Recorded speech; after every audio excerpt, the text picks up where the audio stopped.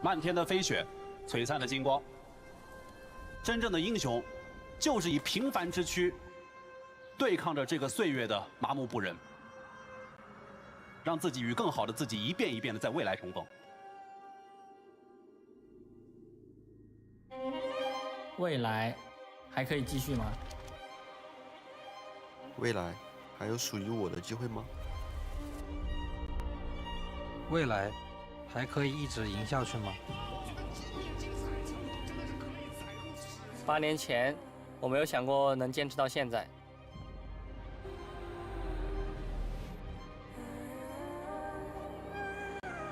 8年后，我不确定这是不是一个冒险的决定。做到了这一刻，我们终于做到了。新的目标在哪？由 Scott 获得，让我们恭喜 Scott 选手。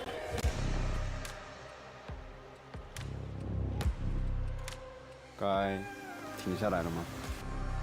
他们说我已经拿到了所有的荣誉，可我还想再拼一次，因为还想赢。我回来了。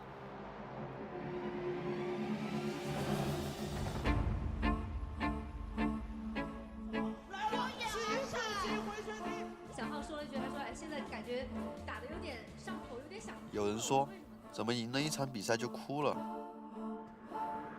因为我知道自己为了那一场胜利付出了多少。队员们都比较的年轻，很敢打。在 L 超的发挥真的是令人欣喜。无数次的训练之后，胜利的机会依旧稍纵即逝。拼尽全力，也未必会拿到自己想要的结果。努力不一定就有回报，但是不努力一定就没有机会了。这一次，我们会走出属于自己的那条路，燃烧自己，目标只有冠军。今年他们赢下了春天、夏天 MSI 在内的所有冠军。我享受在舞台上捧杯的那一刻，如果说比赛一定要有输赢，为什么不能一直是我们？抱歉，这次我们站在了对立面。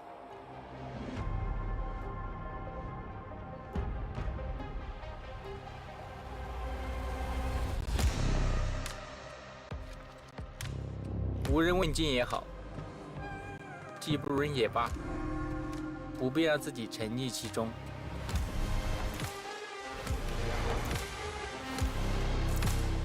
所谓的最强和第一，应该由谁来决定？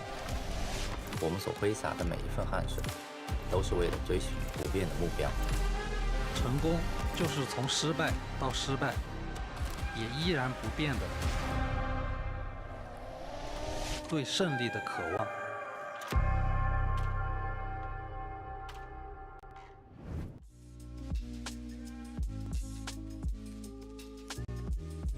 24 Spring Split. This is day number 2 of our official broadcast as we had our kickoff day with Nymera and Mr. Ashin. But I'm Mazel. I'm joined by Mr. Lyric, the always wonderful, and we are here to kick off what is going to be a great season for us, at least. I'm excited to be able to be here, and we get some fun games today. Lyric, you excited?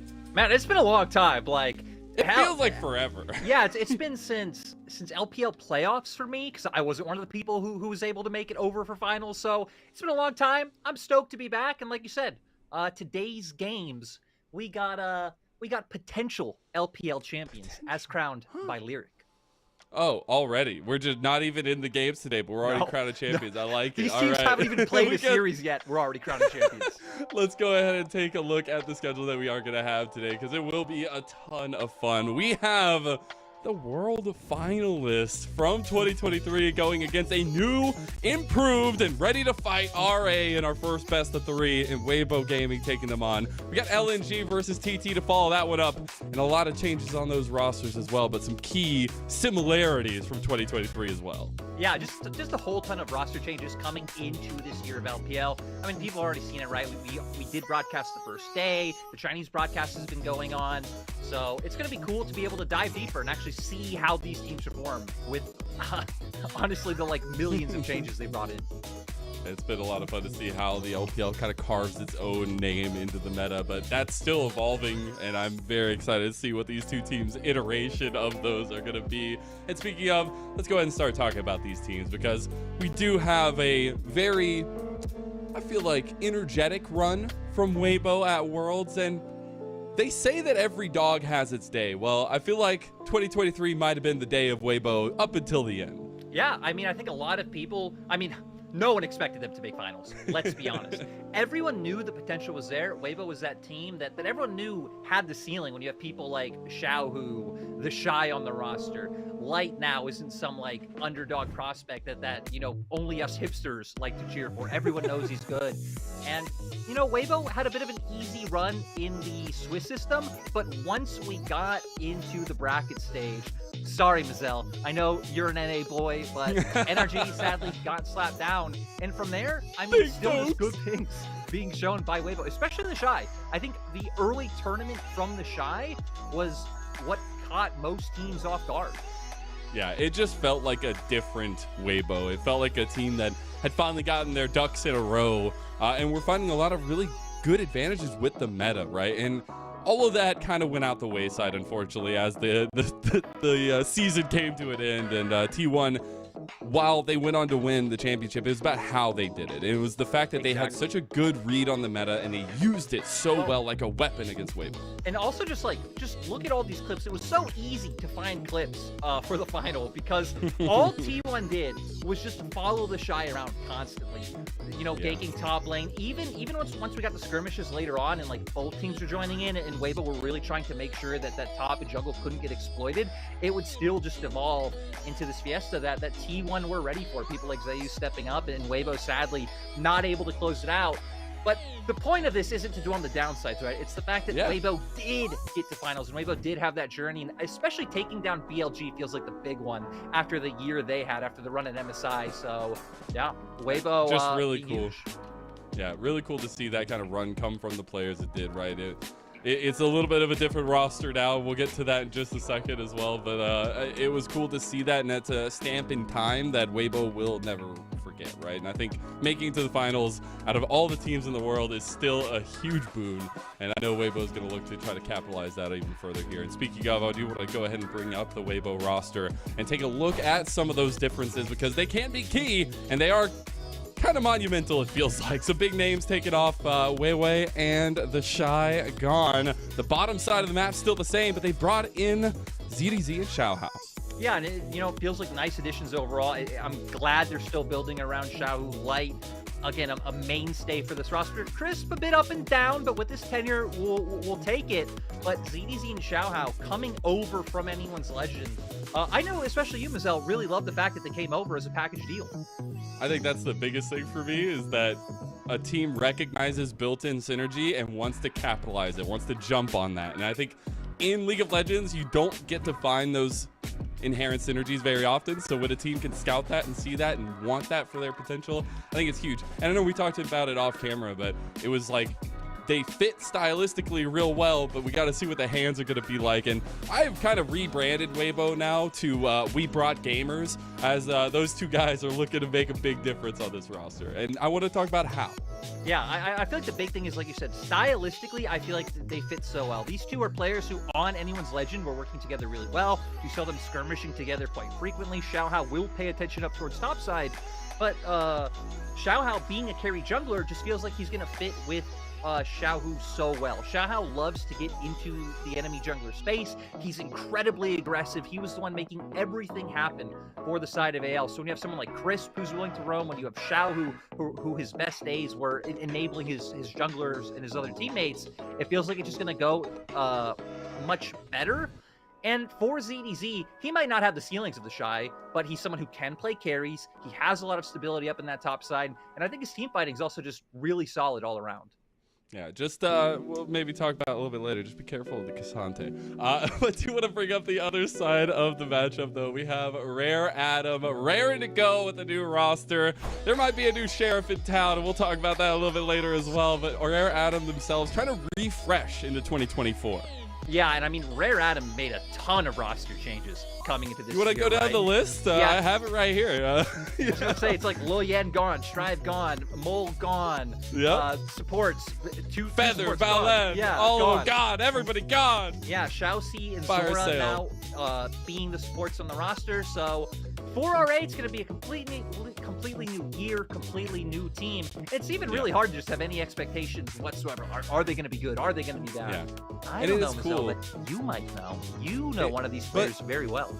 Just really quick, it is really cool to see them kind of try to utilize maybe a dual support system. I believe Zora is going to be starting tonight. Xiaoxi on the roster. Very cool to see. But yeah, the Sheriff in town I had mentioned, he's coming in. He's got the belt. He's got the boots. It's Big Vikla from the LCS and from FlyQuest. But a guy who has been around the scene for a long time. I do want to go ahead and bring up our picture of him because this guy is a versatile mid laner. He has found a lot of home on the melee mids, but he has been able to showcase his Azirs, his Jaces, very, very powerful. He started off as a KT prodigy over in the LCK, went over to that super team in FlyQuest that unfortunately failed in summer and had a really rough time. Prince was a part of that team, who is also another member of the LPL now, a new acquaintance. But you've got to watch out for the Azirs, the Akalis, and the Jaces. Loves to take those aggressive matchups in mid, and I expect for him to make a big splash in the LPL. I expect for him to be in contention of the top 7 mid laners here.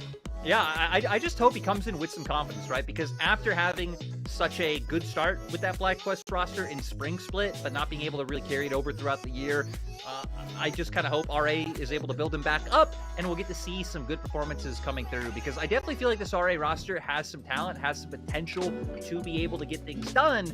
And in my mind, a lot of that talent is even just shown in not the roster changes they made, but in the roster change that they did. Because my God, Xiaoshu coming into the league last year was one of my favorite things about the LPL. This guy, an absolute monster. Some may know him as Godshu. Love this man. The fact that he was willing to come into the LPL and try to take aggressive matchups. Not only that, but these angles, his Jack's insane lyric.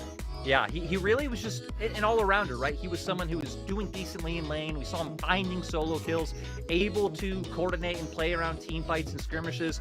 And we got to a point with RA where things felt so disjointed that it felt like Xiaoshu having a big pop-off moment in a team fight was really the only way that Rare Adam was going to be able to close out a game. So I think it was, a really good investment by RA to make sure that they were able to hold on to this guy and make him the piece that they're gonna, really cement this roster with. For me, that's always what I look at, is what pieces are teams building around it. It seems like RA, yes, they've had to refresh, yes, they've had a lot of changes, but it seems like this could be the way forward, and finding a team that supports this kind of play style is extremely important. I think that's what we're trying to see tonight. How does Mr. Godshoe look, and how does he kind of work these top lane matchups, and specifically what kind of strategies are RA going to play around that? Because I think we've seen some of the dictation of the meta so far. It's still super early, so we still have a lot of things to find out, but it feels like a meta that Weibo can take full advantage of, at least in their history and the playstyles we've talked about. Yeah, I'm kind of really interested to see not only like RA just because they're a new roster, but like you're saying with the meta, what are Weibo gonna play? I've been doing some like surfing through their solo queues, and funnily enough, that's what I'd expect, right? And I'm sure Xiaohu's gonna end up playing it today. But Xiaohu and solo queue, it's been all about like, I'm still playing Tristana, I'm still just bringing out the LeBlanc, a bunch of Akali being thrown in there. So that's one that I think is gonna be really fun. Even like playing some things like the Jace. So that makes me wonder, it's like, hey, are Weibo going to bring out things like AP junglers? Because that's something that you don't really know Xiaohao for, something that he isn't really playing in solo queue either. So yeah, I think there's a lot of potential for Weibo to bring out a lot of interesting picks, especially when it feels like the LPL overall isn't conforming to some things that other leagues are doing. I feel like one big thing off the top of my head that I've noticed is like, we do not care about Aphelios whatsoever. I know that's something I see in LCK quite a bit. I would assume it's being played in LCS or LEC as well, but no, not here. Not here. We'll see if that changes tonight. We do have a little bit longer till we are getting in picks and bans. I do want to cover, though, something that I know is a little closer to my heart maybe than you, Mr. Lyric, but we have a newbie on the block for RA. The youngest jungler in Spring Split LPL, Nayu, coming in for Rare Item. And a call-up from top esports challenger. It's been really fun to watch him in the offseason, see some of his kind of utilitarian play, but also a lot of the pathings that go to support a lot of the teammates. I want to see if that continues to be the case here for him, but this is a big step, right? You've got a refreshed roster and a brand new player at a pivotal piece in jungle. It's going to be really interesting to see how RA kind of pick that apart. Especially with the map changes coming in, right? Everyone's been raving about like how much easier it is, especially to play as like a blue side jungler with some of those changes in the enemy jungle towards the bot side and looking for those plays around bot. I'm really wondering how Nayu's going to be able to link up, play around someone like Zora, or if Xiaoxi ends up getting subbed in, later on, either even this series, but in the split, and set up Assume, because he was one of those guys who has constantly shown the glimpses of like, okay, this is one of our younger players in the league, one of the newer players in the league. Can these guys really work well together? And actually, on that point, this just isn't really a roster with a ton of experience overall, right? You look across the names, very young across the board. Yeah, it's really crazy, man. I was talking with you, if you don't know him, I believe it's a bunch of T's, YUC, but it watches a lot of voice comms for the LPL teams, and was actually telling me that communication on RA can be extremely chaotic, and that Xiaoshu is the one that's very, very strong in communication. He's yelling a lot, and it seems like the chaotic comms may be something that they need to work through a little bit more, but it could be really interesting when Nayu isn't that much of a vocal jungler player to see who really dictates where he goes. But that being said, we got to see a little bit of the fan action going on at the LPL. It was really cool to see fans all in the stadium. We also get to see a little bit of the behind the scenes Weibo action, getting ready for the games, and it just feels like LPL season is in full swing, doesn't it, Lyric? Yeah, it really does. We've already had some interesting things that, I mean, hell, one of them is with the Swain Pike bot the other day. Me and Munch are going to be talking about that tomorrow on broadcast. So we've had some fun stuff come through. We've had the crazy shenanigans come out from teams like Anyone's Legends. We've had the very slow, refreshing pace of teams like WE. So it just feels nice that we're locked and loaded for another split of LPL where every team's different, every identity is going to be different, but it still feels like whichever team can be more proactive or like find out advantage first is going to be the one that seals the deal. That just feels like how it works here in the LPL. Yeah, and I expect veterancy to come a lot into that. I'm really excited to see if Xiaohu's going to come out with any crazy stuff mid. Mid has been so incredibly important in the meta recently, and we knew that kind of going in, hearing the rumblings from pro players saying, you know, there's so many objectives, there's so much movement out of mid lane now, you need to be very proactive, and I think Xiaohu is a guy that can absolutely do that, but an entrance of Vikla, somebody who's trying to kind of rebrand himself after a rough year last year, and RA trying to do a little bit of the same too, because we didn't really talk about it, but RA didn't have a great finish to their year last year, and it's something where the entire organization is looking to kind of start on the right foot rather. Yeah, I kind of want to go back a second though, because it seems like we now have a bit of time to kill. I am just very interested to see the mid lane matchup after again you giving Vikla this kind of like high praise, this hype. I guess saying top 7 isn't, I mean that's that middle crazy. Exactly. It's middle of the pack, but at the same time you still look across the board of LPL mid laners and it's like you could find 7 really big names in the LPL. Yeah. So I feel like that mid lane matchup especially is going to be the one I'm looking at to see if your boy delivers for you. But that's the craziest thing is with mid lane now, it feels like it's no longer just the one point. Yes, we see some of those laning shenanigans happening, but it really feels like even more so than ever before, jungle mid is such an important duo. And with one side having a very newly combined jungle mid, and other side, yes, as well having that, but with a little bit more veterancy in the LPL, I really am curious how RA are going to best pick themselves into good positions, right? And I think that's the biggest thing for me is looking for comfort for Nayu, the Rels, even a little bit of the Lee Sins, things like that. Like I would like to see him picking up these things that are a little bit more comfortable, maybe even the Graves occasionally, but I highly doubt that's going to be the first thing they go for. Yeah, and especially on that point around like jungle and support playing with mid, that's the thing, one of the things I'm most curious about seeing going forward, because I feel like a lot of the map changes should isolate mid more, right? It's something many people have talked about, kind of moving those brushes back, making it harder to come in through, things like the entrance on red side so it comes out right next to turret.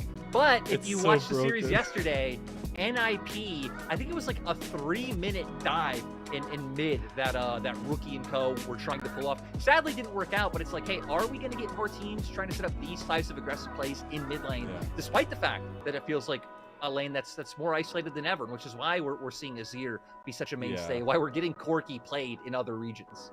And I know when I go mid now as ADC, like it feels so weird. It feels so huge. I play Jhin, if anybody didn't know. And so I place my traps all over the place, right? But now I can't just place like 2 or 3 traps. I have to place like 5 to make it across the whole lane. And it actually, we've seen it come to bear a lot in pro play, at least. That spacing in the mid lane, really easy to play around, but it also leaves a lot of room to get caught out, right? If you overextend, you can be punished that much more heavily. And I feel like that's something we've seen a lot in the LPL and around pro play is punishment very quickly of overextensions, especially in side lane and later game. I mean, especially with it being so early into the season, it does feel like a lot of games so far have been defined by like, all right, this team, this person got caught out here, or some teams still not really looking too comfortable in terms of how to play the map with things like the Void Grubs now being there and what kind of trades you're looking for. So it has been messy, but we do expect it to, clean up at some point, especially, once we get past that Chinese New Year break, which, we always do have spring split in a few weeks' time, but we're finally getting on the stage. We're doing it! Yeah. The button finally worked, Lyric. We are headed to the arena, and it's going to be a fun time. We're in Shanghai for Weibo Gaming versus RA. We see the arena light up, the crowd in full store, and should be a lot of fun to see if we... I'll say, one of my favorite things that doesn't really happen anymore, the old entrances we had, where everybody did crazy stuff, we had fun stuff. I know that's probably not going to happen again, but that was, glory days. Maybe we get some of that fun today. Let's think about who we have on these teams. Maybe, I don't know. I feel like a lot of the Weibo players are usually just like You know, like maybe you'll get like a cute little like, you know, kind of like peace sign from someone, or like an adorable little smile, but that's It's it. all business. It's all not, business, yeah, baby. it's not UCal levels of absolute goated walking out on stage. Yeah. So I do want to zone in a little bit more. We talked about it at the beginning. It's been a while since we did have a little bit of a delay on the Chinese side. We did focus very heavily on ZDZ and Xiaohao's additions to this roster. We already know the other three are good, right? They made it to a World's Finals. Now the question is, what do you want to see out of ZDZ and Xiaohao? Do you want to see their traditional AL style where they're playing very aggressively? You have a very pick-minded top side of the map where a lot of movement early on in skirmishing from Xiaohao, or do you want to see maybe a different iteration of these two? I definitely want to see Xiaohao keep up that aggression. Again, it feels like the teams that have been on the front foot have been the ones that have just been doing better. I'll even exclude BLG just because of how stacked their rosters. But again, look at the AL series. They were just playing so aggressive, so upfront, so in your face that it really just worked out for them. So Xiaohao should do that. The question is, you know, how much do you invest in top side? It definitely feels like hammering home on bot right now does just feel a little bit better. Like we said, ZTC's pretty flexible. I think he looks more comfortable on carries. I mean, hell, I'd probably say his best champion over the years was Camille. I still remember Ox would always go crazy about this like one clip of like ZDZ on Camille, and it was Forge on LeBlanc and a team fight around Dragon. And that's the style that fits him. But, you know, he's someone who has just kind of been a role player these past few years. So he'll be fine playing things like the Udyr, the Cassante, the Aatrox, things that we know are going to come up. My biggest question is actually for Chris. Because Chris did not have a good time on Hook Champions last year. Kind of became a bit of a meme in the Western community. A little bit. Which, again, to be fair, it's Chris. He was one of the gods on Hook Champions right back on FTX's run. But I wonder if WBO are going to move over to, you know, double range bot lanes, so things like Enchanters coming out, because I know Seraphine seen play across the world, things like that being able to come to fruition. We've obviously even had some mages in the AD role here, the Ziggs, the Swain that we hit on earlier. So maybe that's something that WBO can adjust to, and something that will throw RA for a curveball. Our biggest question will be what kind of drafting we get to start this off. Also, shout out to Vikla. Had the little chest bump there coming out, showing he's real. It smiles all around because everybody's excited, especially on the RA side, right? Nayu's first game in the LPL on stage here. Yes, there was the Demacia Cup, but definitely a different stadium, I feel like, going into this one, into the LPL. And I think that is, for me, something I always keep an eye out for LPL teams is momentum and motivation, right? And I think we've seen these long seasons do end up wearing on these teams. And I think if you can start off with some good vibes, good motivations, it's going to be really good. And RA hopefully will have that to their back. But now we are getting very close, Lyric. So we talked a little bit about ZDZ, Xiaohao on the side of WBO. RA, new team, who dis? All right, we want to see who is going to be the ones to step up. Is it going to be a Vikla meta here for them, or are we going to see, you know, Xiaoshu come back? We're going to see a little bit of bot lane focus with how much of the meta is centered around that. I think that's the biggest still question mark ping that we have. Right? It's like so hard to even, because I feel like this is the time on broadcaster we do the very broadcasting of like, this is what we want to see out of these teams. But how could I know, you know, how can we know what we want to see out of RA without even really knowing what kind of system they want to build, right? Is Vikla going to be able to come in and just play the Azir and kind of like push waves and enable Nayu to maybe be more aggressive? Or are they just going to play around bot side, since Assume showed that he can be that late game carry if you kind of invested him? Or do you just all in on that Xiaoshu train that we talked about earlier? So I think things are still really up in the air. RA also did bring in Coach Shine, who was part of the DRX organization for the past 2 years. So, you know, has a bit of tenure.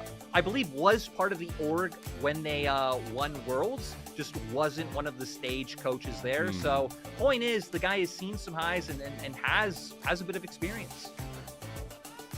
Just going through the like actual game names of the players there. I love that Nayu's name is Nayu Pup. I also found out his name means cream. So we'll have some interesting things going on later on whenever he faces up against the actual cream. But I think in the space of things now, the way that a lot of this meta has gone out for the LPL, like, unfortunately, it feels we're going to have the same picks that we typically like. The Azir is going to consistently be a top-tier pick here. I feel like we're going to still be seeing the Cassantes, things like that, consistently just because of the strength. On that note, it's like crazy, like going across the regions, kind of looking what their pick prios are, and like you go to mid here, and it's like Azir, 14 games played, second most, second next LeBlanc at 5, and then everything else is 3 or less. So we haven't had all that many. There's actually only been 7 different mid lane champions played. You contrast that to jungle, where yesterday we had a Kindred. Of course, everyone remembers the first day where the brand came out. Wukong's been played. We've had Poppy. We're one of the we, along with LCK, are one of the regions that are really buying back into the Maokai with the amount of utility that it brings. So yeah, it definitely feels like jungle support is kind of the area where we can see teams branch out a little bit, but I'm excited. We're already partway through bans. The Maokai that I was just hitting on already taken off the table. Ashe being gone as well is something I like quite a bit. Yeah. And now we're gonna see Brand. The Brand jungle gone. So I like it. I would assume RA also kind of reading into the same thing, that Xiaohu has really just been playing a ton of AD mids and solo queue lately, so not gonna want to let that option come through. We do still have things like the Renata that are left open, the Melio being there as well. Of course, typically wanting to pair that with the Lucian. The other thing we've seen it with a little bit would be the Aphelios. So if they go Lucian Nami, I would expect a potential Aphelios answer. But like we said, we haven't really been seeing it all that much here in the LPL. I just am so taken aback that we just get Ashe set up bans every single game. We do have a very spicy bot lane duos going down now. We got the Lucian Nami versus the Melio Aphelios. It's going to be a lot of fun. I've really, really liked the Melio when it's let through. It's banned a lot now in pro play, but when it's let through, it's very, very strong, and you still have a lot of options available for Weibo on the blue side in the second phase here as well. Would wonder if they want to go ahead and get one of these solo lane matchups going for themselves. We have seen a prevalence of kind of that first side pick, blue side pick of top side early. You get the Udyr here, which has been played a ton in pro play, Lyric. Yeah, I wonder if RA are just gonna, opt into handshaking it, and you could save top for later on. Maybe you end up picking jungle here, or if they do something spicy, because I think it was Keen who picked a Darius into it the other day, and it absolutely just dominated the Udyr with help of one gank. But we are just gonna end up getting the Vikla Azir. So man, are we back in like 2 years ago, 3 years ago? Lucian, Nami, Azir, first 3 picks. I'm actually happy with it, because it means we're going to get a lot of potential aggression coming out in the bot lane. The Azir, we'll see what it's able to do, but so far it's going to have, common bans come out against it. LeBlanc, something that has still been insanely prevalent here in the LPL, still playing that AD, just get all the energized passive items you could to just make sure you can easily push the wave and get those chunks out. Now for RA, I mean, it's an interesting choice, right? Because Weibo have already shown top, so you can just go for top on floor and then try to get an advantageous matchup in jungle. Yeah, I think that could be the option, honestly. And there's not much of that flexibility now that we're starting to pinch some of those big utilitarian pulls for Nayu. The Rel is a really good second phase ban right now for Weibo. Try to get this new player off of comfort early on in this best of. But the mid lane focus right now for RA, they really want a good matchup for Vikla, and that's setting them up for success.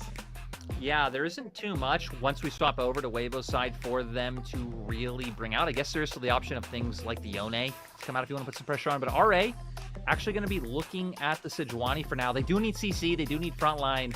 I mean, right now kind of setting up to play a more traditional front-to-back style with the Azir and having things like the tidal wave from the Nami to be able to set up for disengage. But, ooh, actually going to have the Poppy come through. Is going to be able to try to dissuade and deny things like the Udyr from running forward. Is even going to make it a bit harder to bring out like certain jungle options that do have those dashes, right? Things like the Lee Sin, the Xin Zhao.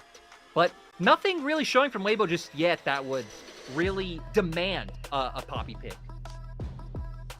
At least not yet. I think they're going to continue making sure that's the case here as Talia does get locked in. There is some flexibility with that right now as well, but Weibo having to pick up their last pick here anyways. You have a lot of things you could go for. I feel like this composition going to have a lot of strength in the side lane with the Udyr, but you've got to find another point of pressure here. Yeah, I would expect them to probably just lock this in. They They have good enough damage. They have the setup coming out through mid jungle to try and look and turn towards sides. You'd expect them to play around that Aphelios Smelion bot side because they should have a favorable matchup in that 2v2. And now the answer is going to come out from RA with where they want to go. You wouldn't expect something like a Jax because of the Talia, you know, don't want to play side. So they do just opt in to go into Cassante. We already know Cassante, Aatrox, Udyr kind of being the 3 blinds. It's just been really easy to grab those, right? I think it makes it to where a lot of the matchups can be navigated pretty easily. I will say, though, Lyric, and I may be the odd one out here, but I've not been the biggest fan of Xin Zhao's in this patch. But I have heard the reasonings why. The strength and skirmishing, the first item spikes, things like that. It's very, very strong. I'm very curious at how Xiaohao wants to attack Nio with that. Yeah, and you know, one thing I'm noticing right off the back is just how strong Weibo's early lane should be. Again, Aphelios Smelion able to do incredibly well in that 2v2. We know Udyr just able to press R, permanently push the wave, look for the proxy. Talia going to do the same thing in mid. And this is something I've noticed because I've been hanging out a lot in Kelsey's co-streams of like how many times with the Azir having to be 1-2 on red, that red side actually ends up with unfavorable lane matchups and ends up not having prio, which is again typically what you are on red side to do, to find, to draft. So we'll the difference see. of the map, though. Yeah, we'll see if RA find a way to circumvent it and get to a point where their comp has some strength. Well, well, well, we find ourselves here yet again. I've been waiting for this for a long time, Lyric, because you know what is coming next. It is our first casted game of the LPL 2024, but it is an exciting one. It is a world finalist in Weibo with a retooled roster going against a refreshed rarest of atoms. We got new players and old players alike, and the LPL is in full swing. We're getting into game 1 now, and it couldn't be better. We're going to see what the bot lane has in store with these aggressive 2v2s.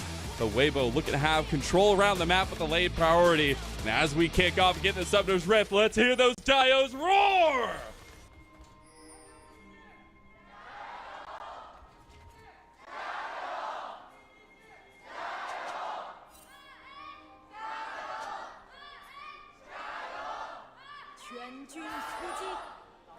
Gotta love hearing the crowd chants coming through. It just feels alive, and while we can't be there, we can feel the energy through it. Now, this pixel brush is a little deadly, and RA will find out that Weibo wanted to take advantage of that here, but as we get set up, it is looking at how RA can tackle this kind of strong stance you were bringing up about Weibo. Yeah, and I love seeing teams kind of do small things like this to try and already cement yourself with some, you know, pressure towards the bot side. You can see Crisp and Light having no fear looking for these trades. We all know when Aphelios has the Calibrum is one of those points you can try and play with a bit of a range advantage and get ahead, but look at ZDZ actually hunting out Nio. This is really typical. Seeing aggressive moves from top lane early is very, very good because it sets that pacing back so much. And look at that. Welcome to the LPL, ZDZ says. I feel like a lot of times you'll see the jungle kind of start lurking in the enemy jungle, start trying to build some tension, then they'll back out, but Weibo looking to heavily trade too. Assumes actually got the advantage here. Light, maybe you mistaking his positioning. He's got to try to fight back. That heal is going to come clutch from Chris, but the barrier also utilized. There's flashes on RA. They could go for the kill.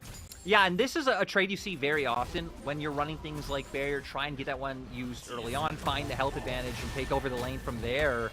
But looking for the all-in, when they really should just be looking to play off the range advantage from that Calibrum, start building up waves, and then you can really take advantage of trades those first 3 waves because you're able to find that advantage from level 1. But sadly, not able to do that. And now this gives RA an into the game, right? Because Lucian Nami is still incredibly powerful, ton of burst. The thing I love here, though, Xiaohao taking advantage of what ZDZ have carved out earlier, knowing that Nio was going towards the bot side of the map, will be taking the advantage to clear this top side. So we have a bit of an awkward state for Nio, who's going to be down a ton of farm. Yeah, and it doesn't even really look like he's in a position to try and make anything happen, right? Weibo now going to be catching the wave under turret. Just going to have to either go for a reset, walk straight top. I guess he doesn't know that he's been invaded. He doesn't know. You know? He unfortunately hasn't gotten the bad news, all right? Somebody really needs to get the mail delivered to him. Actually, Xiaohao playing a little bit defensively there, knowing that top lane was missing. A bit scared of taking the Raptors, will get the Scuttle Crab spawn. So at least right now, Nayo hasn't lost too much. You know, Mazel, I'm still trying to pull myself out of spectator mode. It's been a long time. It's been a long time since we cast some LPL. It has been a long time, but it feels good to be back. And now we're going to get the second iteration of Xiaohao trying to take the Chicky Nuggies away from Nayo. But this time, Nayo will be here to say maybe no. It does get swited away, though, so we will end up losing those. Some skirmishing coming down there. But now is the big looks for us. We have about a minute till these double objectives spawn. And we have seen a prevalence of the Rift Scuttlers to really be the ones, at least the Void Grubbies, to be the ones to get the focus. With Xiaohao continuing to focus up here, though, it's going to be hard. And this is what we're hitting on, right? This is the Xiaohao style. He loves to play aggressively. He loves to be in your face. And I'm glad that the Weibo are going to enable that and play around that. Already getting some nice deep vision. We hit on that Xiaohao would have this cryo. And Weibo just looking pretty comfortable so far. But at the same time, right? I mean, R8, R even, we expect the Azir to get pushed in. We know that the Udyr is just going to be able to force out the Cassante, and the Cassante is just going to be looking to catch minions near his turret. So. Yeah. I wonder what build we get. I mean, it is the grasp taken, so it kind of gives us a little foretelling to it. But, you know, Bwipo is going for the AP and the LCS. And we've seen some different builds with the Udyrs. Yeah, there's actually been a lot of, like, even just small things I've noticed across regions. Even not just on Udyr, right? Moving to Xin Zhao, I've noticed, like, LCK loves way more to just go and build Sundered Sky on them compared to LPL, where we typically do just rush a Titanic Hydra. Speaking of junglers... Nayo. So hard to gank from red side down here, just with all the safety that Pixel Brush gives blue side. Yeah, not going to be able to find anything. This is debut game, Weibo. Like, give him something. Let him get Isn't that more so Xiaohao saying, I want to make sure he has a bad entrance to the LPL? Like, there's two sides to the coin lyric. Do you remember when Captain debuted for TT? Yes, and, like, I do. How tragic. If anyone wasn't here when there was this player named Captain who debuted on TT, a lot of hype coming in. I can't remember who they played. My God, they ganked mid 500 times. Yeah, it was so bad. And he died every time. It was so rough. All right, Nayo going for another gank bonside. He realizes that Asum and Zora are a big ticket item for RA to push ahead. Xiaohao will be here hovering, though, so nothing else going to come of it. We do have our objectives up on the board, though. Let's see if proactivity comes to play there.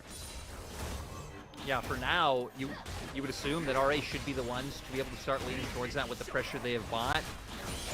I'm still looking at what every team's philosophy is on the Void Grubs, because you have some teams that, like, value them incredibly highly and they go and they try to get all three of them. You have some teams that kind of go and try to take one or two, and they don't matter as much as long as the other team can't get 6. Stacking early dragons might just be better. And then, hell, you have some teams like AL the other day who didn't care about them at all. Yeah, so the biggest thing is, from what I've heard from players, it's comp reliant. But speaking of comp reliant, it's going to rely for Weibo not to get a top lane solo death by ZDZ. Gets hit back. Xiaoshu, he can't make it happen. Takes the extra damage. Nayo is here, though. And welcome. ZDZ got the early hurt, but Nayo makes sure it sticks. And I'm just so glad Xiaoshu looking for these aggressive options. Now going to be able to set up and potentially make his way towards the Grubs with Nayo being spotted on the ward. We'll see if he continues to go for that. They should have a pretty good perception that Xiaohao would be on this Drake. The Weibo bot lane's pushed up. He just showed topside. But it doesn't look like he's just going to want to risk just starting that one outright. I just love it because Nayo is like, you thought I forgot about what you did to me earlier, ZDZ? You thought I wouldn't come back up here and say hello? Gets a little bit of revenge there, but also on top of that, being able to propel with these Void Grubs. Yes, I think a little bit of focus needs to come to the Dragon later on, but I think trading early is fine, and we get to look back at that first blood. Yeah, and we're going to see Xiaoshu coming with a trade. Not a lot of mana on ZDZ, not able to do too much, just trying to get the hell out of dodge. But the big thing, like you said, Nayu coming in from behind. Xiaoshu kind of did do all the heavy lifting, but at the same time, Nayu with the pathing allows him to be able to cement the kill. Been pretty good for that topside focus. Did not end up getting all of the grubs, it looks like. I think probably just took 2 of them. Xiao Hao, though, will be looking to invade here, and we'll actually find Nayo should be able to just take that aggression there. Steadfast Presence will be popped. Both level 6 here as well. Nayo could look to pop the Keeper's Verdict. We'll just let his red buff go, though. Yeah, I don't think... red buff for the whole team. Not really much you could do. Not yet, right? not yet. He wasn't that far into actually being able to clear out the red buff. Even if he did just swat him away, Xiao actually could just run right back into his juggle, get in his face. Both top and mid had prio. So I want to talk about this a little bit more. The 1 grub steal. It's okay. Well, Vikla is gonna have to get out after you see his Emperor's Divide. A little bit of trouble there, trying to dodge some rocks. But Nayo actually only took the 1 grub to try to deny that early 3-stack grub from Xiao Hao.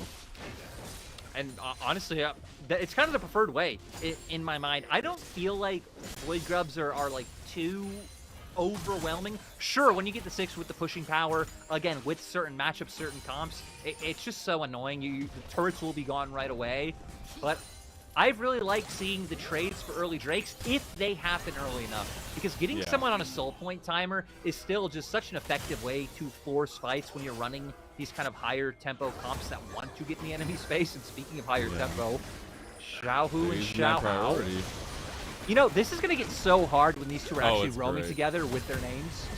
It's going to be so great. I can't wait to have so many issues with that. ZDZ getting all outed again on the top side. Nothing else will come of it. I did want to check into our win conditions here. We were talking about Weibo using the priority in lane to get around. It's been pretty quiet so far. Not to say that they haven't been trying to find anything, but I want to zone back into this 2v2 in bot side because we're getting to a point where we haven't had any chaos really much in lane. We do have that double support item stacking for RA's bot side, but you want to see if Nayo can get something going for this Lucian Nami. I actually feel like RA's bot lane should be pretty happy with the early advantage they found. You can already see them playing incredibly confidently in this 2v2. Because of how those first 3 waves played out, I don't feel like Crisp and Light had the amount of control that they probably should have. And Assume and Zora now, especially, you know, being post 6, a ton of damage going to be able to come out. And it looks like on the minimap, Nayo's still just kind of hovering around. Hanging out. I guess if you get a Lucian Nami ahead, it does pay dividends.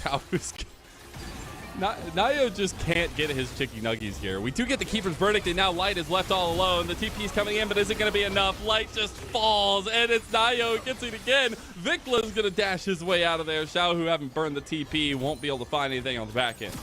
RA now, 2K gold lead at 11 minutes out of nowhere. Really being able to build this one up, and it looks like they're not done. They ain't done just yet. Nice little bubble connects, and Crisp maybe a little worse for wear. Xiaohu here. Xiao Hao also on the backside. Nayo in a little bit of damage. Oh, Crescent Guard flash from Xiao Hao. He wants to chase that because the wind do become lightning, but he's not going to actually follow that one up because of the damage profile that RA had on the back end. Overall, I feel like RA should feel fine about that. I mean, had they been able to get anything more, it would have just kind of been the cherry on top for them after committing to that bot lane dive. And we're going to see here, right, playing around that top side prio. I think they saw that Xiaohu was leaning top side with the Talia, so they know they can go for this play. And now with Light left all by his lonesome, it doesn't really matter if the flash comes through. Seems like he was hoping that Xiaohu would be able to get here in time. I even feel like potentially they would have just both died, though, if Xiaohu's TP had happened any earlier. That's true, and I actually really like the flash from Light there, just to try to delay a little bit longer out of that stun from Nayo. We do see, though, reestablishing themselves back in mid lane because we have a dragon on the board coming up, and that could be a second dragon for Weibo. We're going to see them start leaning down now. We still have the Weaver's Wall for Xiaohu, so he wants to make some sort of proactive play. And I mean, with Weibo's comp, right, it's not about the Udyr. The comp is never about the Udyr. It's about the bot lane. But we can see Assume already finishing off, you know, getting towards that first item. Gonna have a lot of power to play with. It looks like Zora's ult about to be up as well. So RA, we're back. Try and run it back. We're just checking up on the homestead down here. Make sure everything's okay. Nayo, though, that wave becomes lightning, gives a ton of engage range. The tidal wave, though, does make a little bit of a difference. It's a big ult to utilize even after the bubble hits. Assume gonna take a ton of damage. Gonna have to back off in the end, and I mean, I guess we didn't mention it, but Assume is going to go towards also generating that gold with the support item, which, you know, we know is standard for Lucians these days, and potentially making your way towards that Blood Song. Say that, Mazel. Oh, culling. The culling, trying to do the namesake here. Can't find the damage. Good healing there from Chris. Some warm hugs. Still, at the end of the day, RA, they're able to push him out of lane. They're going to pick up the dragon and potentially even... Oh, not even potentially. They are going to deny another wave, right? Like, going to have to run all the way back from base. Does match and finish off his Storm Razor as well. And let's be honest, coming in, all we were really hitting on was Weibo. Weibo was the big story. They're the team that made it to World Finals. I mean, they have the bigger names. But so far on the Rift, RA really being the ones to take charge, even getting some more of those grubs under the belt. And I think, Xiaohao's going to end up getting that one there. We do have the next iteration coming up, the evolution, if you will, and it'll be the Rift Herald now. Started up by Xiaohao already. With that teamwork coming down from mid lane, Crisp and Light already here. This is a guaranteed neutral objective for Weibo. Weibo going to be able to get this, and it'd be kind of nice if they could break down mid up against the Azir, so maybe we'll see them start looking there. We can see that RA already kind of pivoting their soul laners into being the side laners, right? Vikla moving down to that bot lane, does have TP available, and honestly, being able to get this done so early might even be able to deny some more minions from the side of Weibo and keep building up that slow and steady gold lead. I got a serious hidden question, though. Who's got the driver's license on Weibo? At this point, I feel like maybe Xiaohao's the reckless driver that can go ahead and take some turrets down. We'll see what he can do. Xiaohu is trying to answer Vikla down here while he's just murdering this turret. Nayo will find Xiaohao in the middle of transition, though. Does have a way out of there. Does get knocked up. A nice flash into the bush. Not giving him that vision, and away from the wind becomes lightning. You know, we typically don't really talk about top lane matchups like this. Is why. Oh my god! Couple turret shots, though. I think he's dead. Light wants it. Some autos. They trade each other. Guns blazing. I'm at least happy that Assume was able to trade that kill because it looked like Light was just going to be deleted right off our screens at first. Then tries to take advantage of the fact that he tanked turret, and Mazel looks like the action's not ending. It ain't done. Weaver's Wall comes out, perfectly hits Zora.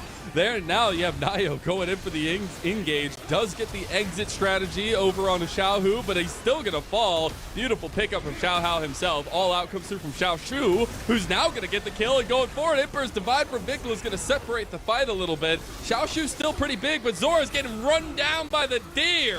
And that's huge for Weibo to continue to put pressure on RA, but now Xiaoshu and Vikla, they want to tag team. They want to try to take down Xiaohu. He's going to get him one more auto, and he does. Now Assume is here too, and Vikla's there. Assume gets the kill on ZDZ, and it's just non-stop action, exactly what I would expect. I love that the fight took so long. It started with 80 carries dying, and it ends up with 80 carries back in the fight themselves. Now RA moving up from a 2k gold lead to about a 3, but gonna keep up map pressure, and we're gonna jump in right away.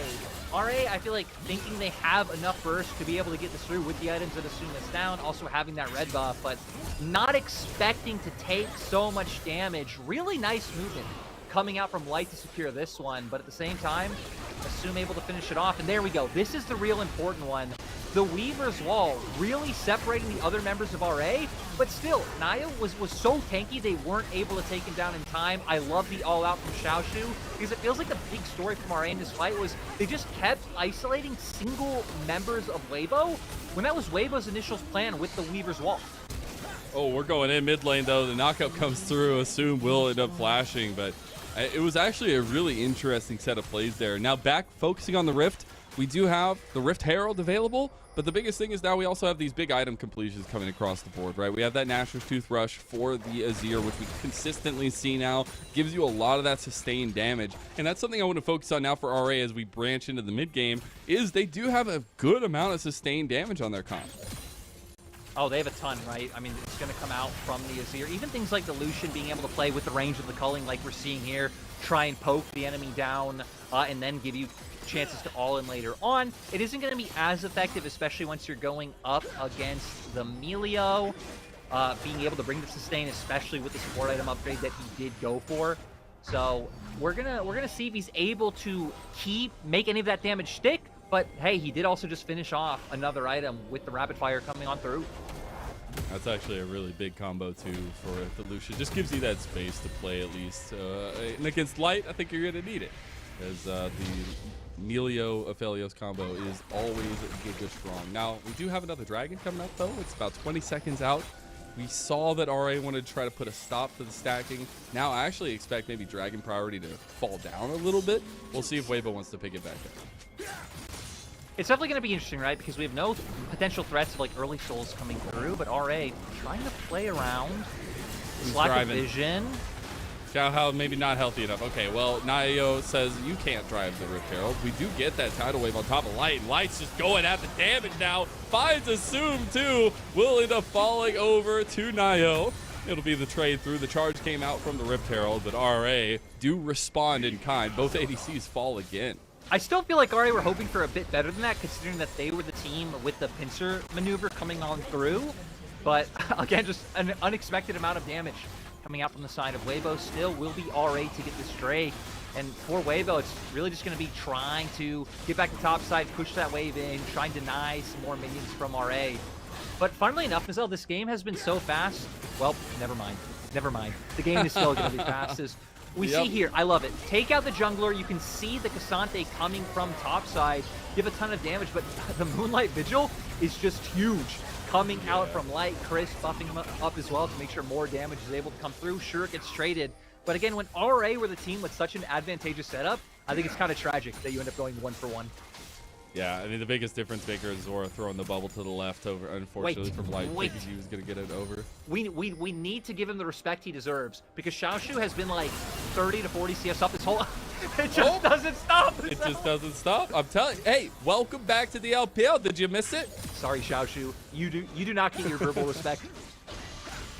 He has been doing pretty good up there. I do worry, though, because ZDZ will be a force to be reckoned with, right? And if you don't have tools to take down the Udyr, he gets so ridiculously strong, can literally win games inside lane if you let him be there too often. So I want to see how they utilize their comp, because RA's composition is really good when it's all together. But what happens when it's split up a little bit? Yes, Cassante is pretty strong, but that will be the only option. I feel like ZDZ is too far behind. I mean, look, Xiaoshu's 2 full items. ZDZ's only sitting on 1. He isn't really going to be able to be a menace. Oh, that might have been a bait from Xiaohao. He goes a little bit too far. The Crescent Guard's there, though. Naio a little low as well. We get the TP from Xiaoshu, who's just getting obliterated here by all the poke that Weibo's putting out. Looks like RA will lick their wounds and walk away. We got some summoner spells burned. Yeah, a bit of baiting on both sides, right? Xiaohao thinking he can get aggressive, maybe not expecting the other members of RA just being so close, but then I understand the TP in from Xiaoshu, right? Wanting to support your team. It looked like a full-on fight was going to come through, but at the end of the day, I guess it ends up just being a TP for nothing. Well, a TP for a ghost. A ghost? Okay, it's a ghost. All right, you take those. I agree. We also get to see the amount of lethality, and not just the item stat here in the mid lane. Assume just able to burst down anybody who overextends, and that's kind of what we talked about in the draft, is the amount of burst damage that we could possibly see this season, but also the overstepping really being a positive for an enemy team capitalizing on it. And Outer Tower does fall here too, Leo. Yeah, looks like Weibo they can't even contest. Xiaohu had to blow his flash somehow. I guess Vikla must have been able to find some sort of angle on him, so that's why they're not able to answer, despite the fact that both of them have TPs. We know Xiaohu's still having that Weaver's wall as well. Weibo haven't really been able to find any big plays with that ultimate like they would have hoped this game. They haven't just yet, and it's a calm early game that we had, I felt like, where we saw a lot of action, a lot of stealing, a lot of invades, but it wasn't a lot of blood, and it feels like Weibo maybe wanted to take advantage of that if they had found those earlier advantages. But now we're getting to the point where both teams are going to have to try to decide what's more important coming through here. Baron is on the table, but getting the continued stacking of Dragon for RA is also a big threat to Weibo. Oh, it is, and I don't think it's really going to get any easier for Weibo's comp. Weibo doesn't really have any any flankers to be able to try to approach RA from different angles. Like, I guess you can just TP ZDZ in from behind, but at the same time, Naio would be able to just, yeet him right out of the fight. Maybe Xiaoshu could even actually just all out him even further into enemy territory. Like, there aren't a lot of great angles for Weibo to find here. Tidal Wave got used. That's a 3-man knockback from Xiaoshu. The Weaver's Wall, rather, gets utilized too. ZDZ gets the TP in, but gets pulled back into the team. Nayo's in there, but the bubble comes through. Here comes Vikla on the side. He can't get it. Big Emperor's Divide will just hit Xiaohao, but Zora had taken down ZDZ. You got the trade back. Xiaoshu's dead. Now also Vikla falls. So big damage in favor of Weibo here as they move forward. We were just saying how no easy ways to make opportunities as Weibo with this comp. And I guess they're kind of made for you. And when Xiaoshu looking for the big engage, and then sadly Vikla, I didn't see what exactly stunned him and kind of stopped his momentum from being able to get that the Emperor's Divide off so soon. So I think it was either the rocks from Xiaohu or the Ultra Mega Fire. Yeah, that's what I think it was, but I guess we'll see here. Initial one comes out. So this is how it starts. Yeah, you understand what Xiaoshu wants to do. Sadly for him, though, the Weaver's Wall zoning him out to where he just takes so much more damage. Sure assumes calling does prevent too much from going on, but in my mind, this is where things really get good. With Vikla coming around the side, Moonlight Vigil comes out, and ooh! Oh, Xiaohao had a third auto attack ready to go. Yeah, Xiaohao actually being the one to be able to pull it off, and then beautiful W coming out from Xiaohu there to be able to secure that last one. So a game that was kind of slowly looking less competitive, still being kept in range. RA do still maintain the advantage with the 3K gold lead. But still, getting some important items coming out, right? Xiaohu with that Crypto Bloom, I feel like especially going to be important with Xiaoshu being one of the members who's so far ahead on RA. I do love how fast RA burn objectives. That's something I talked about earlier. They do have a lot of sustained damage. The Keeper's Verdict comes out too, and unfortunately Xiaohao doesn't have any chance to steal that one. And that's a sole point now to Rare Adam. Oh my god, Nayo, you forgot there's a Talia, and now the full engage was coming down. Xiaohao got poked down by Vikla on the back end, though. And actually, it looks like positioning from Weibo is up towards the Baron pit now. Yeah, it looks like they're going to try and go for this, knowing that some key ultimates are blown. Worst case scenario, I guess they're going to try and look for the turn. This at least is the most, manageable Baron pit, but a lot looks like it's going to be riding on Xiaohu, waiting with Xiaohu on the brush. They're taking a lot of damage now. Oh, they just turn it as well. That's the biggest thing about the Baron now. Teams are very hesitant to start it and take it because it's very tanky, and it actually does damage now.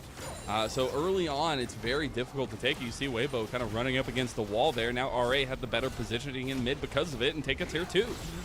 I still respect the attempt coming out from Weibo. Like, maybe you find an angle. They do end up losing the tier 2, does give more gold over, but now it's going to be RA's turn. Kind of go back towards the top side jungle, try and get rid of some of the vision that Weibo were just able to set down in Baron They burned the Baron.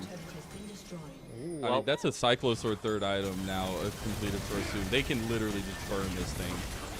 And I mean, they're going to try and go for it. We're going to see what Weibo can find. A lot of flashes are down too.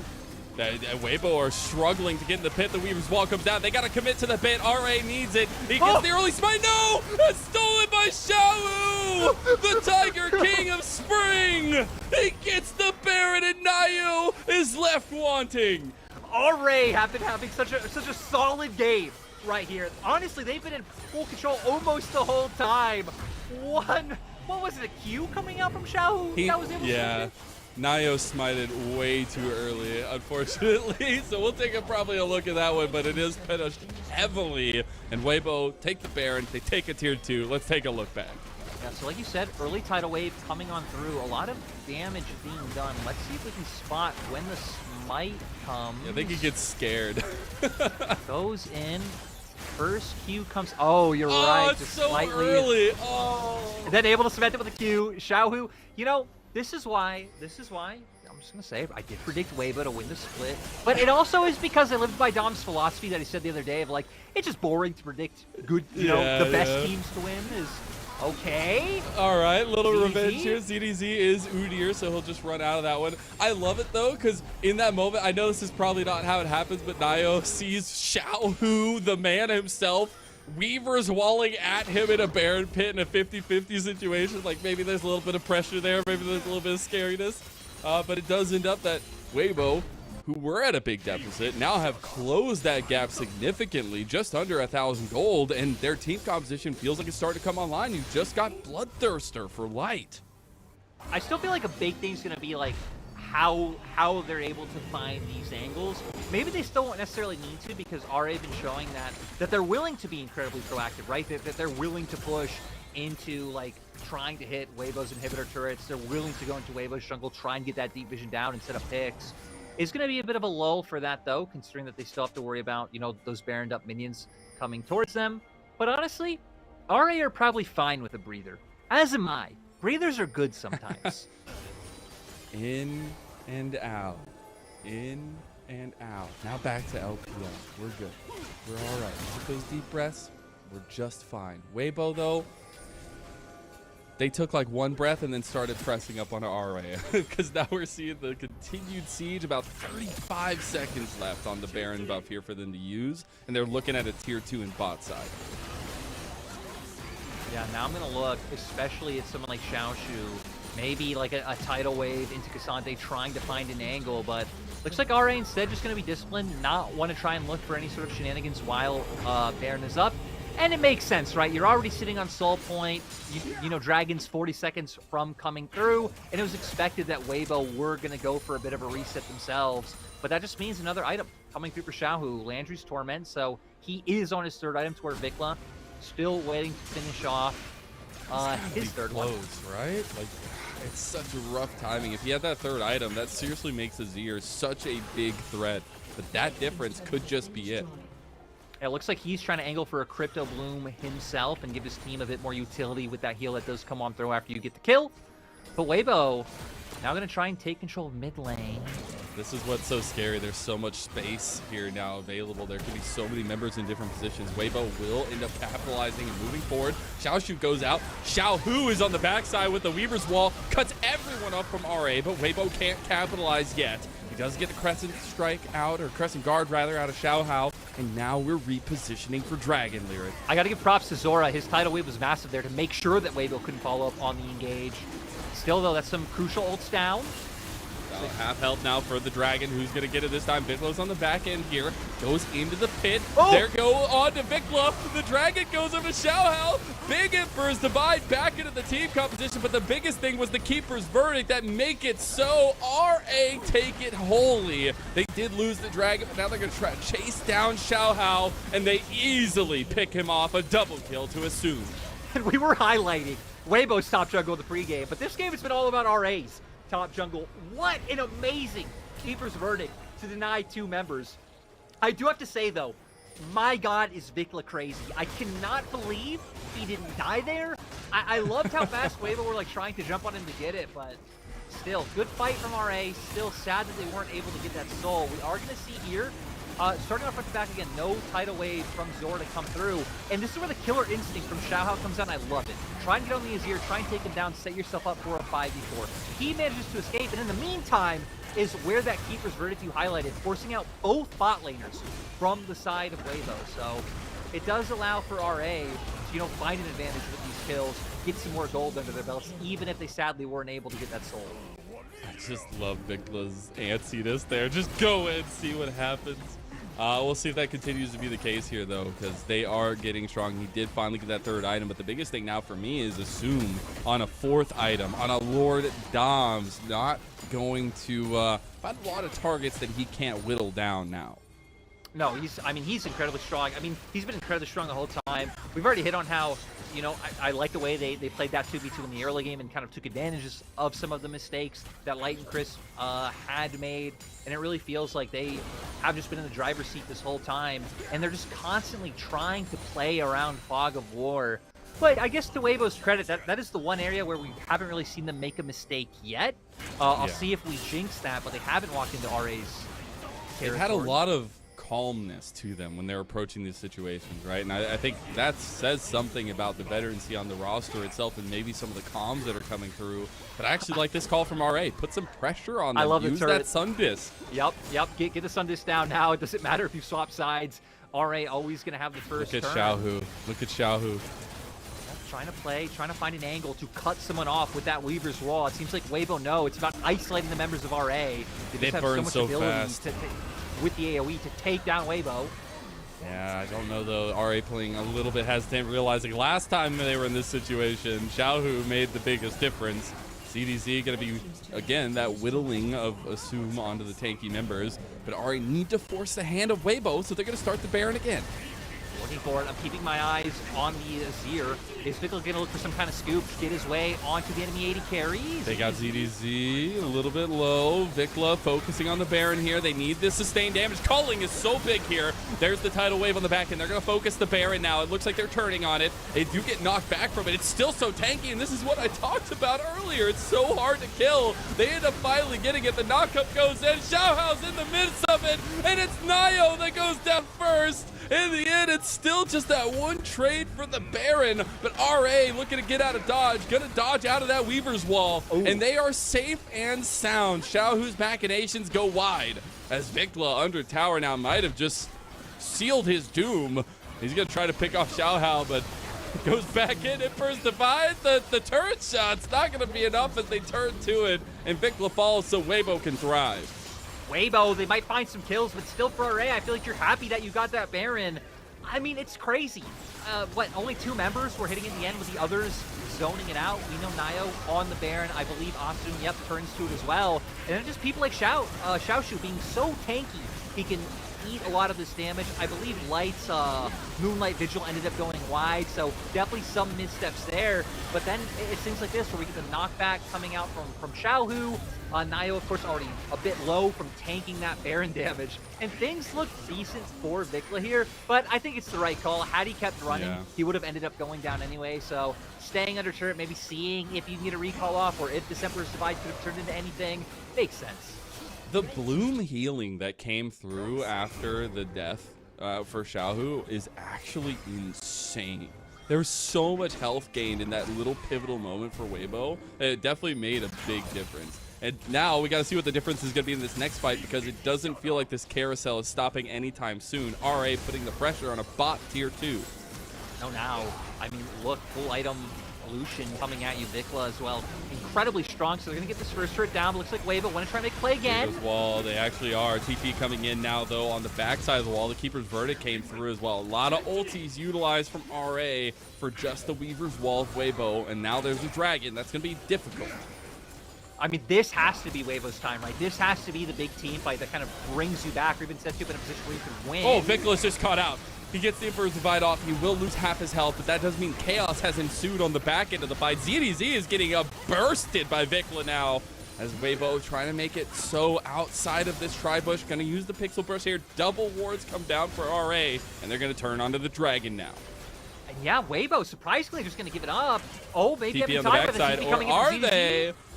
I think this is a little bit bold from ZDZ. He is Udyr and manages to get out of there. The Dragon's going to reset now, and Weibo actually in a really good position now. But Weibo on the other side in some trouble now as they go in straight onto Assume, who's overextended now, is getting just run down by ZDZ. Nayo's in the pit, but it's too early, and he's just going to fall to Xiaohu. Xiaoshu on the back end won't find anything either, and that is an easy Dragon take from Weibo. And now going to try and keep it going. Xiaohu might regret that, but in the end... Nice little angle there. He does get himself out. Yeah, so now for Weibo. Oh, or does he? Nope, he does not. Xiaohu will give him a nice warm welcome, as has been the case this entire game. They can just end, right? I mean, look at the death timer on Vikla. Even Nayo still down for quite a while. It is crazy if Weibo ended up taking this game. It was close the whole time, but still, RA were in the driver's seat. You got Assume and Zora, and Xiaoshu left as the defense. Not many minions there. They're going to block the culling so that they can get the turret. One Nexus tower falls, and Weibo have their eyes set on the win here to start off the best of 3. They're taking a ton of damage, though. They need to be a little careful. They don't even get the turret. They'll back away now. Xiaoshu is about to go on a rampage, it feels like, as he can't get the last knockback. Now it's going to be Light stepping forward, and the final tower falls. One last defense from RA survives, but no, it's not going to be enough. Weibo, they whole-handedly take game number 1 after some crazy fighting. It's just so sad to see how hesitant RA were there at the end, when it's like, guys, they're destroying your base. You've had a great game so far. Like, you know, it doesn't matter if you die. Like, try and save the game. But look at those two. Honestly, like, what a weird game, right? We come in with how the first 15 minutes went. It felt to me like we were underplayed RA and overhyped Weibo, which kind of made sense, right? I mean, Weibo still kept the core of their roster, RA completely unknown. Nice positive surprise coming out from RA with how that game went. I feel like we saw a lot of great things from, like you said, the rookie jungler Nio coming in, Xiaoshu, of course, winning that 1v1. But sadly, Mazel, the inexperience shows. It does. I will say, though, it was really nice to see the start, at least, in a lot of the machinations of Nio. I think there was some good map movements. The conversation started getting a little iffy around the Baron pit and Xiaohu coming in to make the difference in the smite difference. But I think it is something where first game for a brand new roster. We'll see what they can do. Weibo, good heads on their shoulder, looking real strong. We're going to take a little break. We'll step away and come right back to game number 2.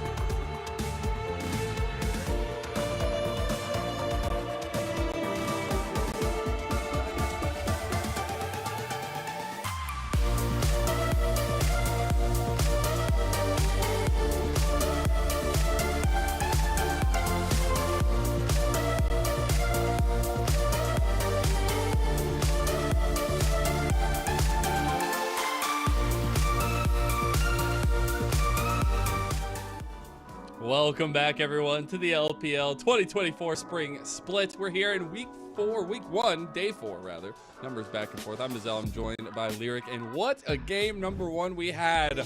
Wowzers. Weibo come out with the victory, and it's none other than the Tiger King of Spring. Xiaohu comes out with the first MVP.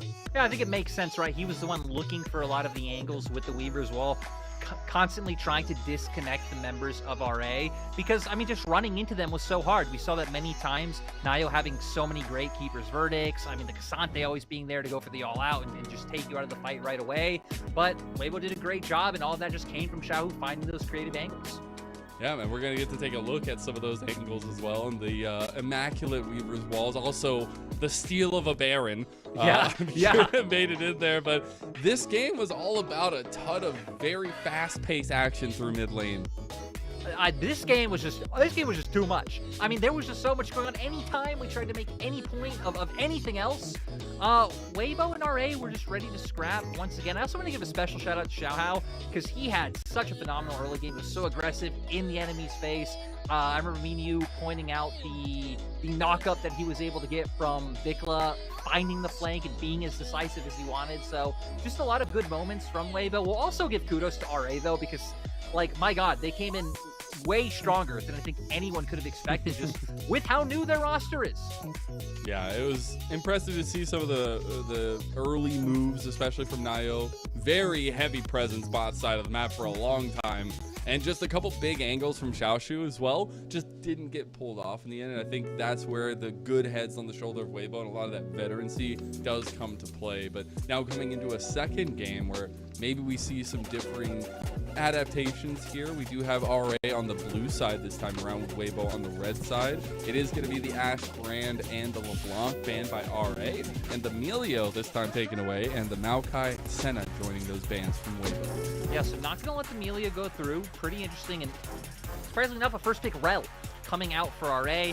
Always love when flex picks come out early, though, right? Because we know it can still go down towards support or go jungle. A lot of good combos with Rel in either role as well, right? You could go like Rel jungle and have the Recon support to get that nice stun off. We can always see the Nocturne, which surprisingly is another pick that feels like it's fallen a bit under wraps in LPL. Like, it's seen some games, we've seen it banned a little bit, but definitely not as high priority as I would have expected. And Nayo, very, very proficient Rel, especially in Demacia Cup. Got to see some really, really good gameplay moments from him on that pick. So glad to see some more comfort going that way. It is a pick that has been, I feel like, perma-banned in this season. The Callista making it through, as well as the Renata. So classic bot lane duo.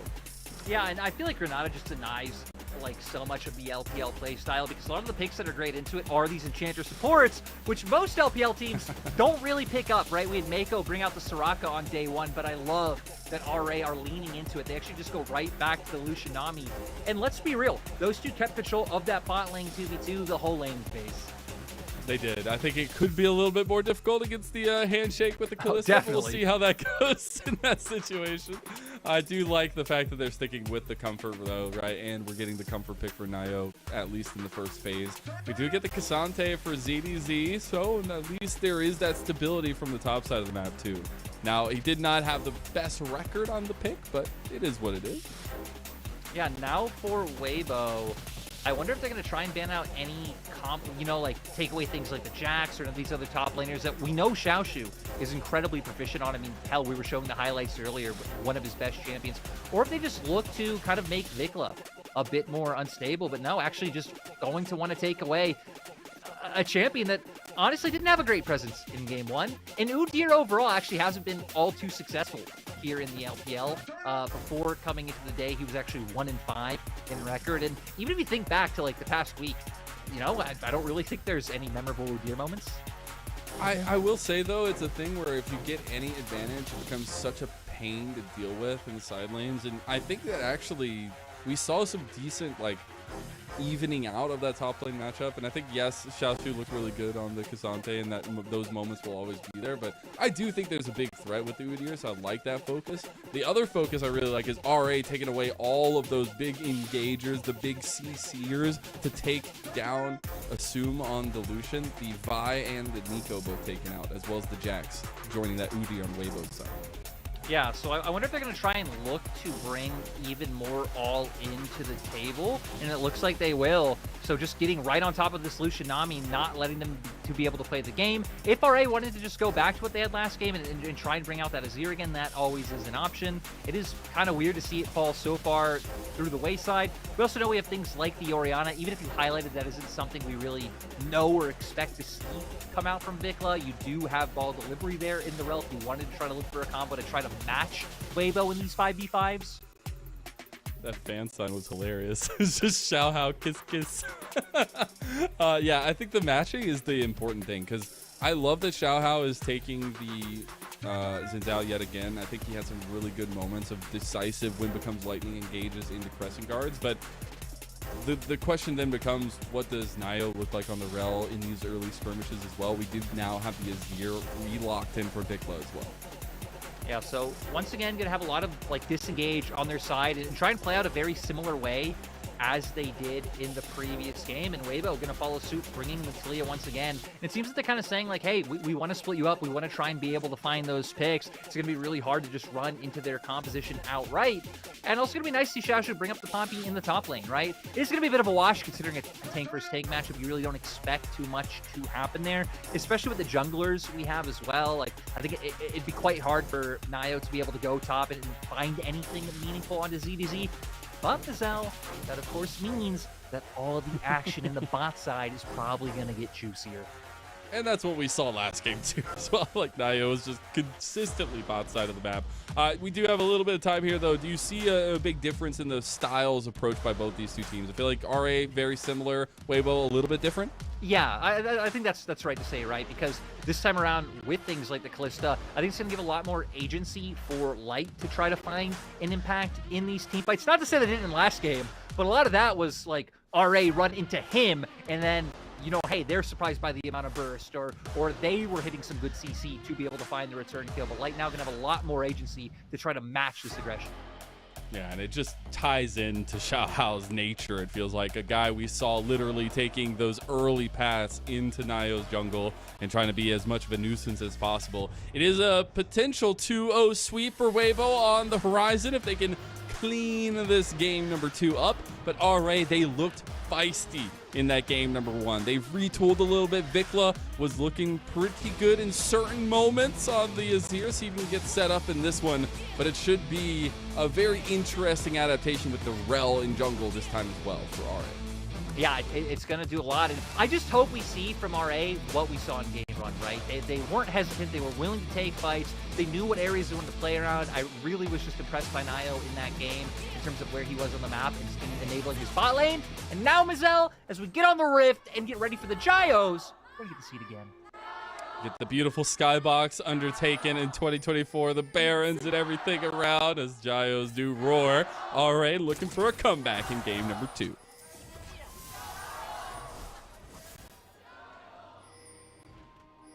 Fading out a little bit there. Not going to be any level 1s this time around. We did have that side swap, which, again, we talked about it a lot so far, Lyric. The sides do feel like the attempt was to even them out, but red side bot side rather is not going to be very happy. So I want to see if RA can utilize that to their advantage. Yeah, not going to go for any like type of level 1 shenanigans like we saw Weibo do in the last game, which, you know, they didn't get anything really meaningful, but I still think just showing presence, not allowing for red side to be kind of comfortably positioned in lane is always a strong thing to do. And now we're going to have junglers both starting on their Raptor camps. And I mean, hell, after that game 1, right, that both Xiao Hao and Nio are the players to keep our eyes on, especially if Xiao Hao is going to try and get right up in Nio's face once again. And I feel it can be a little bit more dicey from the side that he's on, but we'll see what the at least early pathing is going to look like from both of them, because with these kind of mirrored starts, it can lead into opposite adaptations. So far, we'll see though, because again, we put a lot of focus on what this bot lane is going to do. Last game, it was literally Nio hovering over a Sub and Zora over and over again. Light and Crisp left a little bit more lonesome. This time, I expect a lot more focus from both of them. And you could see that the adaptation in draft, and like you're pointing out, the start as well, being able to lead down towards that bot side. So we're going to see if they can take advantage. Already Zora and Assume being zoned off the wave, so really strong level 2 going to be able to come out from Light and Crisp. And they're just going to have to be able to accept this. So Nio now, of course, going to move up to his top side. Nothing you could do down here. Just, you know, go for the full clear, try and get the top side scuttle, and then maybe level 4 you can try and find some sort of impactful play after you go for the reset. I'll see what those impacts end up being, but a big focus for me coming to this one and actually kind of reaffirmed after that first game is the continuation of this bot side of the map for Weibo after a very triumphant year last year. The fact they're keeping Xiaohu, Light, and Crisp, all three. I feel like Light a little bit less known, but the other two legends in the scene, and I think being able to continue to grow off that's big.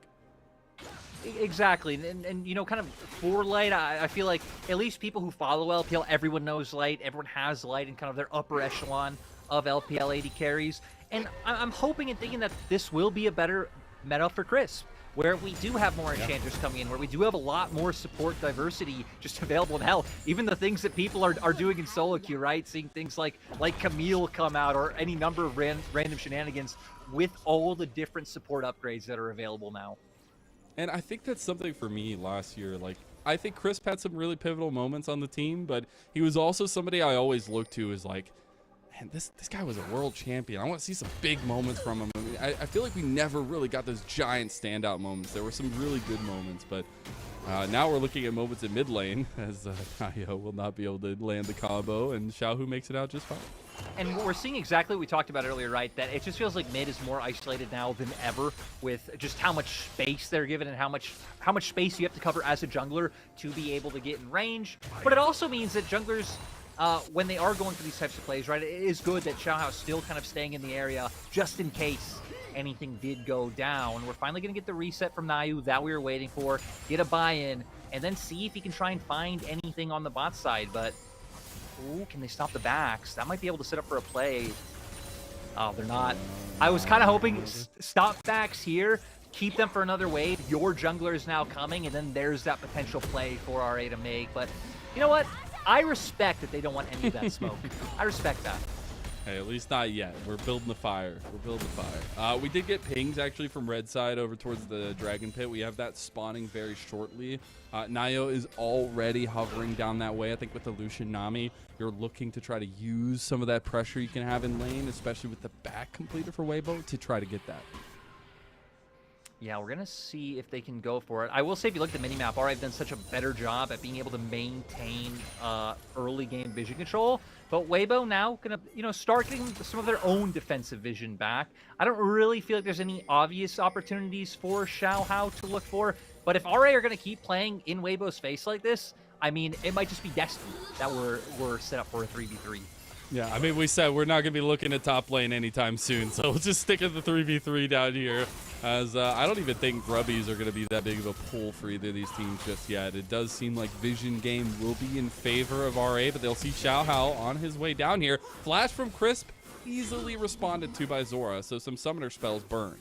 A really nice play, just a small window that he had to respect. And hell, Nio was even still somewhat in the area, just too far to where if Xiaohu had been able to get in range, that RA really wouldn't have been able to appropriately respond. So I like the respect coming out with the flash, and we can see now it looks like potentially RA going to move up and try and get a handle on those Void Drought. Zarel, a really good jungler at being able to just bring these things down. And we can even see here now, Zora on the minimap, hovering over, so Weibo not even going to try any sort of shenanigans with contesting. Probably just hoping that they can get their own early trade. Close, almost when becoming lightning there. But yeah, the Shattering Strikes for Rel is just so good against the Grubbies. And that's why you see like the Renekton's and things being very strong, because the shield break is so big. Yeah. As you see right there, just instantly clearing it through. Thank you to the observers there. It does mean the opposite trade goes through, but that will be 3 Grubbies over to RA. Unfortunately. Well, at least he's a good sport. Moves along with his day, but now we can see. I'm actually not concerned about the dragon. With Xiaohu's lean over, because now level 7 has the Weaver's Wall. Don't really have much of a wave to work with, so it doesn't seem like anything's going to be possible. Surprised Xiaohao is still over here after Xiaohu backing off towards mid lane, but just looking to get some vision just in case they want to go for a big dive down there later on. Xiaohu in a little bit of pressure in mid lane. Vikla going for it. Does have the Emperor's Divide. The flash predicted from Vikla, and that should be the lockdown onto Xiaohu here. He doesn't have a way really out of this one. Try to get out, but can't do it. First blood goes over to Nayo yet again. And we'll see Xiaohao trying to continue this. This is feeling like a retelling of last game. And we are just going to see Xiaohao pick him back up on the revenge cycle. I'm so sad for Xiaohu trying to hold his flash to be able to avoid that play. Just barely out of it. Like you said, Vikla matching flash for flash to be able to confirm it. I mean, great job by Weibo for being able to answer with one back. But my God, if Xiaohu had been able to live there and then you could try and turn that fight around, would have been massive. Actually would have been so big. I do also really appreciate the sheer amount of Weibo wards down on bottom side of the map, by the way. It's literally all red. We actually get to take a look back at the combo play from RA. That goes in, and able to find the zone. Actually goes for it first. Xiao tries to match the flash and actually just not able to get far enough to be able to deny. I love the sweeper coming up tonight as well to maintain vision, get him killed as quick as possible to try and get out, because hell, they knew the other members of Weibo were leaning up, right? I mean, Crispin Light left lane, and then sadly with nothing left, now you just has to accept his fate, but at least you did also end up getting splashes out of it. Yeah, you have to get the guarantee of the kill there, but you'll see back on the map now, refreshed, is both junglers pathing down towards bottom side of the map here, so I want to see if that continued presence does make its face shown in the 2v2. We also just got level 6 down there. Assume hitting that calling as well. Yeah, so going to be kind of just chilling out for now. Also want to point out the Brutalizer, as you know, the is incredibly important these days. So going to be able to get a lot of good damage down on these trades if you can find them. We know Weibo's bot lane has had a bit of an advantage so far, but hasn't really turned into anything too meaningful just yet. And I love that RA using this pressure, try to contend, not able to get it. Not able to, so close. Having a little bit of trouble with the smites today, for sure. Xiaohao going for it, though. Nayo very, very slow. Nayo actually does make it out by remounting there and burning the flash, but a little bit dicey on the back end. Also, surprisingly, I want to point out, actually, the Black Cleaver first coming out for Xiaohao this game. A lot of times we either see the Titanic Hydra to get that auto reset to get the knockup faster, or the Sundered Sky, which is how strong that is. But I'm guessing just with how strong the front line of RA's top side is, wanting to try to get some of that armor shred a little bit earlier to actually be able to pick up those kills. He went Black Cleaver into Frozen Heart last game. So interesting combos there with a little bit of that tankiness and the slowdown, but also just a little bit of damage on the back, on the side of it, because Black Cleaver, like right now, it feels so strong as a first item. So see if he can utilize it at all. Bubble does go wide. Xiaohao ends up kind of revealing. Oh no, the handshake! Hostile takeover. Assume just flashes out of that one. RA trying to make the re-engage on the Xiaohao happen. The Fate's Call has been used. Vikla's here. Vikla trying to get the angle. The Emperor's Divide. Beautifully done, but they don't have the damage. And Xiaohu is here. Nayo dies in the end, and Vikla's going to be an alcove gamer that also falls. Handshake from Crispin. There's the play we were looking for. The man just can't stop. And Xiaohu gets his first kill. It is off to the races now for Weibo. The best part is the fact that both teams knew each other were there, right? Both spotted like each other's jugglers in the brushes, so you both know what's going to happen, and it all comes down to the execution that's able to go through. Now it's going to turn into a bigger CS lead for bot lane. The Black Cleaver that you were just calling so strong, well, Marcel, now that's picked up by Xiaohao, so he's going to be even stronger. It's all going to start off here. Handshake comes through, but this Renata ult is so important because it forces Assume so far away from the fight, so you don't actually have any meaningful damage coming out from RA yet. Xiao even popped an ult to be able to survive a little bit longer, and then Xiao able to come in with the Weaver's Wall. Light already just so fast with that lethal tempo stacked up, and yeah, the big thing just feels like the bot lane getting zoned out for so long. Oh, Vikla walked right into Xiaohao. The bubble does come through. He's going to have to burn the flash there. Big thing for me is Vikla has not found good angles so far. I know we were lauding him coming into this one, but had some really rough times on the Azir so far, and you need this pick to be strong for RA in both games so far, and we just haven't seen that just yet. We did get a 6th Rift Grubby at least picked up, so you get that bonus for RA, and the Cyclosword picked up for Asu. Yeah, so a lot of power going to be able to come through. Weibo answering with his Drake. But with those grubs, it's kind of going to take a bit of a skirmish or a play for RA, I feel like, to effectively use them, right? They haven't had push in mid. They didn't have push in bot. I guess you can try and just break down top turret. Oh, Zora man. actually forced a flash. That feels so bad, too. And they just can't get any pressure on this bottom side of the map, literally. The tidal wave comes through, though. Culling on top of it, too, the double bubble.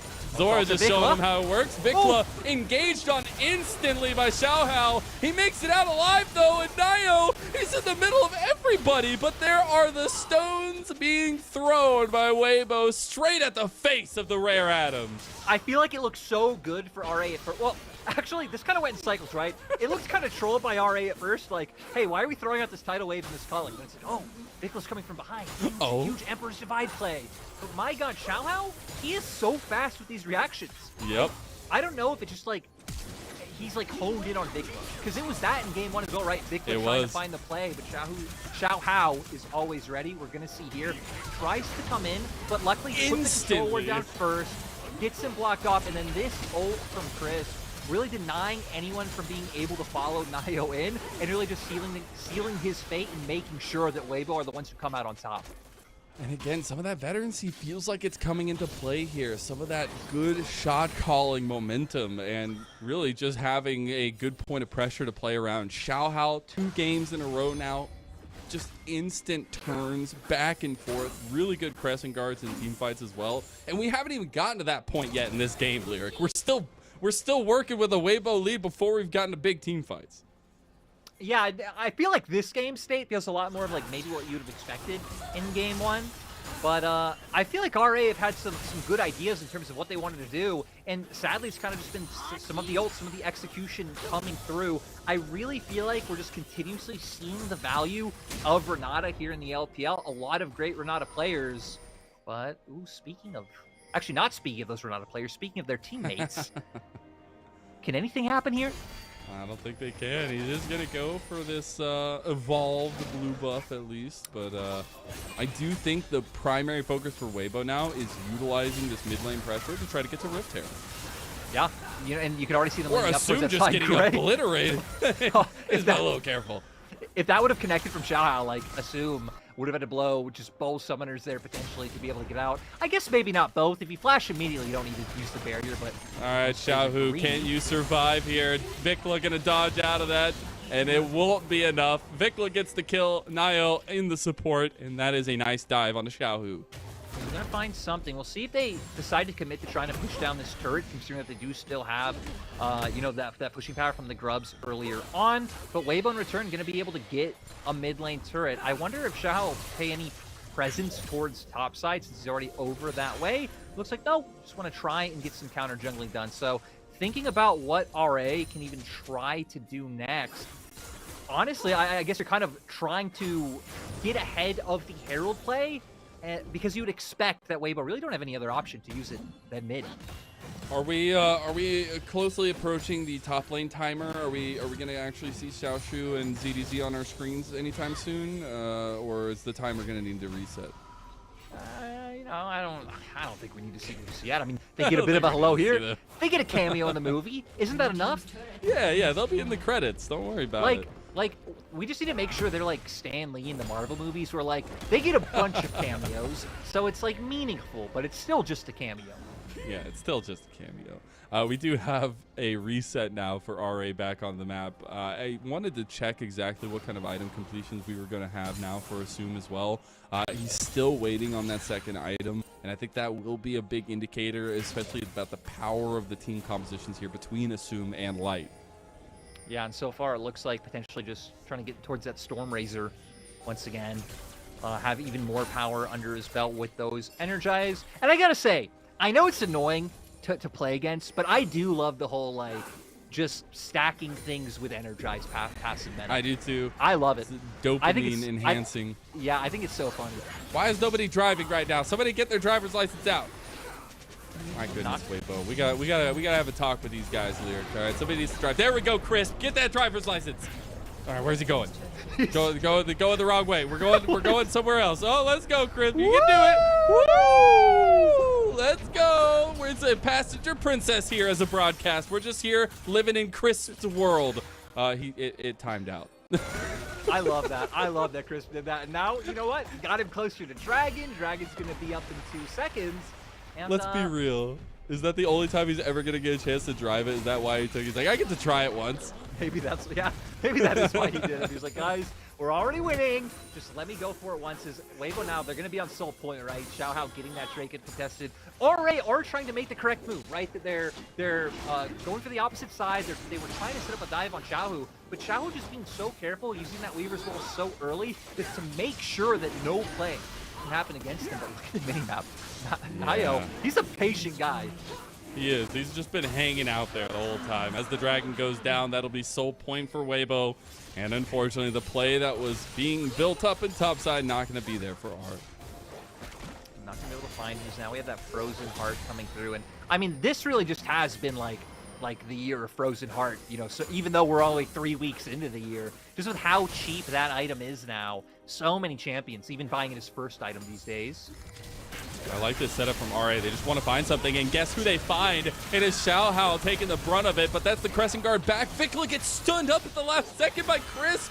That was so big, and Crisp is having a monster performance on this Renata. I do believe Crisp was the first support who really adapted Renata in the LPL. Consistently playing it when the champ got released was the best Renata at the time, and it's glad to see he's still able to do that because, my God, it is insane that Xiaohao and Crisp were able to get it alive there. Hell, Crisp didn't even need to burn Flash, right? He just outplayed the situation. And also, Crisp was one of the first ones to do the Flash Renata ulti combo, and it was actually incredible. But we see the combo not necessarily pulled off here, but Crisp having a heck of a moment. Yeah, great handshakes coming through. Also saw the ultimate to buy even more time, and then, you know, it gives enough time for Light to throw him the Light Vest and him just be able to get out of dodge. So Light now, play with the Rune King in pocket. Still waiting for him to get strong too, right? Because at the end of the day, it felt like that's where a lot of our damage was coming from in those team fights. It was like, cool, these 80 carries having these huge moments, even if the setup was coming from elsewhere. So going to be looking at Assume and Light to be the ones to have good performances. Assume, I mean, 0-0-0. I feel like we're just waiting for him to be able to find a moment to make something happen overall. And I wanted to bring up what we were talking about in draft, kind of those team compositional differences, because Weibo definitely tried something a little bit different. We talked about the priority that Light had in bottom side on the Callista instead this time around. We didn't necessarily get those big fireworks in bot lane, but now it's about re-honing in on how these very aggressive, short-range bot lanes get invested into these team fights, because the big kickers here are going to be Xiaohu and Vikla, who they have to answer to. I love that you point out, like, mid laners and just other parts of the map overall, because you hit it, short range 80 carries, but for Light, you're playing up against Emperor's Divide, you're playing up against a Rel, you're playing a Poppy that's going to be able to keep you away, like so many things that are hard, but same goes for the opposite side, right? We've already seen what Chris has been able to do to dissuade Xiaohu with his walls in that game 1, so it actually feels like such an incredibly hard game for either 80 carry to actually make an impact on. Well, we're right back to what has been bread and butter this series, and it's Nayo versus Xiaohao in the jungle and skirmishing. But this time we have friends, Lyric, and you should always have friends. The red buff is going to go over to RA. Nicely done. He gets that one. All right, might not have gotten any of the other ones, but he'll take the important one. That's all that matters, right? Team going to be big, strong now. Stormrazor was finished up by Assume, so it's going to be a nice little bit of damage. But Xiaohu still angling, and my God, it's not even just Xiaohu and Xiaohao. I almost said Xiaoshu there. It's deadly, man. It is deadly. Not only the casting, but also the situation for RA. We have the Baron up, and we saw last game RA were very willing to try to start that up to force the hand of Weibo. It looks like they're willing to do it again. I mean, they need to. Look at ZDZ. He's been just pushing bot side. They need to do something to pull him out from that lane. So far, getting good damage down.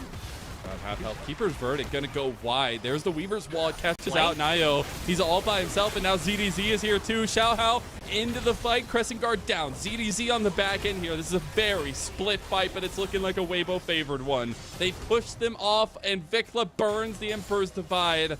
That won't be the Baron, and RA's plans are fooled. It seems like ZDZ not wanting to bring Nayu into the rest of his team. I guess an ult still like could have came out from him if you would have done that. So I think it makes a bit of sense not really having an angle to use that ult on Dikla. So luckily at the end of the day they all escape, but you lost a flash on AD carry, you lost a flash on jungle at the expense of a ghost and a TP in regards to summoners on the side of Weibo. So definitely advantageous trade for them. And I'm wondering now, when we were kind of considering the short range aspect of some of the major damage dealers here in this one, we do have a dragon coming up in about 30 seconds, and it's a soul for Weibo, an infernal soul at that. If Assume is a little bit left wanting here, it could just be easily picked up by Weibo. Yeah, I wonder if they're even gonna try to go for it. We can see them right now leaning up towards topside. They might just try to go for the whole like, hey, don't do dragon, we're gonna start Baron. But the question is, like, would they really commit to Baron, or will Weibo even commit enough members to Dragon to let them do that? Because right now it looks like it might potentially just be Xiaohao or Xiaohu getting that one done. I'm wondering though, yeah, RA, this is like literally their only option to do, as Dragon is there, but they actually pull Weibo's presence from that into mid lane. RA need to pull the trigger on something here.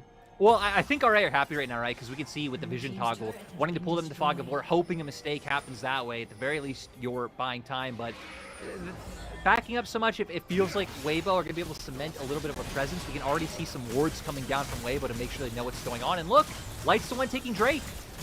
It's a little bit difficult now, though. You do have Xiaoshu on the back end. The Weaver's Wall's back up, same as last time. The Dragon is stopped, Light on his way, realizing that the committal is there. Oh! Keeper's verdict out. That's huge, actually. Xiaoshu making a big difference. They need to burn the Baron to do something here. Everybody's just going for it now. Xiaohu's in the pit. Nayo's going in. The Baron goes over, and it's gone to RA. It's still looking like a fight going Weibo's way, though, and it's unfortunately Xiaoshu has to give his life there in the end. 2 Baron buffs make it out, but Weibo hammering home. At the end of the day, Weibo definitely the big winners with the 3 kills, and this will be the Infernal Soul for them, but still, at least as a consolation prize for RA, you have a buff on 2 members that's going to buy you some time, which, you know, maybe you find an angle, maybe a misstep comes out from Weibo, so I think you put it beautifully, Mizel, when you said, like, this is the only option they have. What else could they have really done? And they made the most of it, even if they are on the losing side of the trade. And now, after all of that, Weibo end up getting everything they could have asked for, except for that Baron buff. They'll end up getting the Infernal Soul, and honestly, with the composition they have, that makes this very, very deadly. Yeah, we're gonna go back here. Weibo, at first it kind of seemed like wanting their cake and eating it too, of like, okay, I get just trying to buy time, but then actually full on committing so early. Beautiful Keeper's verdict from Nayu to at least push 1 member away. And that's where I was surprised that RA didn't commit either harder to a turn or to the Baron itself. Chris then able to buy time with the ulti, but it's Nayu here actually with the Magnet Storm, blocking Xiaohao down. Also ends up getting the smite as well to secure the Baron. But at this point, I feel like so much had been blown by RA just to buy time. And of course, Weibo have an item advantage, able to close out the fight in their favor. Yeah, it's actually a very interesting situation to be in as well. But speaking of the fighting doesn't stop. We got the Infernal Soul now.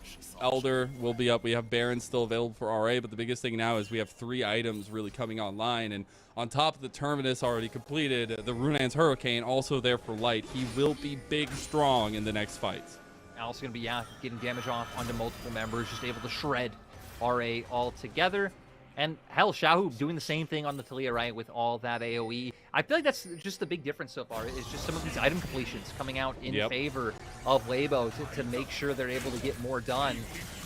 RA at least do have the Baron, but again, I don't feel like this is a very offensive Baron, right? It's more to buy time and make sure that Weibo aren't able to push into their base. Yeah. I don't think there's much you could do in that situation either. I think another interesting point here is it was the Lichbane last game for Vikla as second item. Now we do see a little bit of difference in the build as well, as we saw the Void Staff come through. ZDZ is a menace. He literally just pulled 3 members off of him. They can continue to collapse bot lane and mid lane. Weibo just having all the decision-making power here. I mean, there's just so much shred on them now. Oh, here it comes. Xiaoshu channeling it up. That keeper's verdict will not hit anybody there. ZDZ goes in for the engage, goes all out as well, and now Xiaoshu gets hostile takeover, and he's just gonna go down too. Wind becomes lightning. He finally falls, and it's Crisp who gets the kill. Another turret goes down, and so far the bricks are being crumbled piece by little piece. And now Weibo going to be able to take mid-turret, get an inhibitor off this. Looks like they're going to turn bot instead of trying to just keep pushing the base. Makes sense. You used a lot of your ults to try to make that play already. So just going to get what they can. 6K gold lead now. And I mean, right, at this point, this game probably ends whenever Weibo wants it to end. RA's best hope is probably surviving long enough for Elder to come through and looking for the flip. But I feel like not much to say here, right? We already know Weibo's so far ahead. Great wall coming out from Xiaohu. And then you just wait long enough for the all-out to come out from Xiaoshu. And, I mean, Xiaoshu's so incredibly tanky here. Like, he stalled so much time as... Oh, yeah, wait. Oh, I didn't even notice that. Yep. It happens. Okay. You know... I won't say anything, you know, it's just... You won't say anything, I won't say anything, right, audience? First game's in LPL, right? First game's in LPL. Yeah, that's it. No, but in all actuality, I do want to zoom out and look at that a little bit more, because that was a big story coming in this one. We definitely have seen Weibo, they're looking real good, at least as a team compositionally and also strategically. But RA, they had a lot of new pieces, and it's been a little bit of a rough and tumble series so far for them. I mean, right, you have Nayo coming in for the first time. Bikla, of course, is like being a pro in League of Legends, but first game in LPL. Zora, Assume, and Xiaoshu are also all relatively new additions to the LPL. Like, none of these are chiseled veterans on the roster. So I think it's kind of what you'd expect. It's like if anyone caught the EDG series, right? Another, like, very young roster. A lot of, like, just very weird and obvious mistakes. It happens. There's a lot of games to play in the LPL, so they'll definitely have time to kind of get the stage under their feet. Yeah. I think that's the biggest thing, is always come in it with a grain of salt. We have all these big changes in the LPL, and a lot of teams trying to refresh for 2024. And speaking of refreshingness, it is Weibo looking pretty refreshing with the ZDZ Xiaohao combo on the top side of the map. We talked about a lot coming into this series about how these two feel like stylistically they fit really well with Weibo, and we've seen that aggression actually pay off really well for Xiaohao. Yeah, he really just like slotted into the team so well. Not to say that Weiwei didn't work out, but when you have a team that's kind of just willing to follow you in, if you're looking to invade the enemy jungle, if you're looking for these plays, it's just so nice. And we already hit on it, but just the way he's been kind of blocking and marking certain members in team fights, hey, you shall not pass. It's really just been beautiful stuff from Xiaohao. His best Gandalf cosplay. I love it. There we go. He was also, what I find so interesting is he was a core presenting piece for anyone's legend, right? He was a piece that had been around for a couple of years on AL. It was a piece they were trying to build around. He was. He literally was. And the fact that Weibo were like, let's get these two onto our team and see what's up. I really appreciate it so far, at least in one series. Now, Weibo are going to take all the advantages they've garnered and take this Baron unless RA can get in. I guess we're going to see if Nayo's Chris. Chris tried to do the flash Renata combo as well. And there you go. Engage coming out from Nayo. The big keeper's verdict actually not so decent a chunk. But you got Vikla in the middle just getting chunked down himself. Crisp has made it back. He gets bailed out by himself. And Weibo, the light's just sitting there chunking Xiaoshu. And it truly is just the We Brought Gamers coming alive. And you know what? Game 1, it was close, but Game 2, Weibo just come out strong. And they're showing us the type of team they should be. I love that they were able to pick up this duo and make it look so good in their first series. This team is looking on sync, and this will be a 2-0 victory. Game 2, a lot cleaner than game number 1 was, but a scrappy first series victory on the season. That's all right. And I'll pick apart a couple more pieces, but congratulations to Weibo on the 1-0 start. I still just love when Chris just took the Rift Herald tour, for a vacation. Like, That's my favorite part. Wherever he wanted. He did a great game. Again, I'm still just loving the Renata pick so far in the LPL. Heard differing opinions on him. Some people love it, some people not a huge fan, but it definitely worked out here for Chris. He's showing why he really was just one of those pioneers for the pick in the LPL. And Weibo as a whole. I mean, this time around, we also really got to see just a ton more of those good angles, of those good flanks and engages coming out from Xiaohu. And we saw a little bit of love there. Zora giving some love to his previous teammates in ZDZ and Xiaohao as well. Some laughs and loves. But I do want to see exactly what this Weibo composition is going to look like in the future, right? I feel like they had a very similar draft with one big differing piece going into both games. Obviously, seeing Light go on more priority pick was huge. Xiaohu's just really comfortable in the Talia, apparently. Yeah, and that's the big one for me, right? Like, they just ignored things like easier in this series. I mean, we saw a lot of picks that certain teams, we hit on the Nocturne in draft as well, the Orianna not really showing a presence here.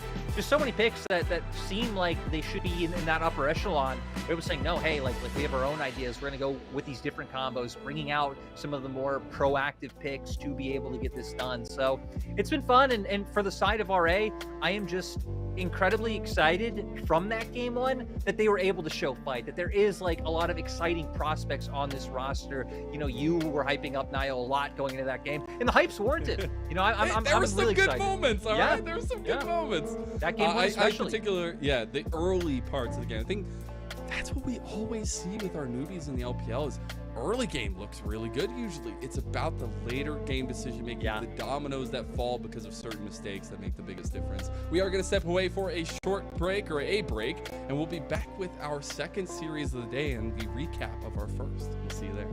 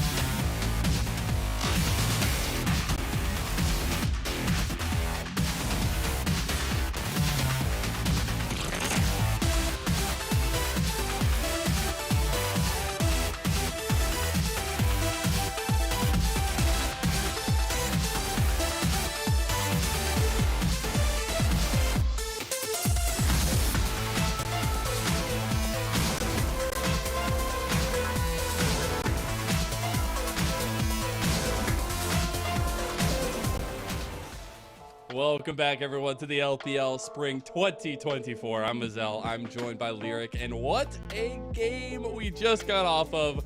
It was a Weibo victory all the way, even though RA had given them a little bit of a run for their money for sure. We did get Crisp the MVP, 100% KP, and the best Renata to do it in the LPL. A man that came away with some good plays. And I'm so happy to see it because, my God, I did love like the holy trinity of like Crisp, Mako, and Ming. Like Same. That was just like such a great era of supports for the LPL, and seeing Crisp still be able to have these great games is just phenomenal. You hit it. I mean, he is the Renata guy in the LPL. He had some great ultimates, constantly turned fights around. So many moments where just like people like assumed couldn't get in range to do damage because Crisp wasn't letting him get anywhere close to the fight. And we'll take a look at some of those clips, walk down memory lane of that game number 2 for sure. But it was a big focus on the 2 new additions to Weibo. But the people that came away with big moments were the trio that stayed for Weibo. Right, Xiao, who still being that big playmaker, Chris trying to link up with him, and Light being the carry. Xiao Hao was the other one who it felt like showed a huge performance in the series, even in the game 1 loss. I guess not lost, but the game 1 almost lost. Almost lost. That happened. ZDZ, not really having to show too much, but that's one of the things we hit on about ZDZ, right? Is that he largely was a role player for AL, but he can step up in that carry role if Weibo ever decide to do it. And hopefully this just is a formula that with more reps, Weibo really can cement. Because I think it was a good debut, but I still think it leaves you wanting more. Yeah, I would like to see a little bit more adaptation in topside for ZDZ, see what they can utilize that for, because I think a big strong point of Weibo last year was utilizing the Shy when the meta was right to actually be a big point of pressure. And while right now I don't think top lane is the biggest importance, we want to see some of that variability up there, right? Some of those builds have been actually really good to put pressure later on in side lane. So I like to see this Weibo kind of trying things out. They didn't try many things out today, but it looked good. Yeah, they still brought a bit of a different flavor, right? And to go to that, I want teams to bring out the Darius again. I love that. I saw that in the LCK the other day. It was so good. Give us more cool picks, but like we highlighted, right? Just so many times where this ult from Crisp really doing a lot to make things happen. God, here was where I thought it was kind crazy. Here's where I thought for Weibo that things wouldn't have been able to work out, and that RA was going to actually be able to turn it around, but they really just were too big. And they were such a cohesive unit, right? Because you saw all of them like pivot towards the Baron pit and go towards that fight, rather than getting baited towards RA's carries over towards the opposite side of the fight. Yeah, it was a heckin' gameplay moment from Weibo, but now we got to turn our eyes onto our next series, and it's LNG versus TT. We'll take a look at this TT roster first and foremost. And I like to see the sticking with certain power points here, Lyric. That's my first point. Yeah, so for the side of TT, Hoya, Beichuan, Yukao, 1xN still there. I actually do believe our graphic is wrong. Yao Yao being off the roster. We have Feather and Chocho now coming in for TT. And I think it's Chocho who is starting today, which I love. It is Chocho. Chocho is just an absolute madman when he gets on the Rift. But when you're talking about TT Mazel, there's only one guy to talk about.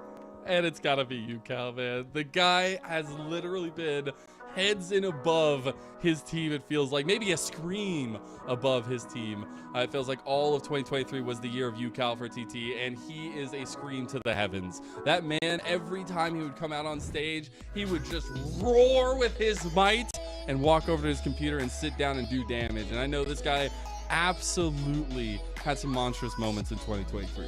I mean, he was like, everything was built for him, right? You would constantly see Yao Yao and Beichuan move around mid lane, play up in side lanes when Yukao was in a side lane. He was the one finding hero plays in team fights to get things going. And hell, you can even just look at the games TT won and their MVPs, like it was consistently going over towards Yukao. So it's really nice to see a bit of a career resurgence for him in the LPL. And now it's going to be about, can he keep that up going into another split? Because obviously TT were like, hey, we don't need many changes to find success. And the hardest thing is, it was always he could do really well, but it's about bringing a team together and winning the team game, right? I think that's the hardest thing to do, and want to see if that adaptation is going to be there this year. But on the other side, some differing adaptation, not as much changed.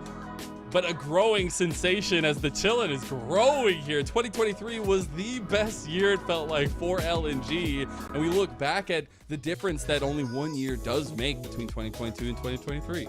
Yeah, because remember they did make Worlds in 2021, but then kind of dipped down in 2022. Weren't able to keep up that same level of success. Even 2023 spring, it was getting a bit closer with that regular season finish, but it was finally in summer where, I mean, they were pushing the top dogs, right? They were pushing teams like JDG consistently to those 5-game series. So it's nice to see LNG, you know, having that success. And now it's just about, can they keep that with having Weiwei now come in for Tarzan?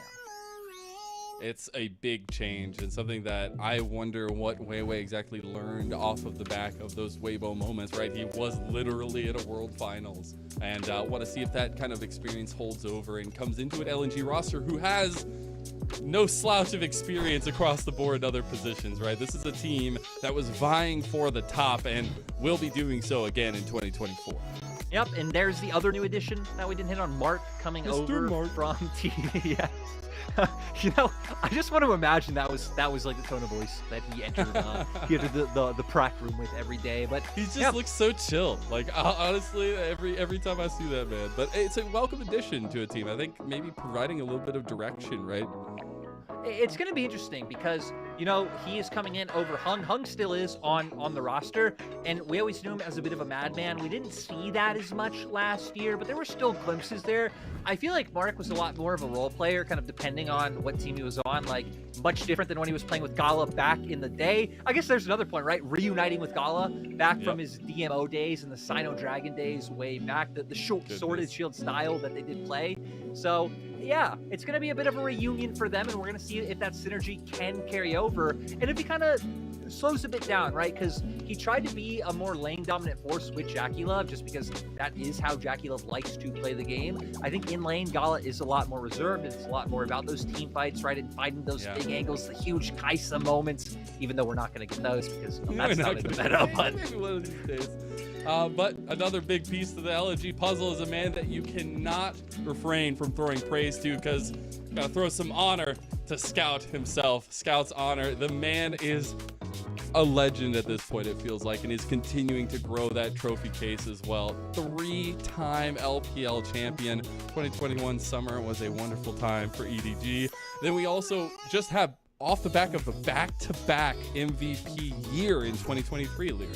I definitely feel like moving over to LNG kind of re-energized him. Not to say it wasn't great on EDG. I mean, the guy's a finals MVP at Worlds. But it felt like on some of those ladder splits on EDG, he had like slower regular seasons. Yeah. Not that they were bad. He just wasn't this like big playmaker with all the highlights like, you know, people like Knight or Rookie or whoever else. But with LNG last year, he was. This man was just, you know, putting on a show and consistently bringing them to game wins. And every time you got to see this guy, the Zir was living in people's head rent-free, it felt like, all worlds long. But it wasn't just that, right? It was an LNG who pushed some of our very, very best to very long series, and you see flanks from Scout, you see angles from Scout in these team fights that just make that big difference. Yeah, and I think he's a player who over his career showed a lot of diversity, right? I mean, hitting on things like the Azir, he's phenomenal at. I still remember some of his best performances from when I started casting LPL in 2020, being on things like the Irelia, being on things like the Silas to thrive in the 1v1 and look for side lane pressure. So he just is such a, you know, I don't really like using the term franchise player in League all that much, just because players last on teams at most, like, you know, kind of 3 or 4 years. Like people like Mako are kind of an exception to that rule, which is, you know, kind of funny with what happened this year. But Scout really is someone who should be anyone's franchise player. He's just such a stable piece that's just super good, and even just seems like just such a wholesome guy. I don't know why he seems like a wholesome guy, but he does, and I like that. They did have to make a run through the regionals last year as well, but it was a lot of big moments like that last one where you see last second flashes, things like that, just big damage, knowing where to pinpoint that damage for Scout. And that's what we're looking for here in 2024, a continuation of excellence as we head out to the arena in Suzhou, the home arena of LNG. We'll be seeing them take on TT. Beautiful city as well, Suzhou. Great place to go visit. A lot of beautiful sights there.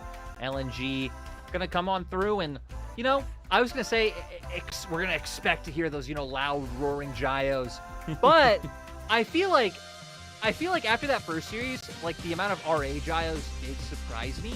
I kind of expect, even if we are in LNG's home arena, that TT probably gonna have a pretty good turnout. Yeah, you got some good Thunder talkers out there, but I do want to hone in on these rosters a little bit more. We talked about a lot of the growing presence of LNG, but TT themselves, with that UCal talking point we had earlier, I still look to Beituan to be a big member of this group of 5, and especially to have a better connection with UCal this year. I also think that this might be a meta that's a lot better for Beituan, because if everyone remembers when Beituan came in, he was kind of like the AP jungle guy. It was all about him being on the Karthus and having good performances on that back on FPX. And now we're in a meta where, you know, we're seeing things like the brand come out. There's been a lot of whisperings and talks of the Lilia able to be played. So he definitely is a very, I think, cool piece to watch for potential better performance, even just from where the meta's at. Never change, UCal, never change. Another one for me, it's cool to see some of these prospects really starting to become staples in the LPL. Obviously, we have Beituan, an FPX Blaze prospect until summer 2022, but also on the bottom side, 1XN, original JDG Dream prospect, came to TT in summer of 23, is going to be a really fun person to watch over the year, especially the growth I feel like we saw from him at the end of last summer. But it is against a very tough roster. When you're 1XN in your first game of the split is against Gala, we'll see how it goes. Yeah, I kind of want to like build on that a little bit more, even if LNG are coming out their home arena. Sorry, LNG. Because I think one of the cool things, I know you're very excited about 1XN, is them bringing over Chocho. Because Chocho, in my mind, like the last few teams he played for, like was an upgrade over their previous supports. Especially when you look back to like the tail end of Rogue Warriors when they became AL. Chocho was definitely the like shining light of that bot lane when he was playing with Betty. I feel like things did get a little bit better when LWX got him as his support for FPX, even if obviously he didn't stay on that roster. So if there's someone who can bring 1XN to, let's say, not the next level, but a more aggressive level, I definitely think it's Chocho. That man just loves blood. Yeah, and his connection is going to be super important with Beituan, right, as well as previous FPX member. But I think that being said, it's wondering how they dictate their own meta for TT, because I'm wondering, with the prevalence of mid lane being so strong, how they kind of work through that. Obviously, Mark giving a nice little smile there in the teal colors of LNG. But I think that's the hardest thing, because LNG, with their players we know of, very versatile. A lot of options in the meta right now, and I just want to see if that's going to be the same for TT. Yeah, and hell, I mean, 1XN and Chocho are going to have a bit of a test playing against Gala and Mark, because it's been a long time, so I think this logic is a complete shenaniganry. But Mark and Gala did play with each other for like 2 years, right? I think it was like 2018 summer up until 2020 spring was then when Gala left and went over to RNG initially. So, you know, assuming that carries over, yeah, it's going to be a very cool test for the side of TT's bot lane. Now, let's be real. We talked about it after, so I already know your decision here, but the LNG jersey, the teal, you loving it? I love it. I'm in love it. with it, man. I love the home and away jerseys right now in the LPL.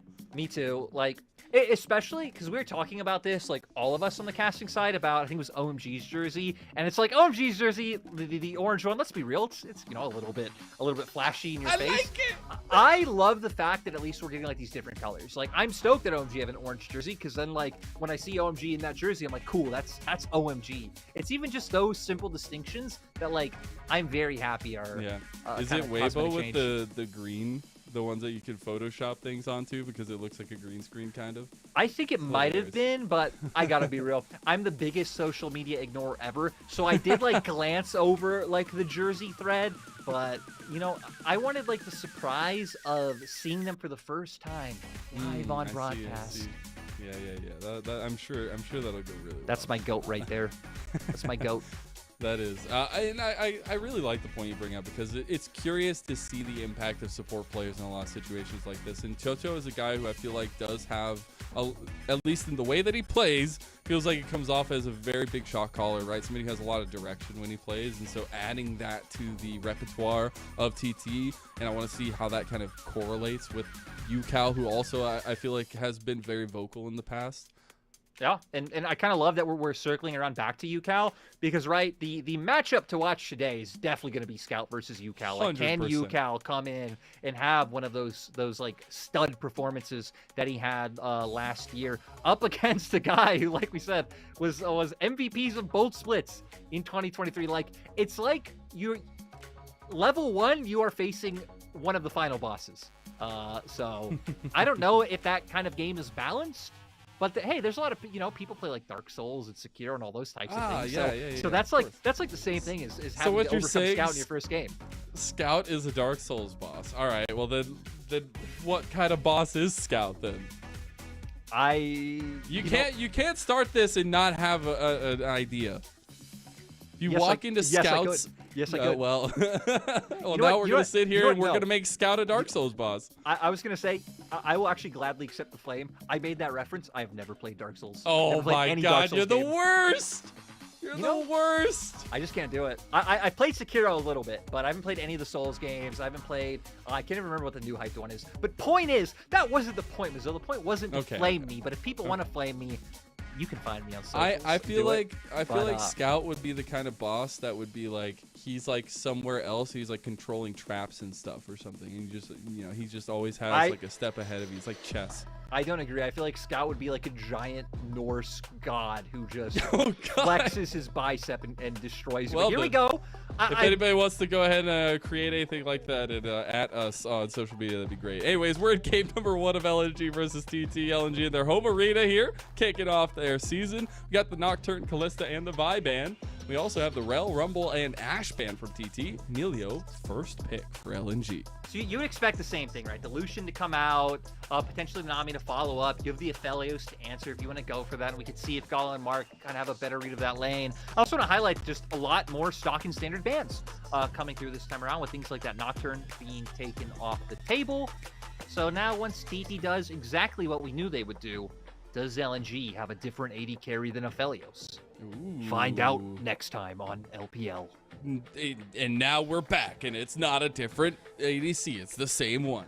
We have Aphelios, Emilio locked in, but I do like the Scout Orianna here. I think Orianna is ridiculous right now. We'll see how that goes because it is now into the Azir of UCal. Yeah, no, I'm curious to see what they do with it, right? Because I still feel like one of Orianna's biggest strengths is kind of setting her up with combos. So it's like, okay, well, Nocturne's already off the table. Vi's gone. You banned both those champions. Rel being a takeaway off the opposite side. So what do we really have left? I mean, like Xin can still do that. Oh my God! I'm just coming up with random stuff. I would welcome that. I'll be honest. I have no idea how like Hecarim has fared in regards to like itemization. It's never been the same. Itemization changes, but it would be a really fun one. But there we go. The other champion that I just listed, Xin Zhao, also being taken off the board. So, I mean, hell, TT know what LNG would like to pair with the Orianna, right? So trying to get rid of some of that stability.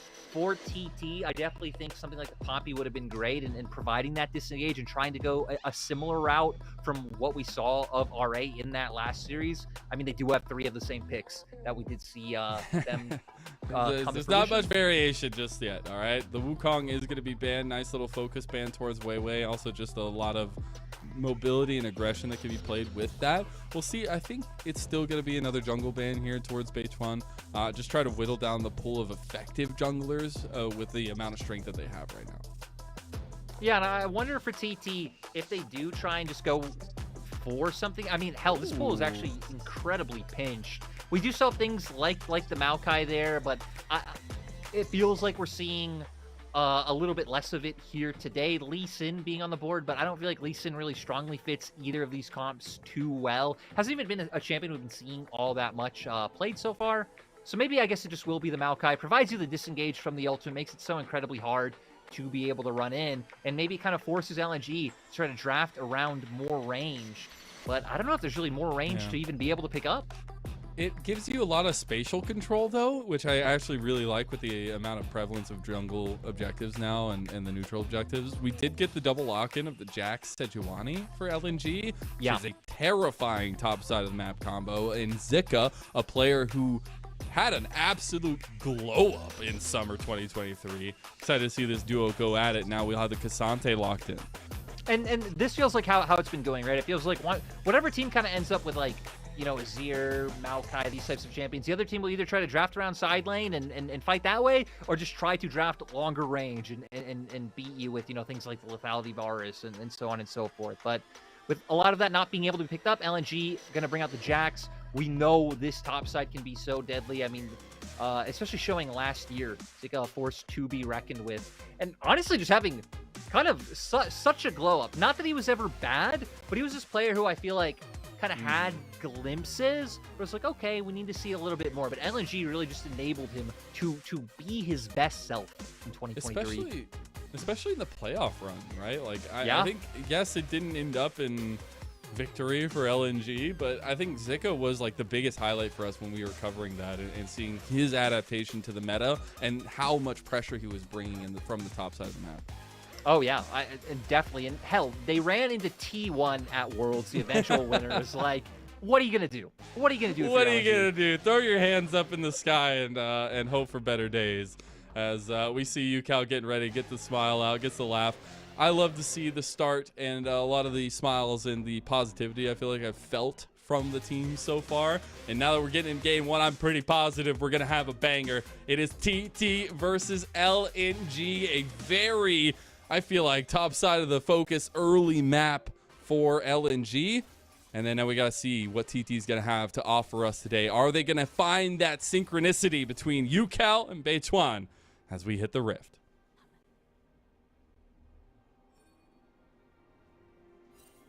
I think wondering if we get that level 1 is always a case in point in this new, especially when we saw that in the first game of our last series. But now actually looking at how the early setups are, because there's so much easy access into ganks and level 1s, it's so scary, it feels like. Yeah, and that's actually been one area where I've always thought teams should just invest more in anyway. And it's kind of one of the things I could lean on from my own experience back when I was coaching, especially when you go to things like international events, because you don't have like a whole lot of time to like reinvent the wheel. Level 1s are just such like a low amount of time to like invest in with a potentially huge return. So it's been one thing I've kind of liked that we've been seeing a little bit more of so far with those map changes, even if we didn't get one here. Not just yet. And maybe as the teams warm up. Yeah, it's first series of the split for both these two teams. Speaking of, right as rain, and just as tradition has, the spot lane 2v2 does need to kick off early on. And I expect, since we do have those kind of top side to bot side clear starts coming out for the junglers, this is where we're focused. Yeah, and it makes sense, right? I don't expect this to be an incredibly high kill game. Hopefully that jinxes us into having one. Yes, but I think it's going to be a game built around just trying to keep up pressure, especially around bot side. You already highlighted that LNG will probably pay a bit of attention towards the Jax, considering you have the Sejuani, you have that synergy there for the Sejuani passive. But really, if you can get either one of these bot lanes ahead, they just have such a strong ability to be able to maintain that pressure. And it's something you can easily play off of as well. Right now, a lot of pressure on top side, but watching Zika's farm just outdo Hoya. Must have gotten the early trade too. Gala does hit that level 2 mark down here. And we do have Weiwei actually making a pretty speedy clear with the clear speed of the Sejuani down here as well. You know another pick I want us to bring back? The Trundle. Which one? The Trundle? We saw that a decent amount in NACL as well. Yeah, I know other regions have been playing it. Still have yet to see it here. I believe we had a Trundle ban. But, you know, Trundle level 2 ganks. You counter the Sejuani, which is a whole bunch of tanks in the meta right now. Tank out of my really good in the Xin Zhao. Yeah. Level 2, incredibly strong. Steal away that AD by, you know, biting his face off.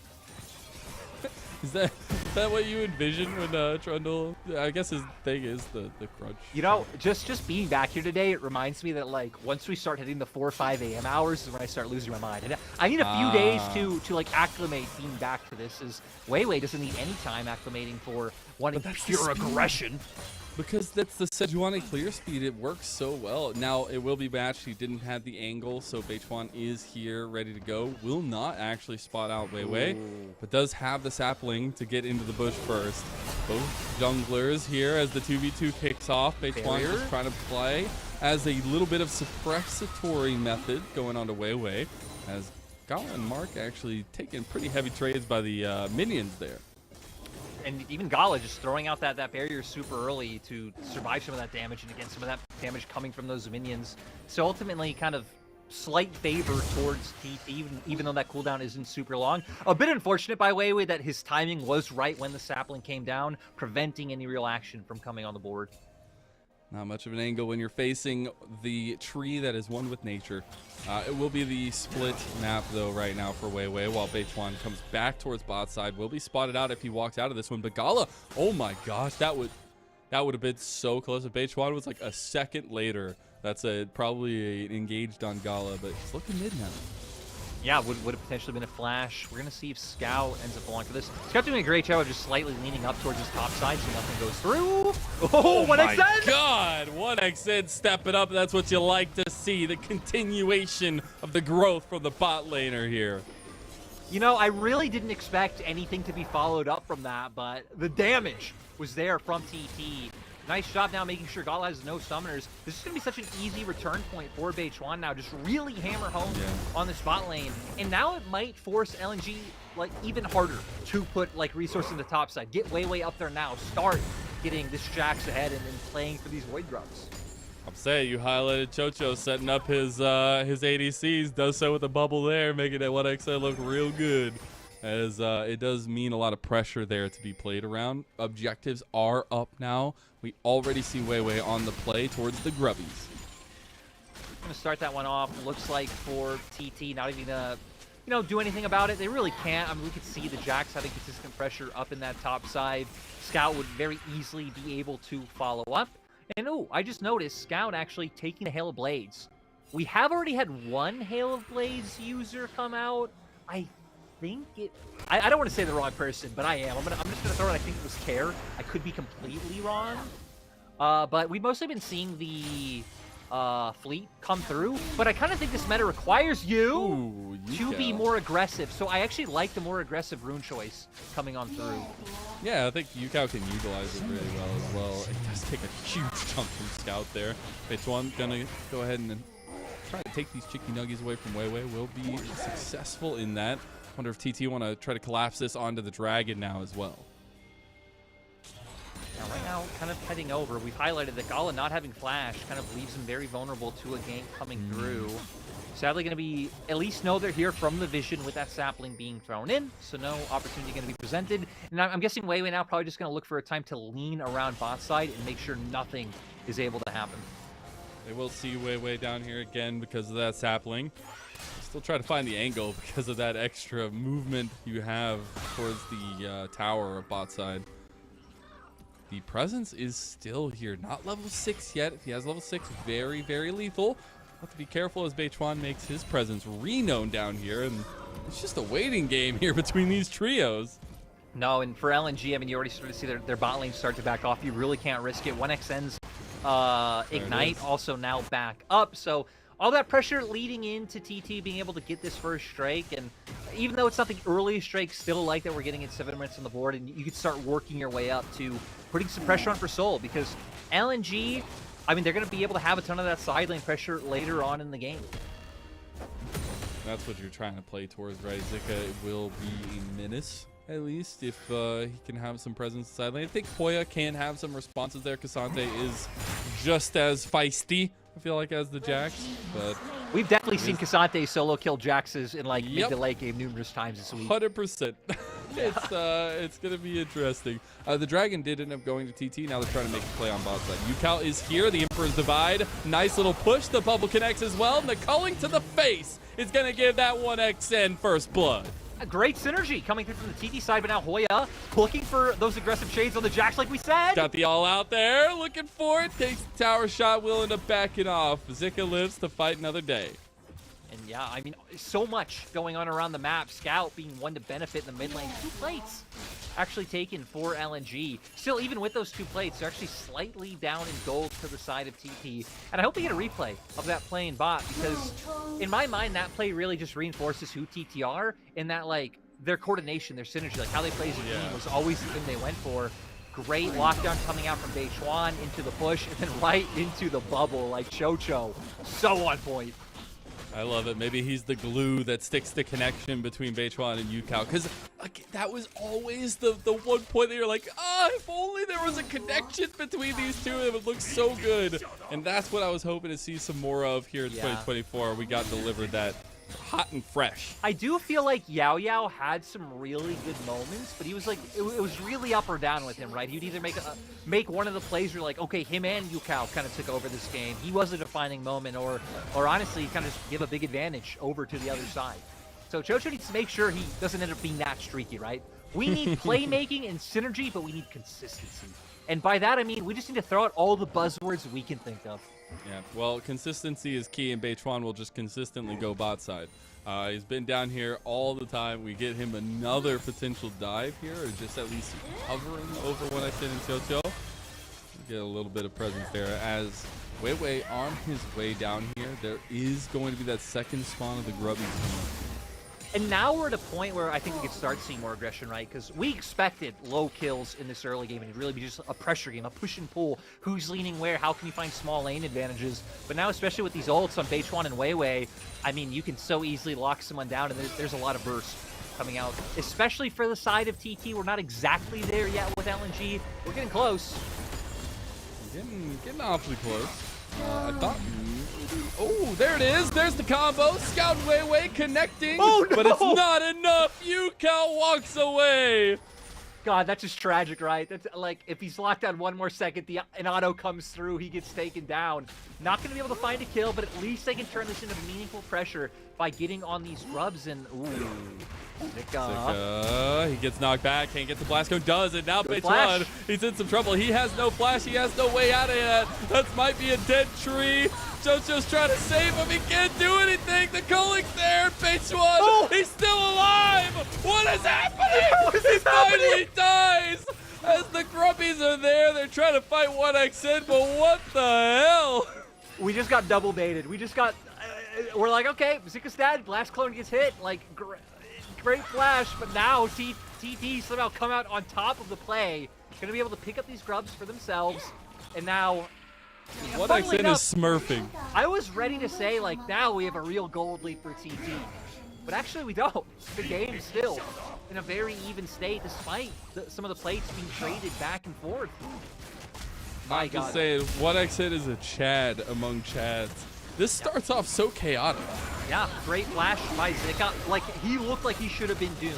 But here we have the CC coming out from Chocho to buy a little bit of time. A bit of the healing coming out from the Maokai passive to go even further. And that culling just did so much. Followed by the flash. Really, just LNG, I think, not expecting Beichuan to be able to survive for that long. And especially not expecting 1xN to follow through so aggressively. Yeah.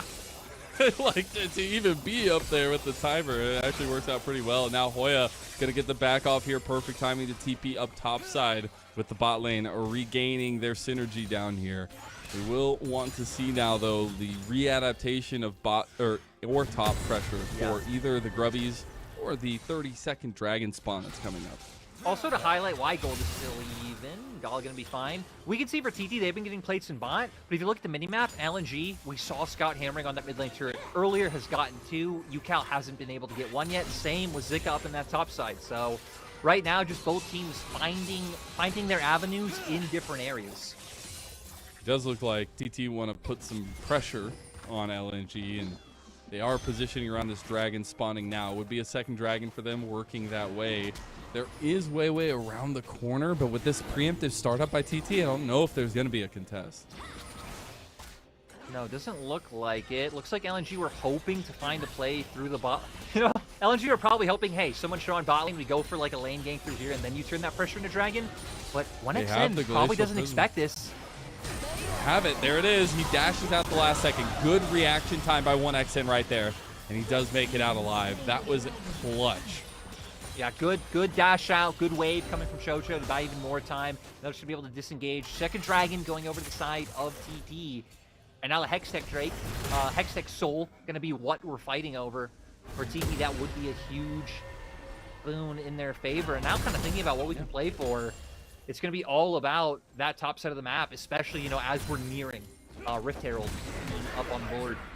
So I really love, they went ahead and grabbed that one here. I really love the early damage potential that the first item spikes for Deer and Lucian have. Now we got to see what the item spike for Scout's going to be here. Is boy Hoya going to all out? Might not be enough here. He is pretty tanky. Oh! A little bit stuck there. Hoya going to have to flash out, dies to Zika in the end. Yeah, I mean, it goes down. Still surprising ulti coming out from Scout there. I guess expecting him to try to retreat through that path to his side of the map. It doesn't matter at the end of the day. You still get the gold. But TT have been doing such a good job of just trying to trade. Honestly, both teams, right? I mean, hell, that's why we're in the situation we are. Is that both teams have been so diligent at, like, when one team is playing where they're strong, they are taking something on the opposite side. Speaking of taking LNG, taking the Rift Herald here. Who's got the driver's license on LNG? We're going to find out soon enough. It does end up going through. Should be the focus towards mid, I would expect, as TT were actually moving in to try to pressure anybody who lagged behind. Just doing that for now. You know, this is just such like a very stark contrast from our first series. Both. You mean it's not fighting every 20 seconds? Yeah, I guess that is exactly what I mean. I guess you did just put it in a very eloquent way. Thank you. Yeah.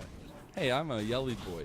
We do actually see, though, TT, I really liked some of the map movement they've had so far because they're actually getting some really good warding down. The thing is, they haven't done anything like capitalized because of it, but the actual structure is there. And I think against an LNG comp like this, where a Weiwei catching a Glacial Prison on the correct target actually completely turns the fight, that's really important to have as a basis.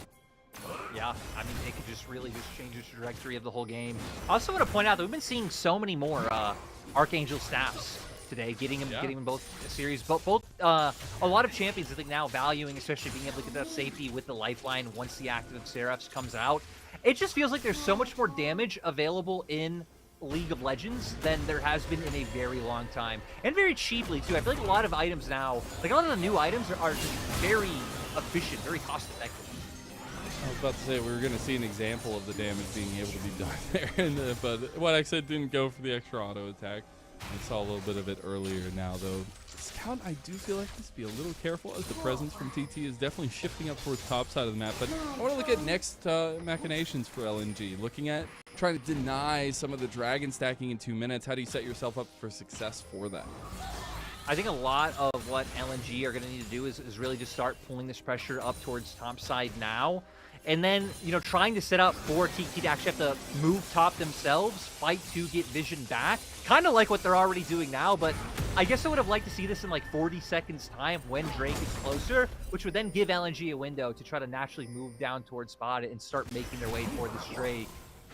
We'll also have the Rift Herald to use and try to exert pressure that way, but I guess the gist is trying to pull TT away from that side of the map so they can't get, you know, a nice vision line set up. Are looking to see if the Rift Herald will be dropped in mid lane. 1xN stepping up. Maybe a nice little candied apple in the eyes of Weiwei. Not going to pull the trigger there and just complete the back. So we'll get a little bit more stagnation in this one. But expect that Rift Herald needs to go ahead and get dropped as we come out. And I'm sure that now that we've had the lane adaptation of getting Gala to mid lane, it's definitely there. Yeah, Gala making his way over now. Does have his first item in pocket, and I think we're in a good place where both teams are probably feeling pretty safe because, speaking of Gala, like, has both of his summoners up. 1xN in the same boat, not having to worry too much, especially because there's a lot of tools to displace immobile carries on the side of TT, right? The Azir, the Cassante, the Maokai. So definitely going to need Scout and Gala to have those sums up to have the most optimal fight possible. The hardest thing now, though, is 1xN has 2 items over the just now feels like completed Kraken Slayer for Gala. You get the rapid fire cannon extra range. That burst damage that we were highlighting just becomes that much more deadly to Gala. Luckily, Mark is right behind him. We'll see how it works out. But that second item spike is an important factor as we come into another dragon. Ooh, we can see, though, that LNG have managed to keep, like, one sneaky ward there. So You know, TT maybe feel like, we can go in, play a bit sneaky around River, but LNG will know exactly what they're doing. And who knows, maybe TT do have an idea, which is why they're trying to aggressively fight for this trio in mid, just turn right back down to Drake. But they're kind of leaving an angle open for this Jax. Yeah, they just TP'd Hoya down there, try to respond to the split pushing there. Rift Herald does get put in. Wei gonna get his driver's license out, said, I'm ready to go. Driving it straight into the outer tower. Does do a decent amount. The mites come out. 1xN steps up. Ooh, Scout was looking for a shockwave right there after the dash came out, but won't find it. Resetting in face of Dragon now. I feel like a big thing I'm keeping my eyes on in this fight is UCal, not even only for the reason of you know, him being the primary player we talked about for TT, but again, if he can get a big scoop on the Scout. Shockwave goes wide. Culling's there. Oh, big glacial prison. 1xN gets out with a flash, though. Beituan on the other side does bump them away. 1xN's been really good on the responses, but now he doesn't really have any tools moving forward. Hoya now on the backside of LNG. Need to be a little bit careful. Dragon started up here, Lyric. Yeah, Hoya putting so much threat on with that all out. If you take one member to the side of TT. There we go. Beituan, it's actually 1xN that gets the Dragon. What a chat, but it's Hoya that will be the bait and switch. Gala gets the kill in the end. I also feel like, unfortunately for Hoya, like, ulting away from his team. I don't know if ulting towards his team would have done anything. I think he might have still been too close to Wei, but at the end of the day, kill does go over. I like that TT are making a fast response in mid, and once again, still just seeing the trades be able to come through for LNG. I guess the big benefit is TT is on Soul Point, right? So LNG being the ones who are sweating, TT have more options available going forward. Like, LNG might have to lean towards Dragon, TT can lean up towards Baron, have that threat available. We're going to jump straight into the replay here because, my God, Mazel, you must be having a field day because 1xN really is having a moment. Hoya, though, was not. It's it was for the Dragon, right? Like, it's worth it. For the Dragon, yeah. For the Dragon, yeah. It is Soul Point for TT, I know, though. exactly. So it actually puts them on a big potential for the next, I guess, 4-minute fight in 4 minutes. But the biggest question now remains, Storm Surge completed for Scout. We've heard pros talk about it. We've seen how detrimental to people's health this item can be. And now Scout having it can absolutely one-shot potentially 1xN and Chocho. I agree. Like, even things like the movement speed are just so nice. Not only like coming from the stats and item itself, but even coming from the passive. So not only are you doing tons of like burst, a bit of AoE there, but also just being able to continuously follow up on targets and just run them down. It's going to be nice for LNG if they can kind of find an avenue, find a start in a team fight, find a pick, and then just really not allow TT to escape. It's like Wei playing pretty aggressively after he had seen the backing Chocho. But again, we almost saw what I was talking about in those team fights last one. One big glacial prison connects on a 1xN. That spells trouble for TT. So I'm always looking at Wei for these angles, and now looking at TT on how they're going to defend against that. For TT, I feel like they feel kind of fine if the game just goes for like, hey, you know, we're pushing waves right now. Oh, no, you're pushing waves, just ping-ponging back and forth. Because at this point, their win condition really just is getting this soul. I was going to say, I don't think they actually want this fight. UCal does have TP, but at the same time, you have no vision of where anyone was on the map at that point because Gala was still coming back for base. Yo, Gala's cooking over here. We got the Yumu's second item for Aphelios. Yeah. He's got a pot. He's put some ingredients in there, and the fire's on, and he's cooking. I'm getting more burst, gonna have that movement speed available. I mean, I guess their team already does have good DPS, but you're right. Does it smell good or bad, Larry? That's all I need to know. You know what? We'll leave Gordon Ramsay to decide. Someone get Gordon on the phone. Let's get him on the phone real quick. No problem. I'm sure he watches League of Legends. Oh, yes, of course. It is something to think about, though, because we do have those kind of second item completions now on board for a majority of members of LNG, and we have a timer that we already had spoken about multiple times, about 1 minute and 30 seconds for TT's soul on a Hex soul, but it's also something they can play around somewhere else around the map. They can give it. I gotta be honest, I'm still just sitting here like focusing on the Ghost Blade, trying to like run the numbers. Yeah, trying to come up with what he's thinking. I don't know if he just like is hoping with how aggressively 1xN is playing that he can just super aggressively burst him out early into fights. We got the Banshee's Veil completed second item for you, Cal, too. So try to get away from maybe a Shockwave combo, but the command attack actually does probably get rid of that one. We'll see what these builds are going to offer them. Yeah, and funnily enough, if it is for the Shockwave, not to throw shade, because like we said, Scout is one of the GOATs, but those Shockwaves have not been connecting just yet. If LNG want to like seriously cement this game in their favor, I feel like that's what we're going to be looking for, right? Is Scout to get that online. But at least we do have a massive Jax with about a 60 CS lead now, sitting on that second item. So really no one on the side of TT going to be able to match. Going to continue to have to lean down with multiple members. Gala going to be chunked before the dragon starts. He did end up popping that U move. Maybe a little bit of utility out of that one. I was wondering if 1XN was going to get to a third item before this dragon spawns, but it looks like we're just going mano a mano here. Both teams definitely wanting to take. I mean, hell, for LNG, you really can't risk not fighting for this one. And you see once again, as your turret kind of set up behind enemy line, Zika trying to do some damage. Nature's Grasp. All right, they're going to connect onto multiple members here. They get the knockback. Zika going to pull the trigger on that counter-strike, and so is the Glacial Prison going to go through. No tools really in that avenue now for LNG, except for the Shockwave, the Moonlight Vigil, available at the long range. I love how badly both teams want it, right? Both teams trying to find the exact angle they need. We already said we're looking at Scout, what he could do with the Shockwave and TP.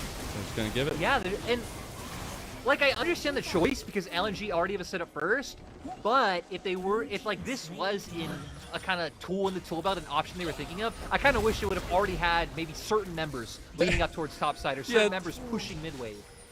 TT, I don't know about that one. I love that Hoya just gets one auto attack off. Like, wait, maybe we shouldn't. There was no way. There was no way. That would have taken some like pre-prep of maybe one or two members already heading over there, or pushing in midwave, or getting some vision in enemy topside jungle. But it seemed that's like the difference. I guess they just truly believed that they would have been able to find a fight around Dragon that they could have won.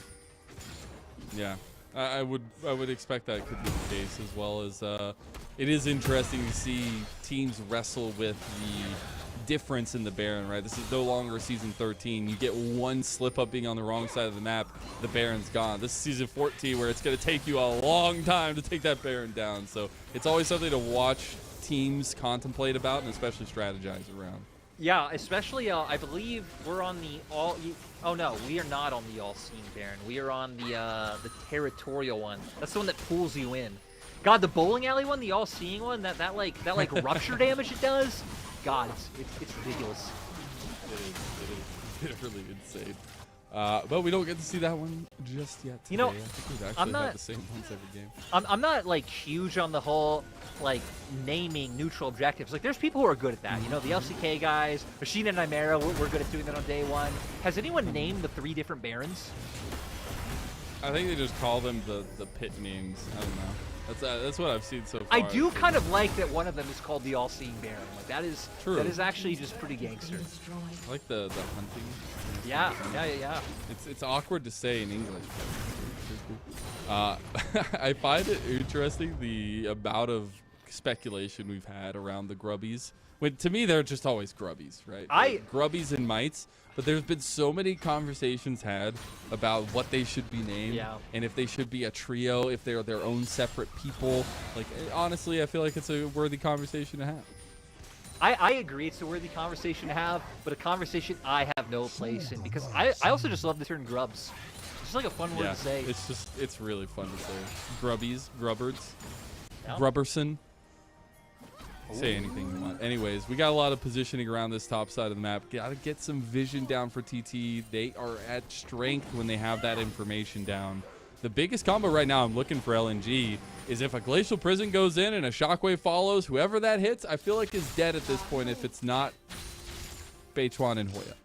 Yeah, honestly. And hell, they're even going to start taking damage because Lord Dom's now picked up by Gala. So even if we kind of end up in a lot of these extended standoffs that we've been having the past few non-team fights, if that's what we'll call what happens when 2 people just stare off, he can definitely deliver. Scout. Wait, looking for it. Glacial Prison going to be flashed out of by Toto, but that means they're going to try to position around Hoya here. Turning back around, just trying to make a play happen, and I like the looks. I like the attempt. And I feel like if Zika had already shown on top wave like he is doing now, I feel like Hoya would have been playing that a lot more aggressively, even if his team was a little bit too far away for him to really find an impact.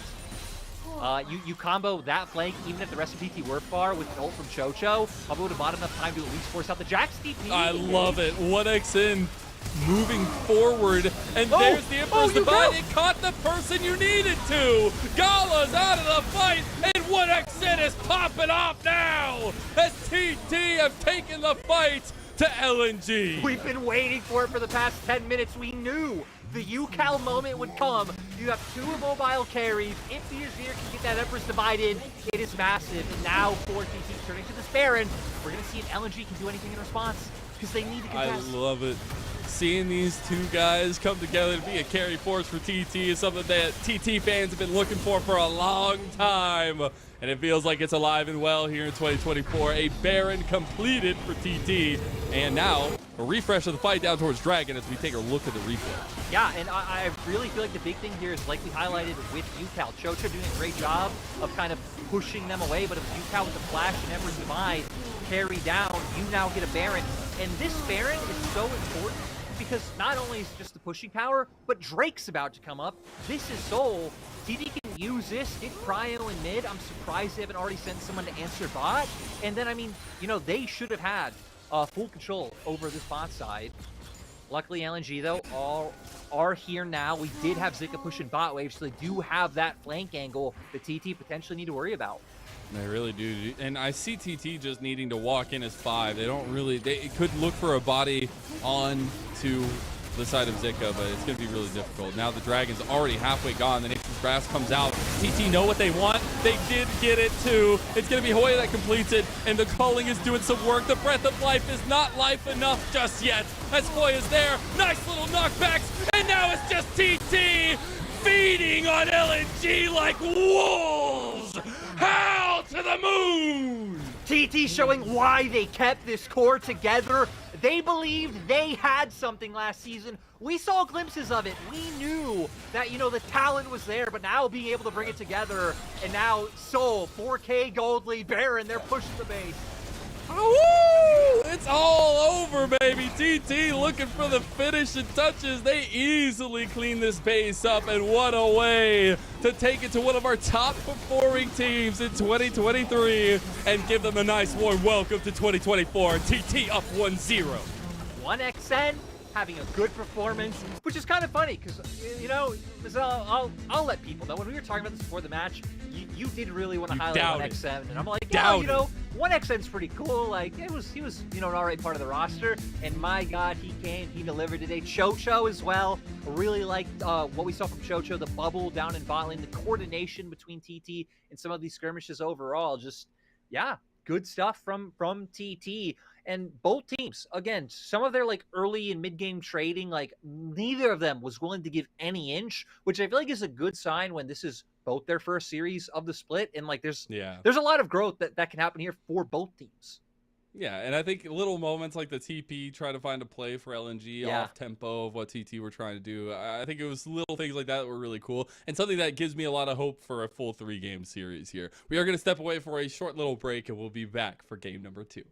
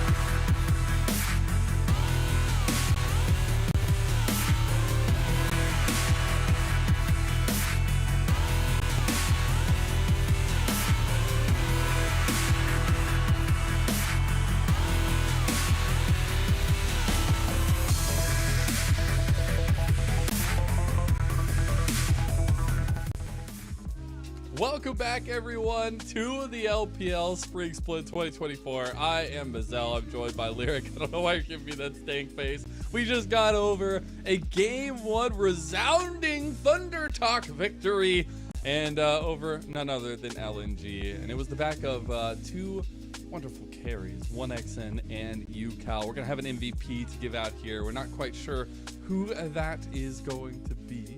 But it'll be up in just a few moments. But I could imagine there being a few candidates here.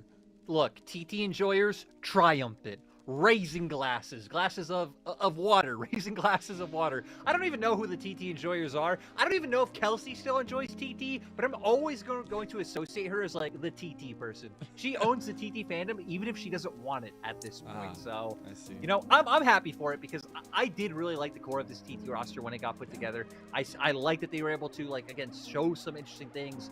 The coordination, the synergy, and some of those moments in those fights was really good. And yeah, it definitely feels like, you know, numerous people had good moments. 1XN, one of the people we highlighted, UCal. Also, I remember one of the shuffles he was able to find later in that game was great. Apparently, we don't have graphics for it, but UCal was the MVP of that game, which, again, is just kind of the way the world is. You know, TT wins game, UCal gets MVP. It was the way it was in 2023, right. Is the way it is now. Some things change, but some things always stay the same. Now, I don't know if we have the highlight package, but maybe we do.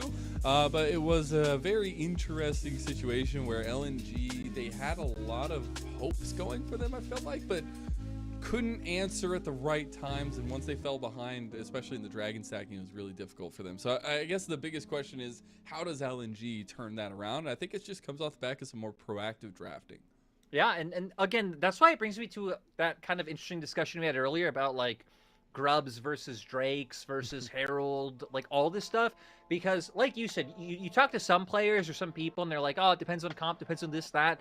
You talk to some players who are like, no, like, just, I truly believe stacking dragons is just better. Like, ignore those things, or go take one or two, kind of dissuade things like the 6 from being able to be picked up. So I'm very curious to really see how that dynamic kind of continues going forward, because so far for me it still feels like some semblance of early pressure, especially around bot with the map changes that have continuously been kind of glossed over, and pressuring early soul just really seems like the way to go so far. But at the same time, it also might just be it's early in the season, and teams don't really know what to do once they fall behind or haven't figured these things out yet.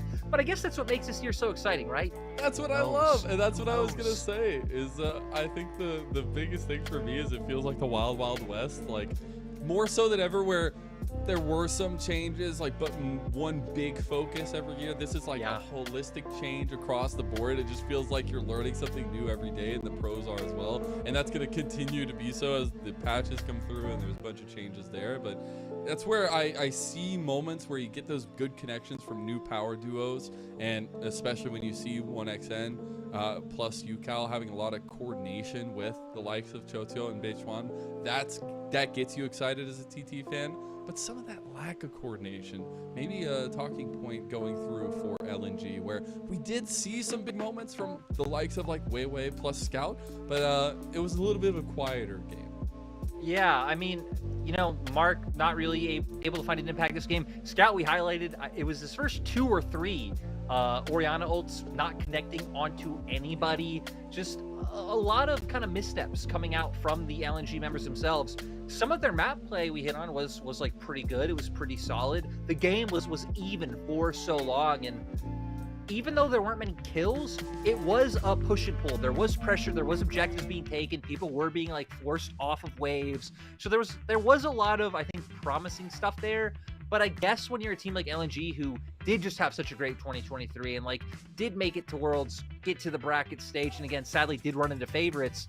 But yeah, I guess the point is that there's still something you're left wanting because of the expectations that they kind of set on themselves from just being so cracked last year.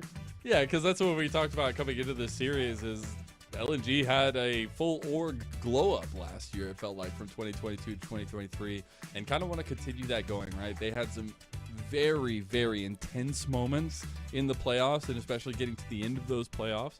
But now it's a new year. It's about continuing to grow the Chillin', which is their mascot, And I think they have the team to do it. It's just about coordination. Yeah. I think Mark having more of an influence will be an important factor. Oh, definitely. And again, we hit on it.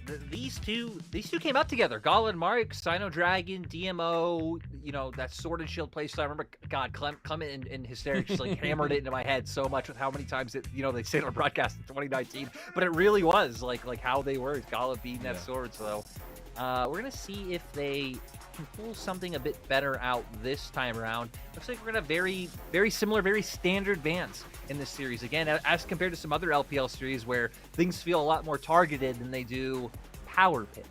Yeah, and something I've noticed is, like last game, LNG on blue side, they weren't really able to take advantage of some of the bot side advantages that blue side has had. Now they're on the red side. TT is on the blue side. We'll see how that continues here, as we do have that Vi and the Callista ban, as well as the Orianna by TT. Don't want to deal with that one. Not a second try for you, Scout. And the Nocturne Poppy are the bans for LNG, as well as the Ashe. I also feel like the Lucian Nami really just paying dividends. Like the Aphelios Emilio, so far in the 2v2 hasn't really been played as well as I've seen it played in some of the other regions, and actually be able to stay close or find advantages themselves. So for TT this time, are just going to pick up that Melio, and it just seems like that's the way to go, right? When things like Ashe are taking off the table, when you don't have a choice of a Callista, just go straight towards the Melio and put pressure there, right? Since now you're kind of pushing the enemy team towards picking the Lucian. But I guess, is that the right call after everything we just said? Is it the right call to push a team to the Lucian? Well, yeah, I guess that is the conversation. But at this point, I feel like you have to take, because I still think the Lucian-Melio combo is dirty. Like, very, very strong. So you're kind of put in that position here. But now, if you do lock in the Nami, we've seen how good those combos can be so far tonight, multiple times. As it is the Rel that's locked in here for some of that flexibility in their draft. Yeah, going to be able to bring that one through. So for TT now, I mean, having the option to try to answer, I mean, maybe what they're going to expect would be coming out in the jungle. That also could just go down the support and you try to look for, kill lane, look for those 2v2s. But like you said, when the Nami has just been working out so well so far today in the laning phase, I don't really see a huge reason to go away from it. Now the Aphelios going to come through for TT. Maybe just go back to the Azir. I mean, that was even just UCal's go-to pick pretty much the whole time. UCal's been in the LPL, even going back to his LCK days, was always someone who just loved to lean on that champion. Doesn't matter whether it's meta or not. He's willing to pull it out. We do get the Maokai re-locked in for TT. I'm going to be happy to be on that champion again. Had a lot of control last game. The setups with the Nature's Drafts were pretty on point. We'll see what the final pickup is going to be in this first phase for LNG. You'd expect it to be the duo for that Lucian bot lane. And it's got to be the Nami at this point, I feel like, unless you want to try something spicy. I would have really liked the Heimer. Lucian Heimer, not a lane I'd ever think of, but it definitely would have been fun. Just what you want, I guess. Who Brain off, Lucian Heimendinger bot lane. Let's go. Who doesn't want to see Heimer? And years ago, Heimer was my main. Years ago, back when I was a young League of Legends player. But here we go. Tristana now being taken off the table, so it seems like wanting to deny some of these AD options that are coming out in the mid lane. Tristana also a very interesting one because she's one of the champions that we've seen banned more than she has been picked, despite not being a permaban. Team's still really valuing that pushing power and the pressure that she can put in that mid lane. To where for the side of TT, I like it taking away some of these strong top laners. Zika, I feel like really came into his own with some of the pushing power of things like the Jax, even if we weren't able to see a whole lot done in that last game. I actually really like the Yone ban too. We've seen a prevalence of Yone in the meta across the pro play, across the world as well. So very excited to maybe see some of the whittling down of these strong, aggressive laners. We actually get the LeBlanc band as well. So we'll see what LNG want to actually save for their final pick here. I mean, for LNG, these bans kind of do just spell out Azir to me, right? I feel like when Azir's picked, you see LeBlanc, you see Yone, these are the champions you see that people want to bring out into it. So LNG going to go with that. The fact that TT taking away the LeBlanc, I also feel like means that they probably have something in mind. The other champion you'd usually see come out here would be the Akali. If we were a different region like LCK, or again, I don't really follow the West as much. Corki, I know, is also really showing its head elsewhere in the world. I would really like UCal Zakali. I think it would be really big here. But we'll see what it ends up actually being, as well as the fact that we get Scouts Azir, my friend. And that man absolutely dumpstered so many mid laners at Worlds on this pick. It was known for it, and is known for it here in the LPL back home too. We'll be able to be back on his comfort. We did get the Corki as the answer. The Cassante Gnar matchup in the top side. Zika, a well-known pick for him, the Gnar. And something we've seen a little bit of so far, got picked once. Same with the Corki on the opposite side. I do remember it was Care playing the Corki up against AL. Didn't have the best time, but I mean, really wasn't all down to him. So UCal going to try and give Corki its first win.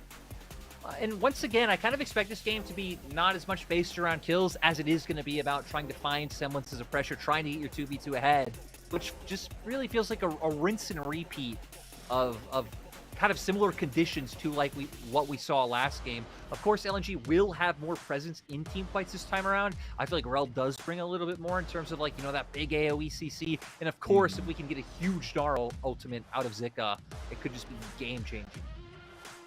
And that's one of the biggest different looks we have in this one. It feels like LNG do have a lot more options for them. And I'm not gonna lie, I haven't seen that many great Corkis so far here in the new season. Maybe still trying to figure out how the rotors work and the missiles, how they fire. But we'll see if this one actually is a changing moment for the matchup in my eyes, because I think it can be a situation where we've seen both these drafts now, and it feels like we are on the front foot for sure.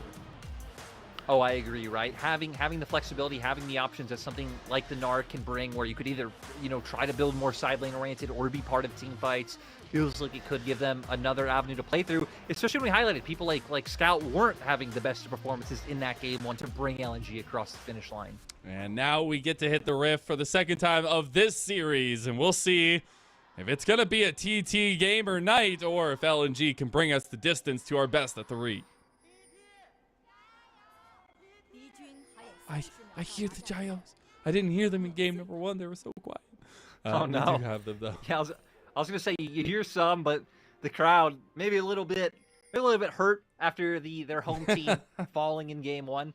I mean, right, we've seen teams have slow starts before, so LNG, just with the amount of talent on their roster, is kind of one of the ones you would expect at some point to be able to pick it up. And you know, thinking about it, overall, it's kind of interesting that both of these teams are one of the teams with like less changes coming through, right? Especially like comparing it to RA in the last series where they changed like 5 players. Yeah, it's crazy to see, but it's also something where we've actually I feel like seen a lot of LPL teams who are willing to kind of commit to a style, or at least to a couple members, and try to build around it. And it's been really cool to see. You had OMG all those years, it felt like, with that core group that eventually had to break apart this year. But it is interesting to see how the growth is being affected in these leagues. But now 1xN back at it against Gala, and his bot lane 2v2 as important as ever, I feel, in this matchup. It really just feels like that's going to be the story of the game, right? Who finds pressure? Which jungler is going to start leaning down here first? We already have both junglers starting towards that top side, so we know that this is where they're going to end up looking. And funnily enough, it really even hasn't been like bot lane 2v2, which I think is our third time seeing it today, hasn't really been too decided by like any 2v2 kills or anything like that.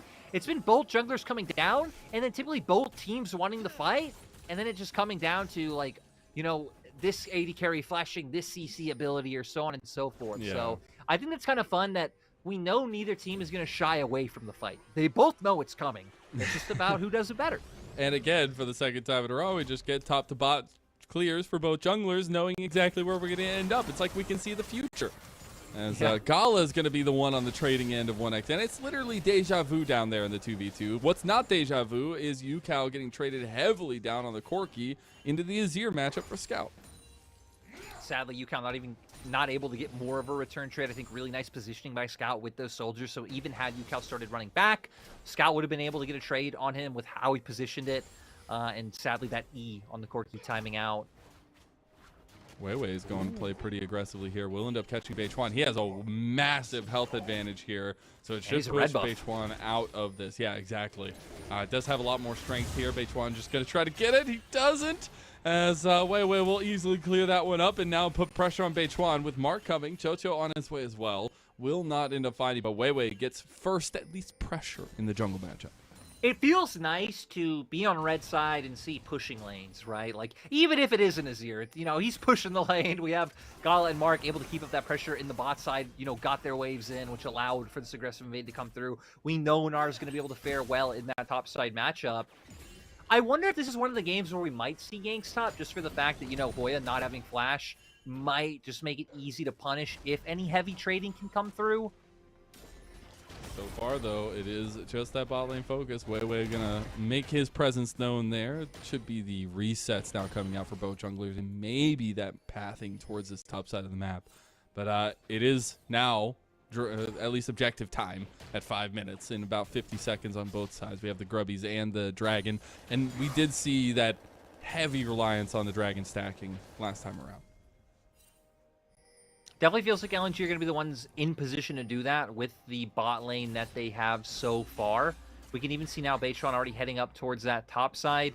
There's a ward there set up by Zika, so we're going to have information that he's here. Shouldn't fall to any ganks, even if Beitron did decide he wanted to get a little bit spicy and maybe, you know, maybe see what the weather's like up there. Is it snowing? Is it spicy or are we looking at the weather? Which one is it? Looks like way spicy. That's all we need. That's all we need. We'll see Weiwei try to get a gank off. The ultra mega fire kick will deny him. And that's it. Pretty cool name. Okay. Say we're not going to be spicy anymore. I agree. It's actually probably my second favorite ability name that I know off the top of my head, because there's a lot I don't know. Other than Supreme Display of Talent. That one will always be my favorite. Good. Yeah. That one is just Tanner time in my head. I think that's fair. We do get base one. I remember 2019 when I was coaching Flamingo and we were scrimming the Clutch Gaming roster, and it was like, Kiana Rumble! Kiana Rumble! Yeah, it was egregious, and they smashed us. I feel like years later is a fine time to leak scrim results. I'm sure, yeah, that's fine. Weiwei comes in and denies Beichuan the other two Grubbies, but actually that's perfectly fine for TT. It's kind of in those situations what you want. Gala's going to go forward, try to get some damage. He doesn't have a lot of mana here, though. A nice little dodge out from 1xN. Unfortunately, they have a giant minion wave there, and they won't be able to press any far forward, but you love to see the trades back. Yeah, I definitely don't mind, you know, the barrier being used. Obviously, Gala having to use that Ignite as well. 1xN gonna be able to survive. And now, I mean, for Weiwei, you just got the grubs. There was no pressure down towards your bot lane. There was no pressure put on Dragon. So ultimately, it's just, so far, LNG's map completely. Weiwei still being a menace. Beichuan actually does get that nuggy. Zika, early flash here just to try to get away from Hoya. The knockback is there. The all-out is all there. And Zika goes down to a solo to Hoya. And it's so strange. This team we were building up for their individual skill, what they were able to accomplish last year. Hoya was very up and down last year, had some good moments, but comes out, finds the solo kill on Zika. That's massive. And not what you want to see is someone in the Suzhou arena. It's definitely not. The fans maybe looking away a little bit there. We did get the Dragon started up from LNG, though, so they will get the early Dragon stacking and an early Infernal Dragon at that. Pretty nice to have in your belt. Yeah, we're gonna get that. At least gonna have, you know, gonna be able to start putting that pressure on. And we know, right? I mean, once this Lucian gets, you know, something like a Storm Razors, he's gonna deal so much burst. But it's gonna be here. Has the Ghost, and with Ghost, you're just so easily able to run someone down. Doesn't matter if you can flash away. That gap closing lets him get that Q3 to get the knockback, and that pretty much just sealed his fate. Dude, it feels like a horror movie. Can't do anything. Feels like it's like Jason Voorhees just like walking at him. He can't do anything. He flashes, he jumps over a wall, he gets in a car, drives away, still there, living. It's crazy that I feel like when you're looking from like an observer perspective like us to someone with Ghost, you're like, chumps, they're gonna get ganked and they're gonna die and they can't flash away. But in the 1v1, Ghost is such like a menacing thing against squishy, like weak top laners like Mininar. Well, I'm kind of sad we've seen a little bit of lack of Ghost in bot lane now, as it was pretty popular at first. But it is interesting now to see with this little advantage in top lane. Does TT have something to play around up there? They might, and you know, Hoya's Ghost gonna come back up before Zika's flash. So even just that 1v1 play is going to be open to Hoya again. I actually see Weiwei, the level 6 advantage over Beichuan, not going to be able to find any more pressure there as that red buff does end up going back over to TT, and the reset came out from Weiwei. So next moves, at least for LNG, is I feel like to stay pretty proactive and get Weiwei back on the map. Yeah, he's going to have to clear his topside camps now, so you're going to expect him to clear from top to bot again. Probably won't see a gang top, especially because it looks like the wave is currently being pushed into Hoya. So it just seems like the name of the game for Weiwei is going to be continuously look bot. It's going to be really hard to gank mid, not only because of the map changes, but, I mean, you're ganking a Corki, right? Just going to Valkyrie right out of there. Still does have that flash up, too. So it seems like a pretty one-note game in terms of where LNG can look right now. The next big thing is realizing Corki package timing is going to be coming as a rotationary tool to TT. I love so they that. have to continue playing around. So we can give some fun facts to the audience that for it was like a year or two, us casters did not have game audio. So God, Corki package was the worst because you'd have to like stare at the movie and be like, is he moving really fast? Is he moving? Like, Is he moving? Did he stop at base before he left? Yeah, like I think he is. And it's like, oh God, if we just had the sound, we'd be able to hear the cue and everything just would have been so nice. So thank God, these days we have sound. Nature's Grass coming out. The soccer ball is loose. 1XN going to take that tidal wave over on the side. Chocho stepped up a little too far. Gala locked down. The Q not going to be enough. The Calibrum shot is going to deliver a little bit on the backside, but Gala and Mark survive. Yeah, sadly not really having the wave or anything set up to actually be able to follow through with that play. And just kind of feels like a very useful ult being burned. Now the same play not going to be able to come through, and LNG just big profit with being able to pick up this second spawn of They grubs. did get 5 of them, so they didn't get the full 6 buff, but they did get 5 of them. So it's a pretty big differential between LNG and TT. And it also is a major reason why you see a full level lead between Weiwei and Beichuan. Yeah, I mean, that's the big selling point, right? The amount of XP that those things give is just absolutely incredible. Gala.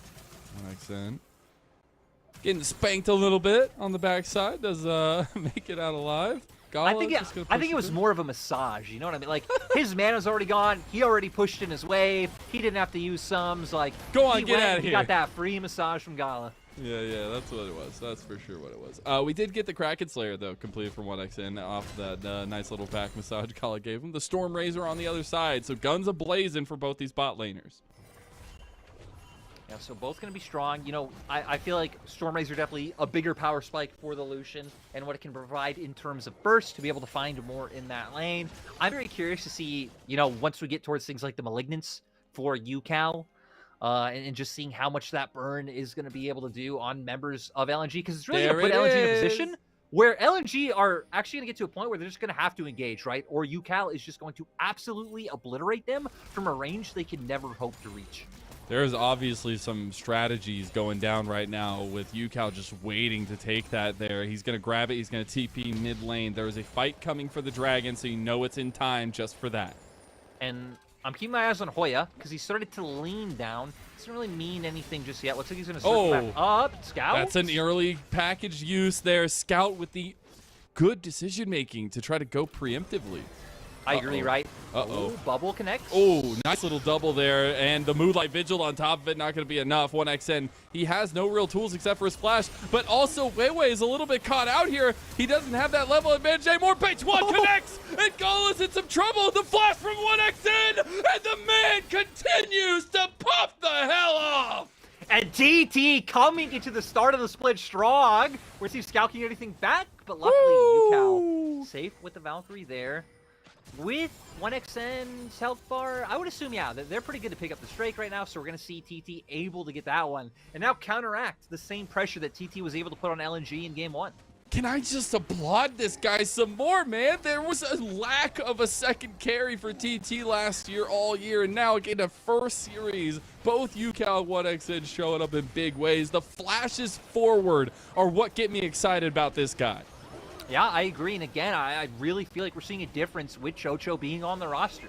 Like, I just believe he's leveled up every bot lane we've seen him join over his past few splits. And now, once again, connecting some good CC with those knockbacks to make sure that the members of LNG aren't able to follow through. We get the initial route coming through, then the follow-up from Chocho. Both feel critical to get Mark low and force out that heal. And this is where Oil is like, oh, what am I doing here? Not able to do anything. Tries to run away. I even wonder if it would have been possible for TT to be able to get more if 1XN would, like, run up towards Mark. I guess the question is, would Gala actually have enough burst to be able to kill him while he's doing that? The answer might be yes, but he did have barrier up. He so did, yeah. That's just me being nitpicky, right? He got a kill. Did he need more? Nah, he's fine with one. He ain't a greedy guy. It's also really rough, Gala getting connected there with the twisted advance and just like carrying it over as well. It just feels really bad because you have the dash plus the flash, so it's just extra distance that you're bringing over. And now you have a nice momentum spike from TT, but Scout trying to put a hamper on that one with a spike straight in the ground. A bubble does not connect, but 1XN will be the bait, and he does go down. Yeah, it doesn't matter if it connected or not, right? Because Scout already made the play. You had the CC from way there. Did take a lot of ultimates to find that kill. They're going to be able to turn it into some meaningful damage, but I don't know if it'll be much more than that because we don't really see them leaning over towards the Herald right now. Hoya providing vision and information on that. Wow, Zika has a lot of gold. Zika and Scout are pretty strong still. A little bit ahead of their counterparts in their lanes, but now it's more so about how you use that. We do have the Rift Herald up and available on the table. UCal is dealing with a 2v1 down here in bot side. Should just lose this outer tower too.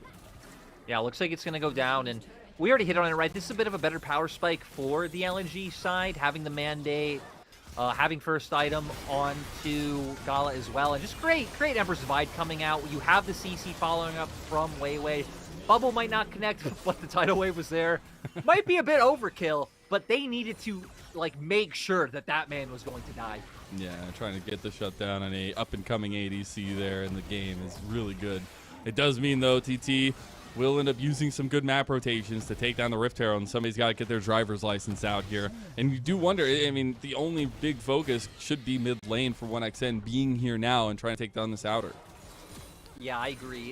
It just all has to be based around 1XN. UCal's going to be fine in bot, has the W. Didn't even like blow flash in that last play because he died just so quickly. Or I might be mistaken, maybe it wasn't even up yet from the previous exchange. But point is, he has a lot of safety. It's going to be very hard to punish him bot. But and for that note, there's no reason for TT to play around bot. And it just becomes that much more difficult. You're just wasting resources down there at that point. And now you do need to start thinking ahead of time because we have about 2 minutes for the Dragon. Start thinking about the warding that's going to be going down. Right now, the pressure is there from LNG towards topside, Leary. Yeah, and there's something I like that LNG are doing right now, which is like they are putting a lot of pressure on sides. Even though Azir isn't really like a side-laning mid laner, you at least do have that safety there, and you could see the rest of LNG members leaning to play around him as Zika can just safely sit bot. So trying to make advantage of some of these like differences that their comp has over TT, and now starting to build a little bit of a gold lead. No package available just yet for UCal, but he's going to start getting a little strong once he gets that Miramana completed. You see Weiwei actually, though, has been on top of the aggressive jungle paths. He does end up taking that one away from TT. And right now, it was just trying to bait out and see if TT would overextend. Not going to fall for it. I mean, TT should know that they're fine, you know, playing the long game. They have the Corki that we hit on is going to pretty much outrange anything that LNG have to offer. 1XN not taking a whole ton of damage in this exchange with Chocho right next to him. And now it feels like the next thing we're waiting for is just this Drake to come up. It seems like TT are probably doing a similar thing that we saw LNG do last time around, which is just save that Herald, wait to try to draw some pressure around mid, and then use that as an avenue to get into river. It should be the case. I believe that UCal is going to try to get it back in time for this. Should have the package available as well. I actually see Scout try to stop him up there. The top side didn't end up fighting it. But it is still Zika already in primary position in this Dragon Pit to try to get some vision here and get this side lane pushing. Ooh, we got the movements. Yeah, so Malignance comes through. So this is where Corki just starts to become so irritating with that ult being thrown out. You get the ultimate ability haste in there as well, so you're going to be able to throw out those rockets even more. And those burns can just be so devastating. LNG at least do have sustain coming from the Nami, so it's not the end of the world. But in any extended showdown, it really is just going to be a thorn in their side. So I saw Molecule talking about it on Twitter in the break, but 1XN's also a second item Yumu's subscriber here for the Felios build. We'll see how it works out for him. Didn't work out for Gala in that game number 1. See if that changes here. But the Dragon is going to be gifted over from TT to LNG. What nice guys. I think it'll make slightly more sense in this game because LNG's comp is like slightly less tanky than what we saw in the game before. But yeah, still don't love it. Oh, we're back. I was just about to type out that my feet's frozen. You know, my feed was frozen too, but I was just gonna, you know, fake it till I make it. You know what I mean? Like, you definitely know what's going on for sure. Looks like we have a little bit of issues. I'm sure we'll get back to the game very, very shortly. But right now, it does seem like LNG are in much brighter position than they were in that first game that we saw from them. Yeah, you know, it feels kind of weird. It kind of feels like we're like stepping outside of our bodies to like watch ourselves with the fact that, you know, it's right in the middle of the game. So LNG, I don't know, man. I just want to see some banging team fights coming through. I still want someone to explain this ghost play thing to me. Is apparently we're going back in the game. So now we don't have to be like spectral ghosts outside of our bodies. Back on a Summoner's Rift. And look at this. Nothing's happened. So if anything, it was like we just wanted to show you guys that we're still here. We're still alive. All's good. I do appreciate the Lichbane second item for Scout. I still think that's a really strong burst item, at least in the moment. The second item spike for the Azir. I love Lichbane on Azir. Yeah, you did get the Miramana completed for you, Cal. So there are some pretty big spikes coming through it as we see. Oh, I love it. As the all-seeing. Yeah. This Baron is just the craziest one, right? That choke point is just so deadly. Can really just turn a game. So it's now, I mean, Vision Control on this top side is going to start getting more and more important. We have seen these like Azir Lucian comps all day. It's been so fast at being able to burn Baron. Herald now going to come through. TT going to driving down. Watch him go! Oh, and he gets bubbled up on the back end. Oh, no. The tidal wave comes through. Scout's looking for it. Look at Scout. He's looking for 1XN, but he can't find it. The Nature's Grasp is there. A decent amount of damage back. Those rocket barrages are starting to do some work here for you, Cal. And this is where they should thrive, right? Just standing in front of the turret, throwing out those rockets. Sadly for them, they don't really have anything else to throw out except that. They want And there are still tools available, like the culling, to really just force out this wave. Mark's going to have to flash. He does burn it. He's going to sidestep, though. Nice little snake maneuver for Mark. As now Gala stepping forward. Going to pelter Totio. As Rocket Barrage, the man screaming from the heavens. I'm happy he picks it up in the end because I was surprised he committed a flash just for the Nami support. Like, I don't think there's much more TT can, like, turn that kill into. But hey, 1 Seron's on the Corki, get more gold in your pocket, get closer to that next item. You know, we don't need to tell anyone that the more items Corki has, it will just be devastating. It will be ridiculous. But honestly, a little question mark pick for Mark stepping back up there. We got to wonder, you know, if there's going to be some communication shore-ups there for sure. And I think it's a good capitalization from TT. They have done a good job of that here in this game so far and in the first game. Now we see here, just walks on Vision, gets a little too close. Again, I'm a bit surprised Yukao committed so much for that kill. And then he just throws out the odd rocket. Walks right into it. Feels bad, man. Feels real bad. But what doesn't feel bad is LNG are going to be proactive, take the mid-outer tower, and use the Sun Disc here. So they'll have some presence around here with an already pushing bot lane, too. Yeah, despite some of the tomfoolery that we've seen LNG come up with this game, some of the pickoffs that have happened, still, I mean, almost a 3K gold lead for their side. They've been doing pretty decently at trying to keep up the side lane pressure, especially with the Gnar. I love that they're bringing Scout back up here to try to get this pushed out as well. But now with no neutral objective for about 1 minute, we're probably going to start see teams head down towards that bot side. Weiwei also has like a full side of his jungle to clear, get some more gold under his belt. Looks like it's actually going to be Gala picking up that blue. Of course, so it is the Baroned up one, so it is going to be for everyone. Good job, Gala. True. Teammates. Big worry for me now looking at that player gold on the left side of your screen there. Some big differentials, about a 1.2, 1.3K difference between Gala and 1XN. I think that makes the difference, right? And we'll see if that actually comes to bear here, if Gala can finish that third item. But a big difference maker for TT is always the package waiting in the wings. I'm also surprised we see Hex Drinker coming out for UCal. Gonna TP in, has the package available. And that's gonna be the difference maker, right? Because like you're saying, with some of these like big spikes for LNG, it's gonna be all about how UCal can use the package. So I think Baytron setting it up with his ulti will be critical.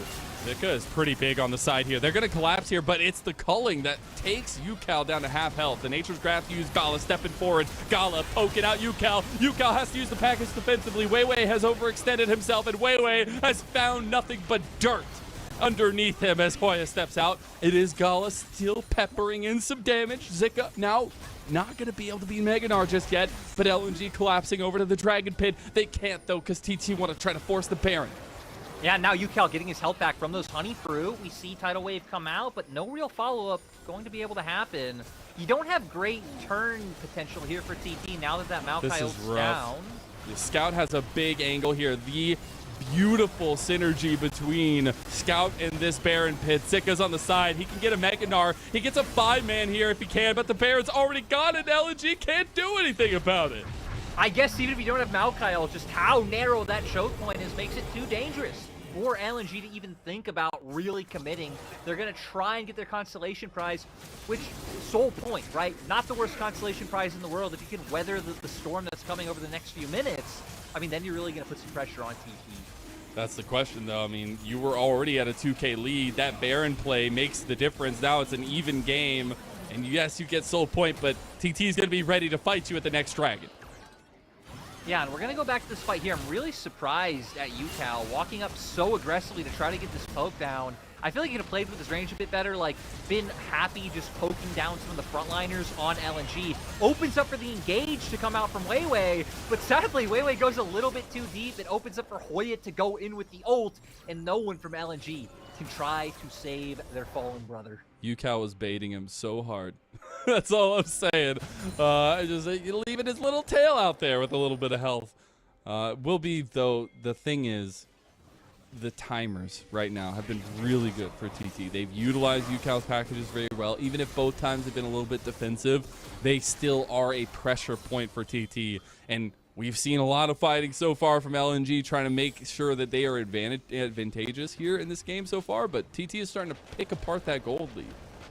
Yeah, and I mean, now they're really going to be able to, because the nice thing for TT, like, when there's a lot of outer turrets left the later you go into the game, you just gotta just expect them to be picked up at some point if the game is even. So just a lot of standing gold for TT to get that's kind of been waiting in their back pocket this whole time. I also like that we get the Eclipse finished up on UCal. I was surprised we got the Hex Drinker coming out, because usually this is the way you go. Gives you that defensive option with the shield that it does give.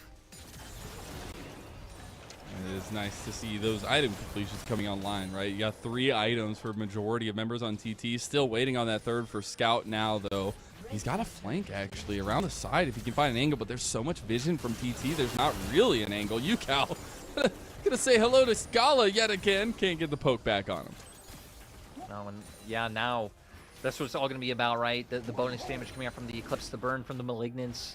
1xN if he ever has the Calibrum, but he's going to be a lot more about a team fight threat and threatening with that big Moonlight Vigil. I like the map movements coming out from TT so far to kind of try and set up those types of plays. Push in mid, move to top, get a ton of pressure on Zika. Sadly though, why is Meganar? Not much that can be done there.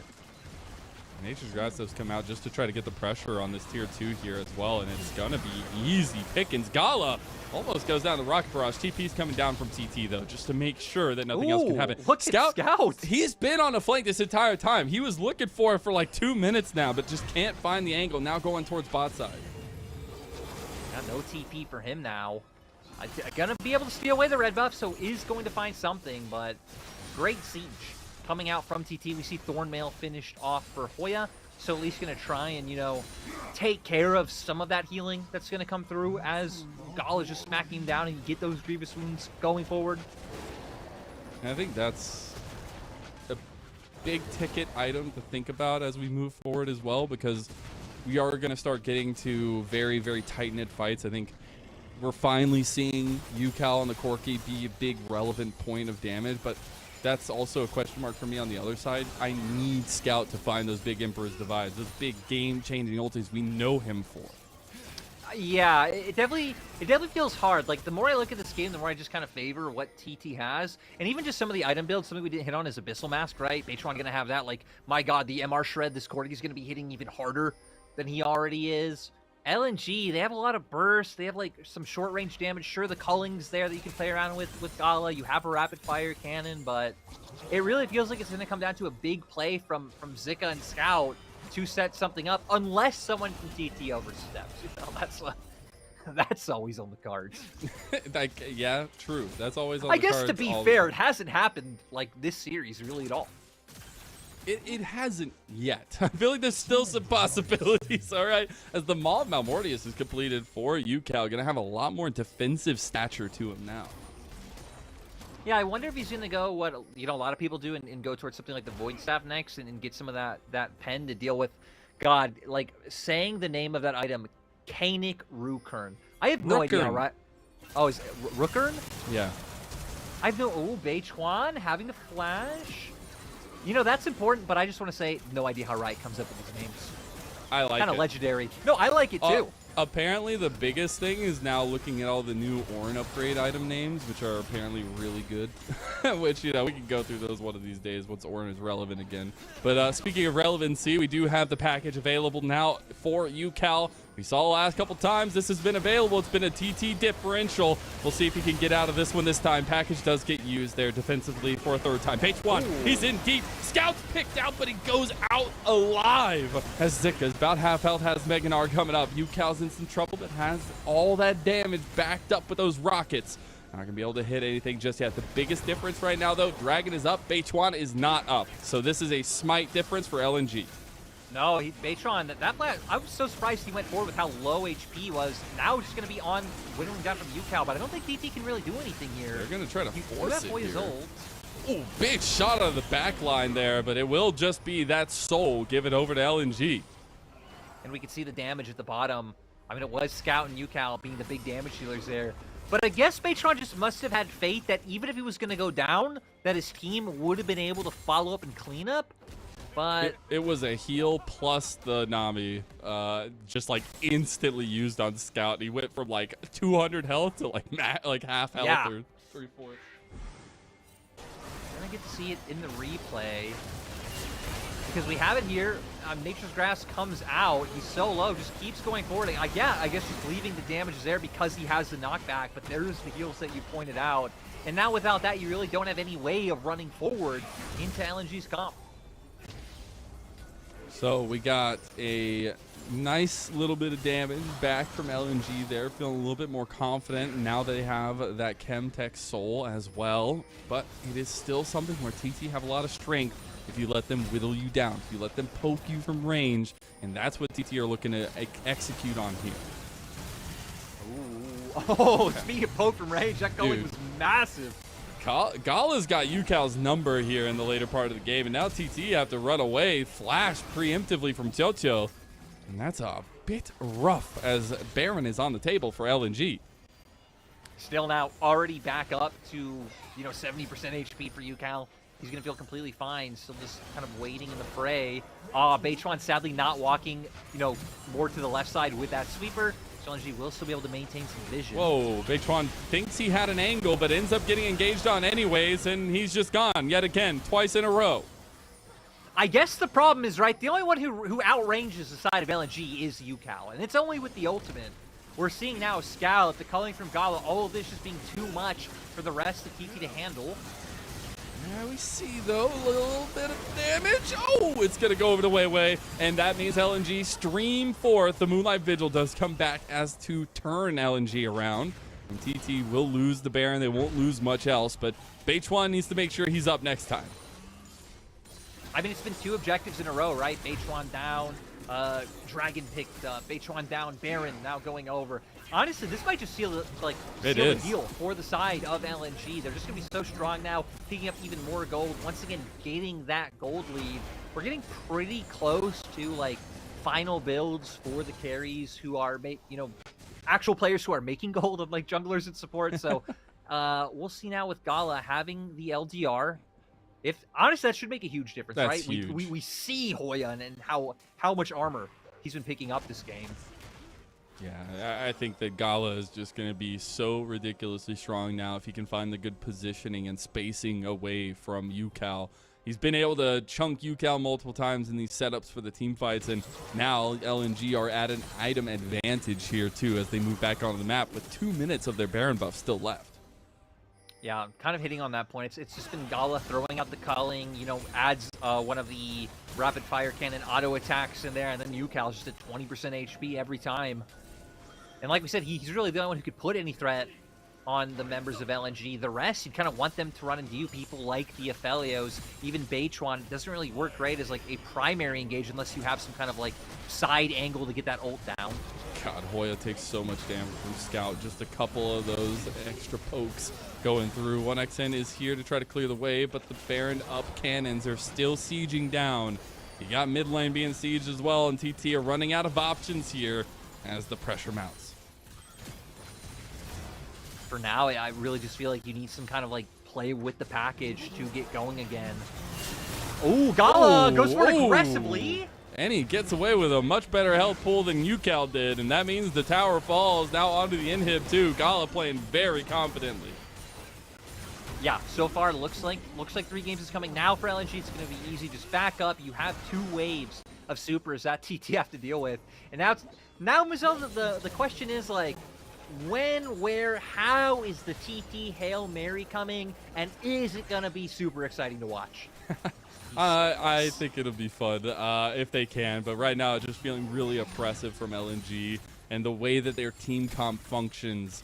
I think that you had the scaling option, you still have some strength for UCal, but we're getting to the point where it's just an engage from Weiwei that's making the difference every time, a big tidal wave from Mark that's making the difference. That really feels like the difference to me too, is like you pointing out things like the Rel. I feel like LNG have like a bit more options in terms of being able to like start fights on their own terms, to where TT, right, are really just relying on Beichuan's ultimate to be able to find anything, and that left it so even in those extended standoffs, at any time a small skirmish did happen, it was starting on LNG's terms. So LNG, like you said, dominating right now. And you know, when I asked you that question, if the Hail Mary would be exciting, you were a lot more optimistic than me, because I kind of feel like, you know, Hail Mary for the Elder Dragon. Let's go. We're going to see TT like send it, and I'm scared that Gala and Scout are just going to instantly melt them, and the fight will be over before we know it. True. That might actually happen. We actually just got the Randu and Zoman completed for Zika. About 25 seconds or less on that Elder Dragon spawn. Staff. He does. And he has the package. He's got the package. He's on his way. He's got the TP coming too. TT need to get in position. He got rid here. of his boots. Yeah, I mean, he's just, it's the moment, right? Like, if you're going to go all in, all out, it's right now. Because you're going to lose the game. Yeah. Let's see. Okay, so everyone knows, eyes on UCal. What can he do? Is Gala just going to wreck him? Okay. There it is. He goes over on a Scout. Moonlight Vigil's going to go wide now. UCal's in some trouble. He's all by himself. He's getting the call into the back. Beichuan's trying to get over there, but the healing comes through. And now LNG looking to turn the fight. JoJo's got nothing left, and LNG are handling business and pushing us to a game 3. That's LNG with a full frontal assault on the senses of TT. The damage from Scout and Gala just too much, and Zika able to lock 1xN down, confirm the kill, and great showing by LNG, showing signs of life the later this game went on. I'm just surprised we didn't see them try to fight with their game plan around an Elder Dragon. They just wanted to go ham and get the fight over with, I guess. And LNG will take that all day long. They take it to the bank, and we're tied up 1-1. Yeah, and I guess there really just wasn't a world where UCal's damage itself was enough to really put pressure on the side of LNG, kind of like I was painting it out to be. The healing from the Nami, the heal in general, it just made it so that, sure, that consistent poke was there, and we saw like health bars getting a little bit whittled, but the all-in from Gala every time was kind of the thing that dictated the fights in my mind. Like, even in the end there, the amount of damage he did once UCal packaged in, he's gone immediately. You saw him take away half of 1xN's health bar in his following, like, dash forward with the Q. So, great damage coming out from Gala. I'm glad we got a bit of a better showing from LNG, but still, Mazel, it's all going to a game 3. Oh, I couldn't ask for anything better on our first day of cast. Thank you all so much, and we'll be back for a game 3 just after a break.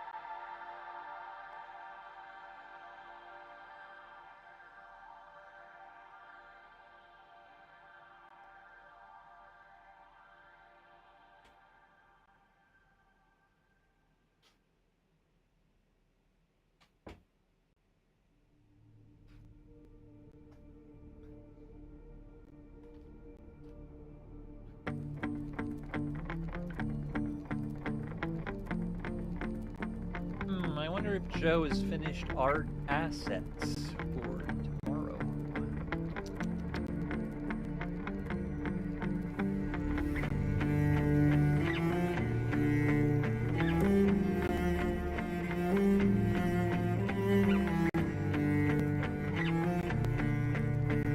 Looks like not.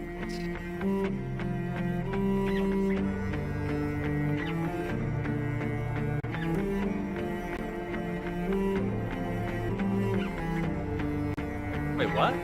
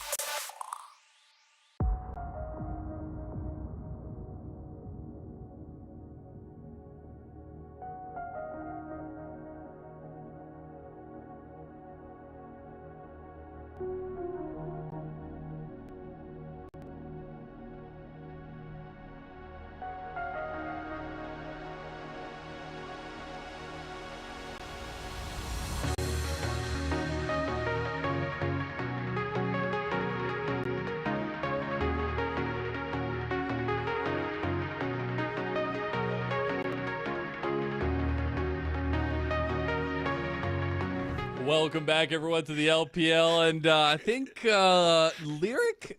I got gotted, brother. I got destroyed. outed. If anyone was listening, hunt down Munchables. Tell him to get on those assets. Tell him to finish those assets. But you know what?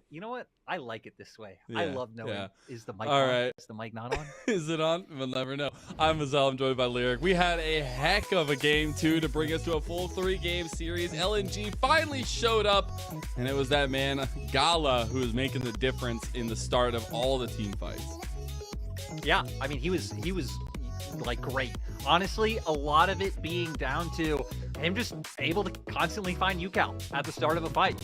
I think you can frame it as maybe UCal finding him, but Gala definitely always got the better end. UCal wanted to see what Frontline was like as Corkin. You know, just want to see what was going on there. Anyways, we do get to see some highlights and maybe some of those errant quirky packages, but it was a game where LNG capitalized every time the TT misstepped.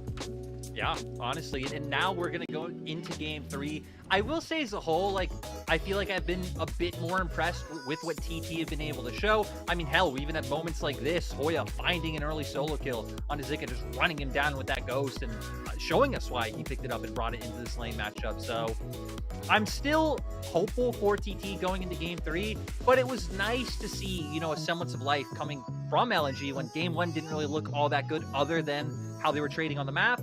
This early game, TT was once again the team getting a lot of the kills. But hey, if it goes the distance, we know the LNG carries can deliver. That's the thing, is now you're leaning on veterancy as well, and LNG coming off the back of a great 2023 now want to try to have a good step forward as their first series here in 2024. It was moments like this, though, really good heads-up plays from Scout combined with unfortunate moments for Mark that initially led to some hope for TT. Yeah, you know, there were definitely some good things to see, right? We had some of that poke going down earlier on. We had some nice picks at the start of some of these fights, but just not able to hold it together. And I think this match is going to be a real important one, right? Because TT is going to be a team that is going to be in the playoff picture, right? Contending for one of those slots. So it kind of makes them an important team to beat. But same goes for LNG, right? You get a win over LNG this early on in the split. You aren't playing them again. Like, this would be huge. That's the craziest part about a single round robin with so many teams, is it's a long season, but you only see each team once. But it was little moments like this where the engage wasn't necessarily there for TT, but they tried to do it anyways. And if LNG are given those options, they'll slam that home. I was going to say, these packages might not have worked out, especially considering that, right, we built UCal up as like the messiah of TT, which he was last But there's year. no other options. Like, all you have is the Nature's Grasp. What are you going to do? Yeah, honestly. Well, I mean, that's why I guess you just had to be more patient playing around those rockets, right? Agreed. Like, utilizing the Malignants and really just taking your time. But TT, they aren't patient, which is fine. I'm not patient either. So, you know, if they wanted to get us to that game 3 Get to even game sooner 3. and make sure we get 3 games, let's go. Yeah, hey, I'm here for it. It wouldn't be LPL without a 3 game on our first cast, right? Like, come on. But it is something where I want to zone in on what we could see for game number 3, because I feel like we've seen some differing styles. Bot lane is just a trade fest for some reason. That's just where we're at now. But it's also looking at what differences we'll see in the jungle mid combinations. Wait, I gotta hit on bot real quick, because coming into the day, I asked him, like, I wonder why we're not like seeing as much Aphelios here as like you are in LCK. I think I'm starting to understand. I think I'm starting to understand the Ghostblade build. Why Ghostblade? Why? I'm not smart enough to say why or say why it's bad, but it just doesn't feel right. Maybe the math checks out. I mean, right, you are coming into like early mid game with more burst, so against some of the squishies like Evolution went forward, like I can see angles, but also both games we had kind of double frontline on the opposite side. This game wasn't as bad because you have a Gnar who isn't as tanky, but still, I mean, he got incredibly tanky. You still have a Rel on the opposing side. Game 1, it was against what was it, like Maokai Kasante, I believe. So yeah, I'm not incredibly sold on that, so I definitely love to see some sort of adaptation change in that way come through. I wonder if it means we're going to shift up on the, not Melio like pick priority, but I wonder if it gets banned. Oh, there it is. There it does. But Yeah, we're no one playing Aphelios. We've also seen 2 red side wins. All right, I see you. I see it. We do have LNG back on blue side, though, this time around. And the Nocturne, Kalista Vi, typical bans, the Ashe and the Orianna going to join that Melio. We'll see what the first pick's going to be. It's Varus now for Gala. Yeah, I like this pick coming out, especially with the fact that TT did just show that they were willing to play kind of long range in that last game. You're going to have early power in the laning phase. You're going to be very versatile in terms of what kind of builds you can go, right, depending on what TT end up opting into in terms of their draft. And just such an early pick of the Tristana. You know, assuming it's going to UCal, him saying he doesn't care what he ends up going into. I did get a nice little tidbit from our good friend Nightmare, also on the broadcast, but not today. Lethality is flat value now, so it's a little bit overtuned, and then you get the lethality maxed at the 2 items for Aphelios now for leveling sense. So interesting. Brand makes it through! Woo!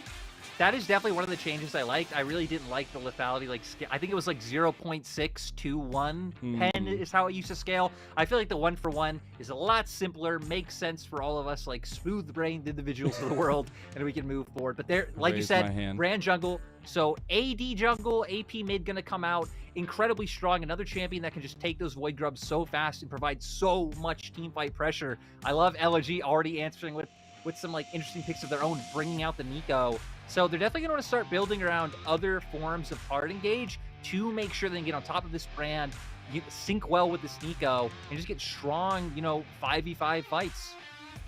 Yeah, I'm wondering now as well if you get any spicy combos with UCal as well, if they've worked anything into this, because it is a pick that we actually have seen banned today already, but also something that's been kind of let through, but a little bit high risk, high reward to some extent if there's some good options available for LNG.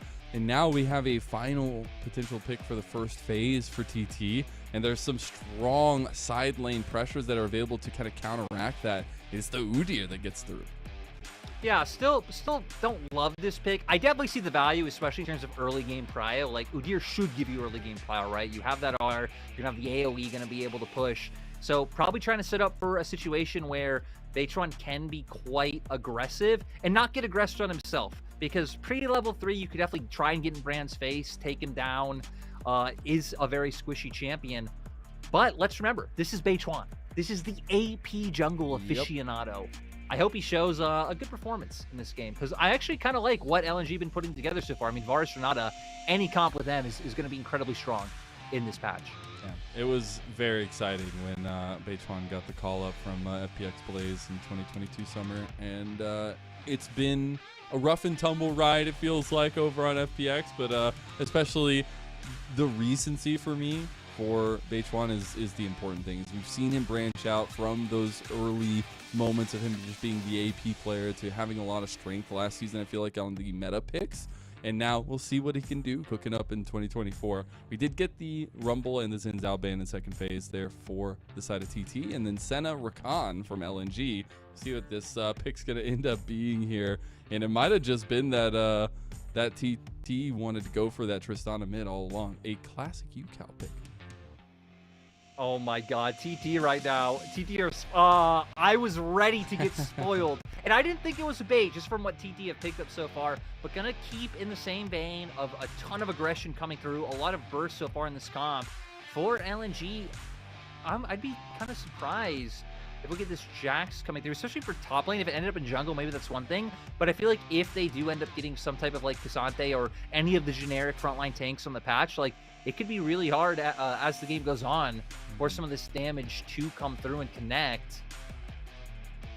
I think the pick potential from LNG is really good. Some of the combinations are super good. The scout flanks on the Nico, super big on a very squishy team for TT. That is what I'm seeing from LNG, but there's a lot of damage coming from TT. You got to be careful. That Jax is the lock-in the end. That's the thing that's spelling so far, right, is LNG with that Jax especially going to try and pull the map apart, going to rely a lot on flanks, people like Scout, Zika coming from behind to make sure they can get these angles. Even Weiwei should be able to put a lot of threat onto people like Beitron specifically, considering that he is an immobile mage, if he can find the right angles. TT, though, I mean, have the solid front line in the Udyr, still doesn't provide all that much. I feel like you're still lacking a bit of like engage on your side yourself. You're going to rely a lot on Chocho able to set things up with his ultimate. If not, it's just going to be a game where potentially Gala is just going to be able to define the game with his poke, assuming he goes the lethality build. And if we can see that come through, I think that's going to be a difference maker in terms of how we're thinking about this bot lane as well, because it feels like it's been handshakes so far already today in all of our series, but now maybe some differentiating coming through. I still see the strength in the Lucian Nami bot lane. We've seen it pop off in both games so far and be a big difference maker, so I'm wondering if that trend continues. Yeah, this game will definitely be an interesting one. I think it'll be a lot harder in terms of being able to find that pressure. But still, Varus, not necessarily the strongest champion level 1. So for the side of the Lucian Nami, they still should be able to take control over the early laning before Varus can really get online. But going back, Mazel, I actually know who the who the engage is going to be for the side of TT. Okay. It's just going to be like last game. It's going to be UCal. Because it's going to rocket jump in to start everything off. Hey, this time it might work. You know, it's a different version of ballistics. It's not a giant package. It's a rocket booster that you use this time around. But it is a game 3 that's about to rocket boost straight into stream. TT versus LNG. First series win on the line for both these two teams as we've gone the distance.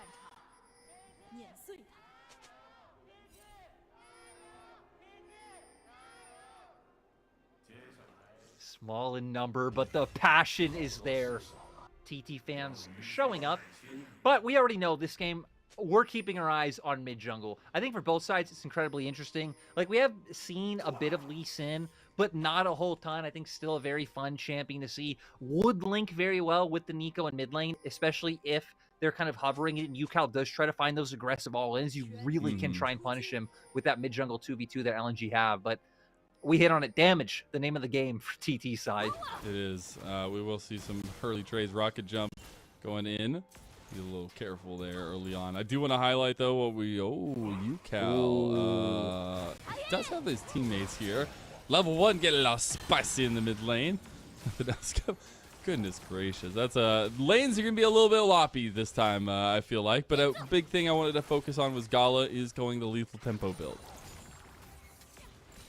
Yeah, so it's going to end up going that direction. Still, we'll see what he commits to item-wise. Hell, we've even seen people do, like, build 2 lethality items, then build Ginsu's third. So people really have been all over the place in terms of what they've been doing with Varus so far at the start of 2024. And we're actually going to see Beichuan started with his red. Now, going to have a very easy time with these Krugs. The best part of Brand is just how much AoE you have and how quickly you can take all those multi-numbered camps. It's so easy, man. The biggest question is, can Weiwei get in there and be a little aggressive? Because that's always a difficulty with these kind of very squishier junglers, is if you get caught at the wrong time, get caught in the wrong place, a very aggressive Lee Sin can definitely make a difference. We'll see if that does end up being the case, though, because we have Weiwei already hovering bot side here.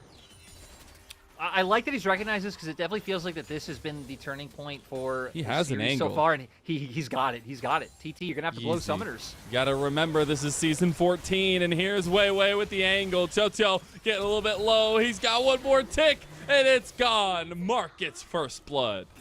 They find the kill. Chocho even blowing those summoners. I will say, nice on 1xN for holding his and not like overreacting to the situation, because now Gala and Mark have nothing. So it does set up for a potential angle for Beichuan to find something. The hard thing, like we said, is the setup really there. It's gonna be on Chocho to land that bubble to even buy time for Beichuan to walk into the lane and get that damage down. Little side point as we look at top side, this is what you have sowed on Hoya's side, getting Zika down super early. You just get to continuously poke now onto him with that AoE from the Udyr and keep the pressure up in the top lane. We'll see if Weiwei can actually maybe try to fix some things up here a little bit. Right, from level 1, the mid lane trade was a little bit of a wash. But in top lane, Hoya took pretty much no damage. Zika got chunked to half. And, I mean, he's Udyr. He can always switch to his turtle stance, get some of that healing back up, and just be fine in the lane. So it's really going to be up to Hoya, I think, to push that advantage a little bit more and not let Zika have such an easy time. We're playing Ring Around the Rosie over here. It's just, we're going to have some fun. Where is the other person? I know they're here. We just have to see where they're at. And the Chicky Nuggies are going to fall prey to the very fiery Beichuan. Yeah, going to be able to get this one away and make his way down. I'm interested to see. Okay, just going to go for a reset. I was wondering if he'd try to, like, wrap around and, like, do TT go for any type of heavy trade and maybe pressure them off of the wave. Doesn't seem like it. Just valuing, trying to get as much damage as possible early on, as we do see the blasting one picked up. Yeah, we're going to have about 30 seconds for Rift Herald, or not Rift Herald, Grubbies coming up in about 25 now for the Dragon. So I expect Brand to be hovering over this top side of the map. Makes it that much easier to grab those Grubbies. And like we said, right, Zika already still chunked low. There's always an opportunity there. You have the CC there with Hoya. He even still has the Ghost. Hasn't blown that one from any, like, over-excessive trades. But he does have pretty decent vision. His counter-strike is down now. You still have the leap strike. He'll try to use that one to get a decent amount of distance here. Hoya's looking for the work up here, though. It will just be those grub started and easily taken out by Beichuan. Traded on the other side by Weiwei for the drag. Yeah, I mean, once you get that you know, his passive ablaze set up, get the E, make it pass around even more, he just clears this camp so quickly. And again, such a big XP grab. We can see now level 5, halfway to level 6. Weiwei, probably almost level 5. We'll definitely hit it after the strike. He's almost level 5. Again, good trade coming out from LNG. That's the one place where I feel like you really could give kind of kudos to both these teams in these early games so far. And with him being on this side of the map, it just continues to allow Gala and Mark to keep up the pressure in this 2v2. A little bit of XP going the way of Beichuan in the lead. We'll see if that actually matters. Bot lane still under pressure. Zika actually going for a pretty heavy trade into Hoya here. Feeling like he's got a little bit of confidence behind him as those plated steel caps actually doing some work right now against Zika. Yeah, great buy to be able to, you know, go with these short trades. Is going to still end up backing off in the end because there was quite a big wave in favor of Zika that, you know, would have just been whittling Hoya down if he kept that up. But now we're starting to get to a point where level 6s are online, and that's where a lot of this burst is especially going to come through from people like Beichuan if we start getting into a position where these skirmishes come on through. I think for LNG, you're still kind of fine taking things a little bit slower.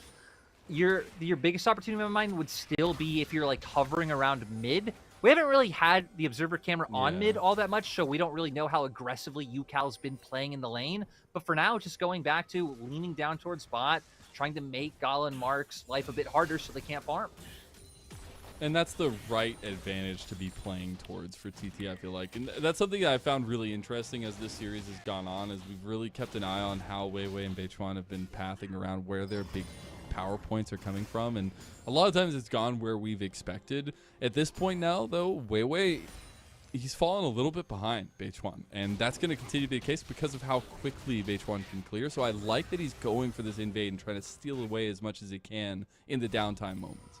Yeah, you need to look for these sorts of opportunities, especially since TT's members didn't commit to like staying bot. Since Gala was just coming off a reset, he actually didn't really lose anything from any of that. Did just end up going for a reset. Weiwei uses that window, steals the camp. Now has his own red buff ups, can go and secure that, and then maybe look for a bit of a return down towards that bot side. And with Zika just doing a nice job of keeping up this vision, it's going to make it so hard for TT actually to find any opportunity to capitalize on how much trading we're seeing in this top lane 1v1. Yeah, he can play super safe up there too. Not really any angles for Beichuan to get in there. We do have Weiwei and Beichuan meeting. As he does miss the stun in the end. Beichuan's going to be a little bit of trouble. Does end up popping that ulti to try to get the pops, but Weiwei is just the stronger jungler face to face. Especially with the fact that he didn't land his Q or W, right? Ooh, Chains of Corruption forces the cleanse. Yeah, that was a lot of pressure, but now going to try and return it with the culling, and damage just doesn't answer back. But going back to the Brand point, I feel like Brand's like deceptively like all right at surviving in 1v1s because you can just stun and run away. But yeah, you need to connect those abilities to be able to do that.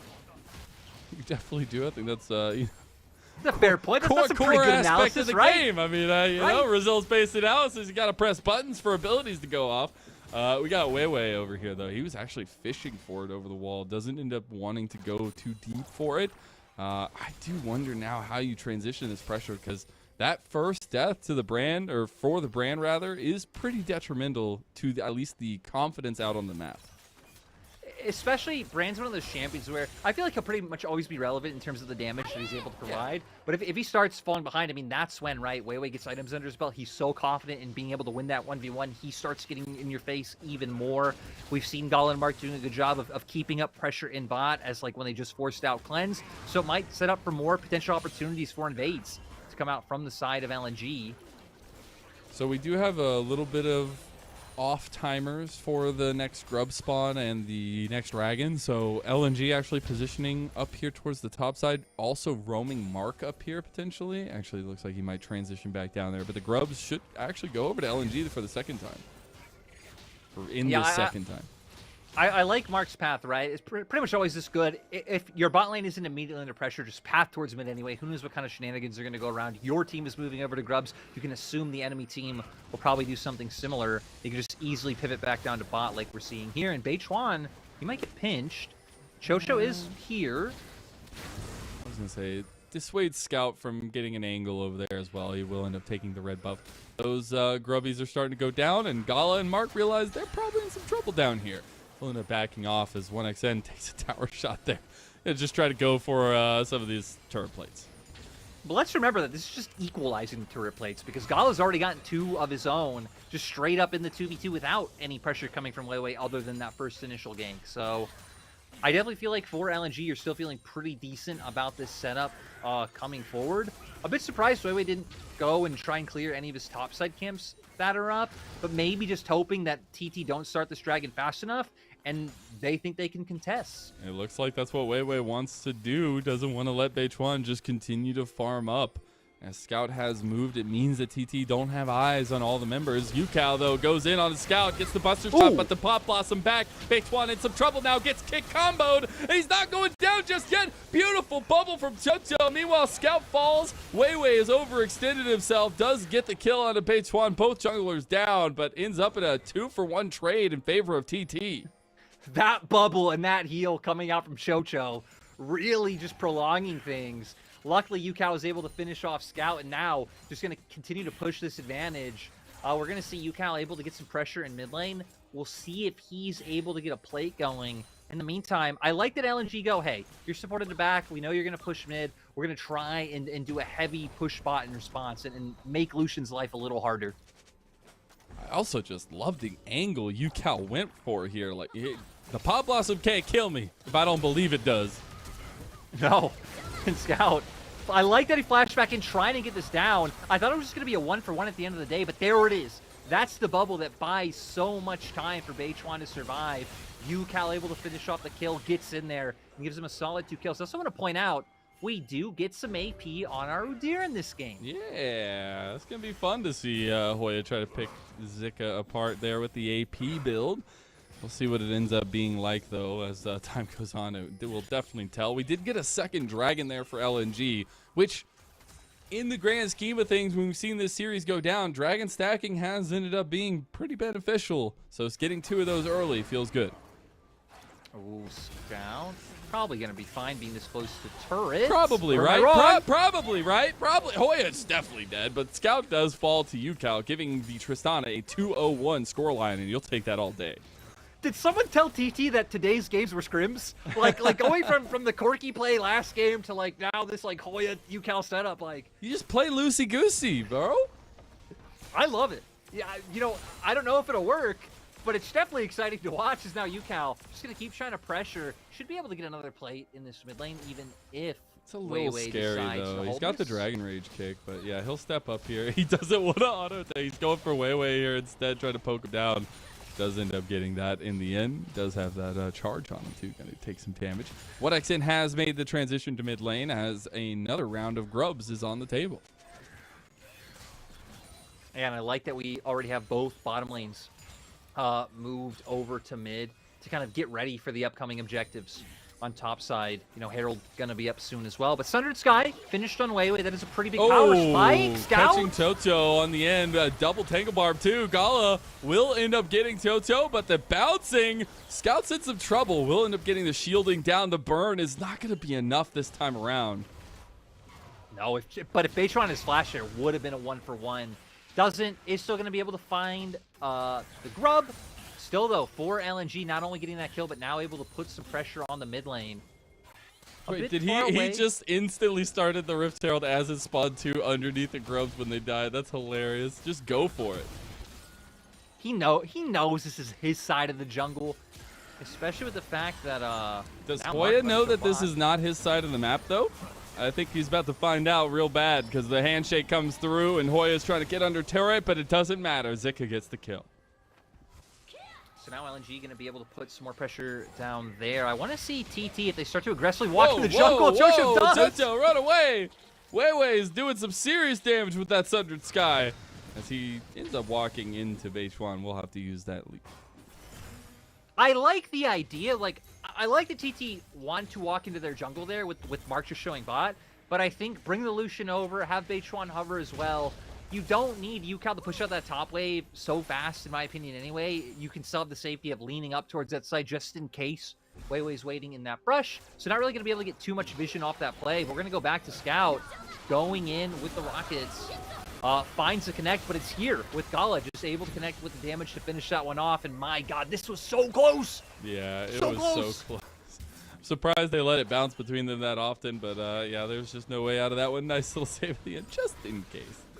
But as we reset back on the map, got about 1 minute and 30 seconds to a potential assault point for LNG, something that TT is not going to want to give up easily. I'm curious to see if we even really have any like full-on skirmishes early on in this game or in this game at all, considering that, I mean, especially with Hoya building damage now too, you are just a glass cannon team. Only damage, no durability, kill go big or go home. Or die, exactly, that's it. Hey, I can appreciate that. I respect it. We did want to see now what the next moves are, because Zika's going to take down this side lane easily. You do have the Rift Herald available for TT to utilize. Should probably be used to try to break in mid lane. Yeah, I would agree, especially now when, like, it looks like they're going to go for resets now, but you can always send this Jax back down towards bot, lean him over into mid when Dragon's starting to come up, drop that one with Dragon coming up in 40 seconds. And now we're at a point very much the opposite of game one, right? LNG going to be the team on the super early soul point. We're also at a point now, despite what happened at level 1, I feel like Zika can just own Hoya right now. Oh, yeah. With the fact that Triforce is done. We've always known that Jax, once items start coming online, is a force to be reckoned with. Gala going to take the brunt of 1x's ire. Can't get the outer tower yet, though. Still haven't used the Rift Herald. It's going to be, I was going to say, it's going to be about right now, right? Dragon coming up in 10 seconds. Start moving over. Who's driving? Hoya. Chocho, let's go. I'd drive with Chocho any day. Oh, wait, no, I wouldn't. Wait a second. Okay, well, there's that. Tidal wave goes through, though. Oh, my God, Yukao's gone. The bouncing is huge, though. Scout's about to die, too. Beichuan's starting to tick up online. He does hit level 11 now, too. The Rift Herald, unfortunately, doesn't do anything. Don't give Chocho the rights to drive, but LNG are driving straight into the Dragon Pit. I didn't even see how the first person died, because I was just... Chocho. He connected on it backwards, all right? I don't know. I was going to say, that then again, you know, I've seen all the people talking about how, like, you know, the Rift Herald, you know, depending on, like, where you're pointing, where you're standing, could be a little bit weird in terms of controlling where it is going to start charging towards.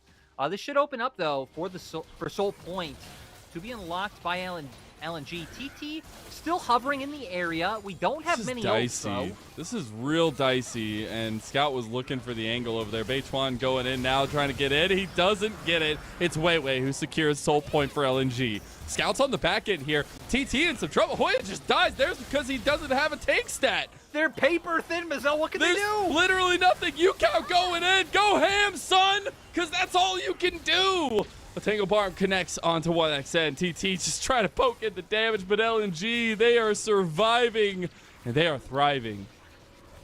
Yeah, LNG are so happy with the state of this game, right? 2K gold lead, Soul Point. Your Jax has been up in items. We do have Riftmaker finished for Hoya now, but still, Zika's been sitting on this Triforce for a little bit now, so you have to assume he's sitting with some gold in his pocket. Weiwei now too, level 11.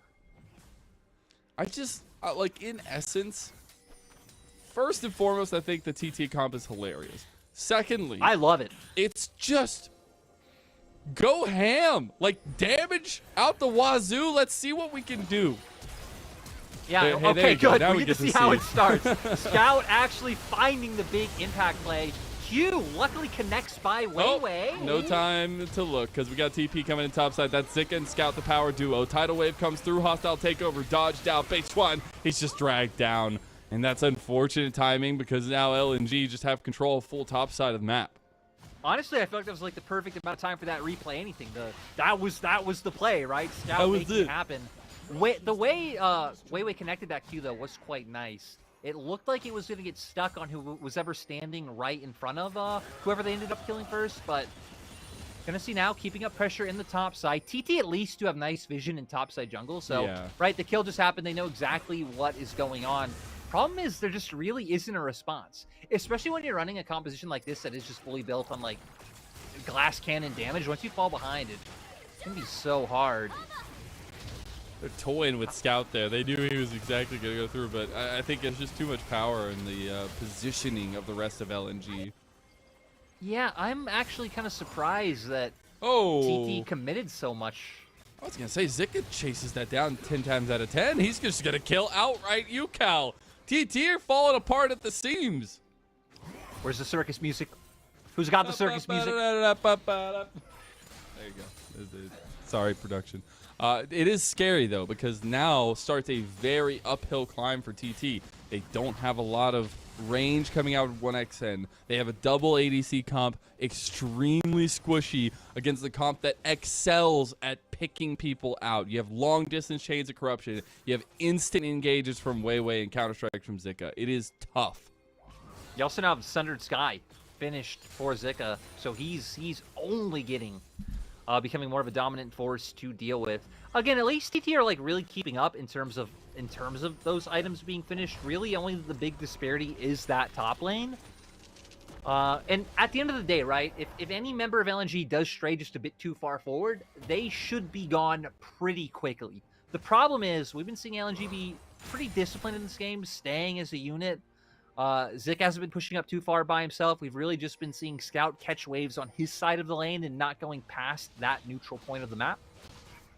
It's been really reserved, actually. But it's about to not be reserved because we have about 1 minute and 20 seconds for a soul of LNG. We will be on 2 items for pretty much everyone, as the ones that have damage in their pockets. Weiwei going to be a little close to that, too.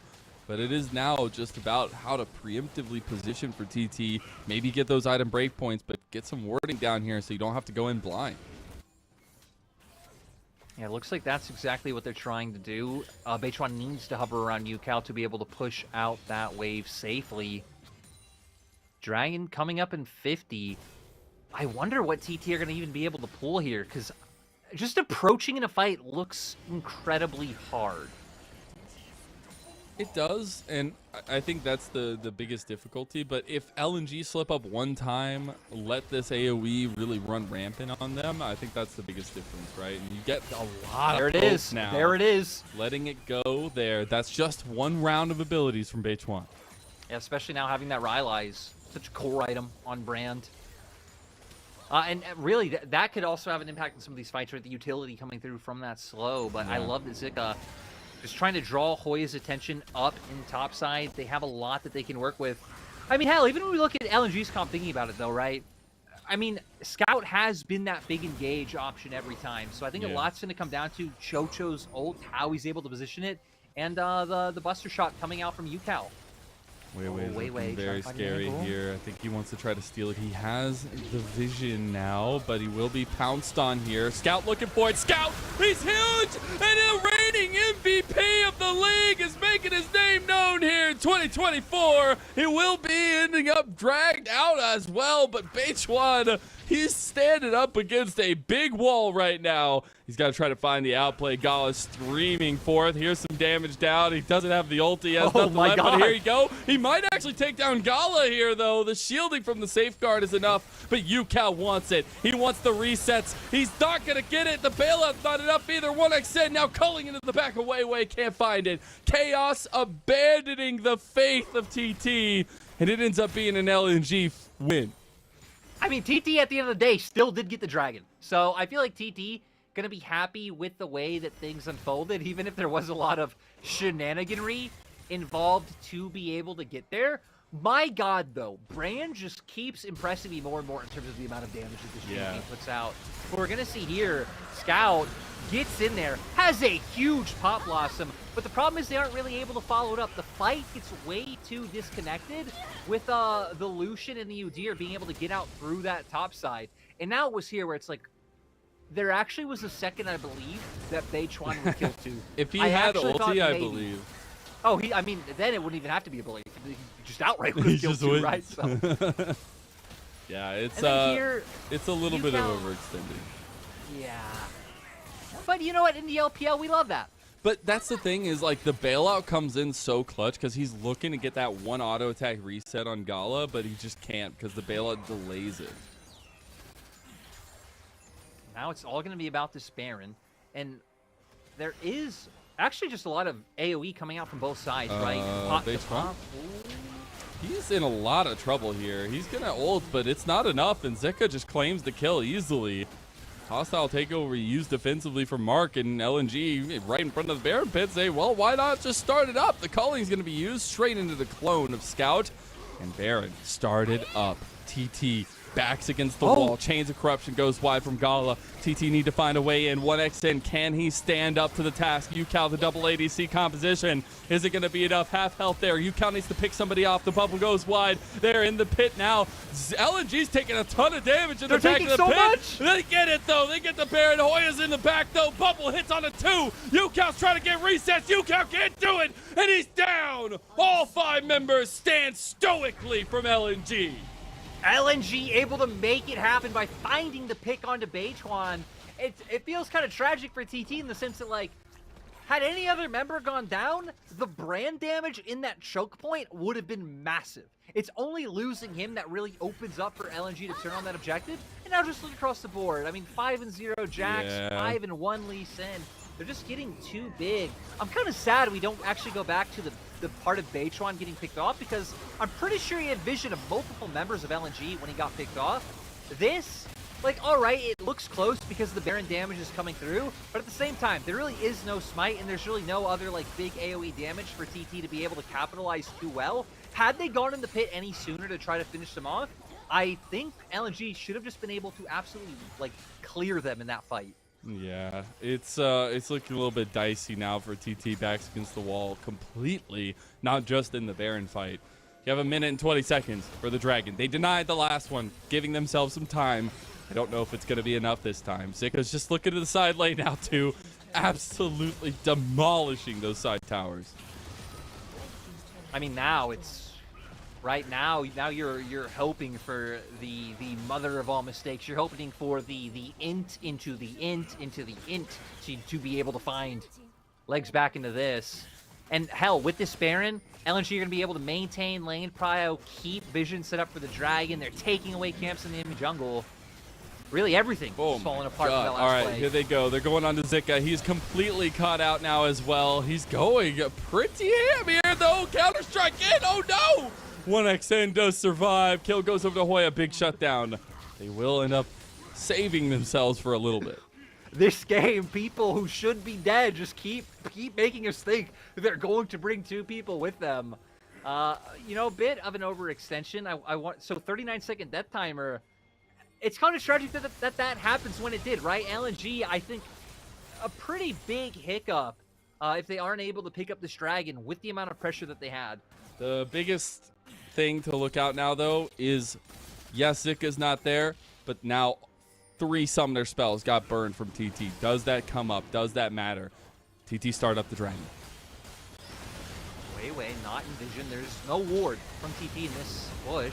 Oh, okay, Beichuan gets it. He gets the bounty there as well. I thought Hoya was going to be a little bit more trouble than he is, but he might actually still be. Chains of Corruption come down. It's TT leaving their top laner out. Yeah, Zika's death should have meant more, but it's not.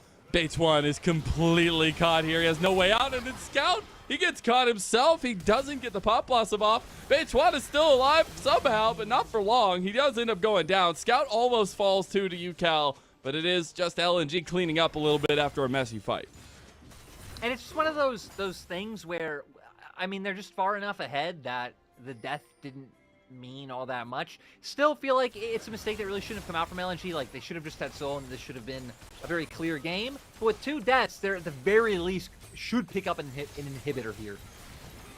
They'll do some more lasting damage there if they can get UCal too. Zika is so big. Got that Katic Rookert as well as hostile takeover comes through, and that just means TT a little bit scary there. It might be time to close the eyes and hope for the best. They got the TP now coming in, actually, rather. Hoya has an angle. I think this is it. Mark goes down.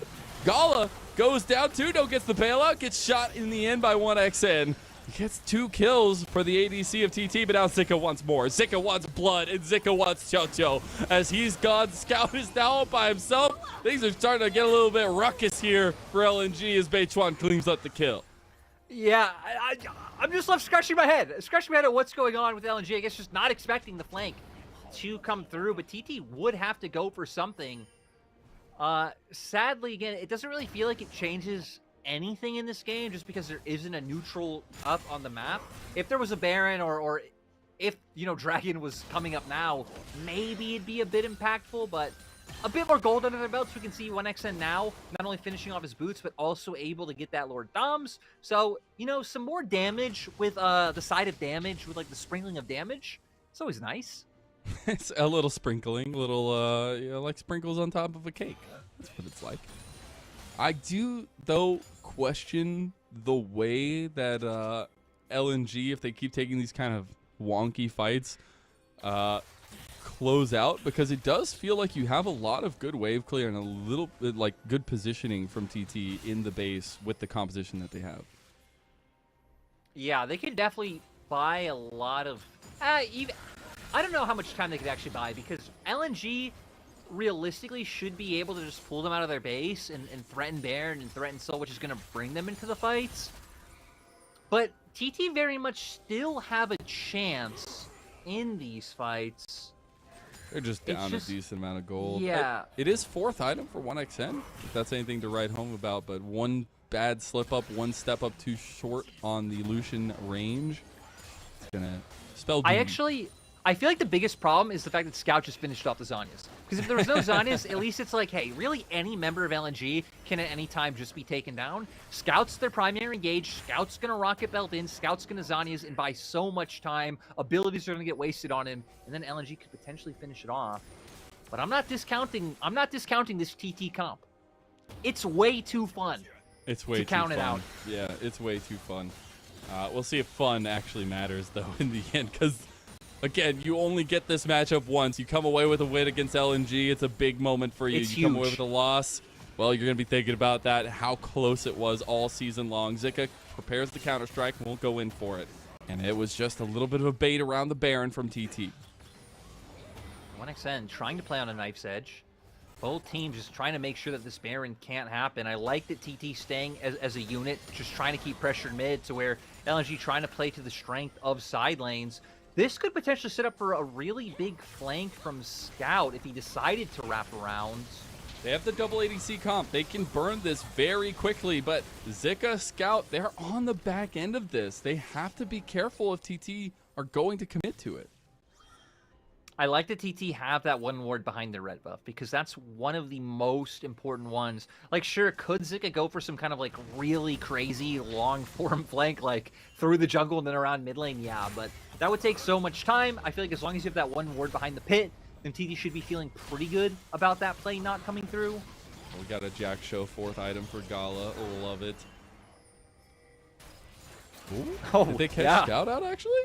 A little bit of stun there. They got him. He goes golden. Okay, they are TPing. The Avengers have arrived. The Pop Blossom going to come through. Nice hostile takeover on the back as well, because it does stop TT from moving forward. But that's some big ultis burned.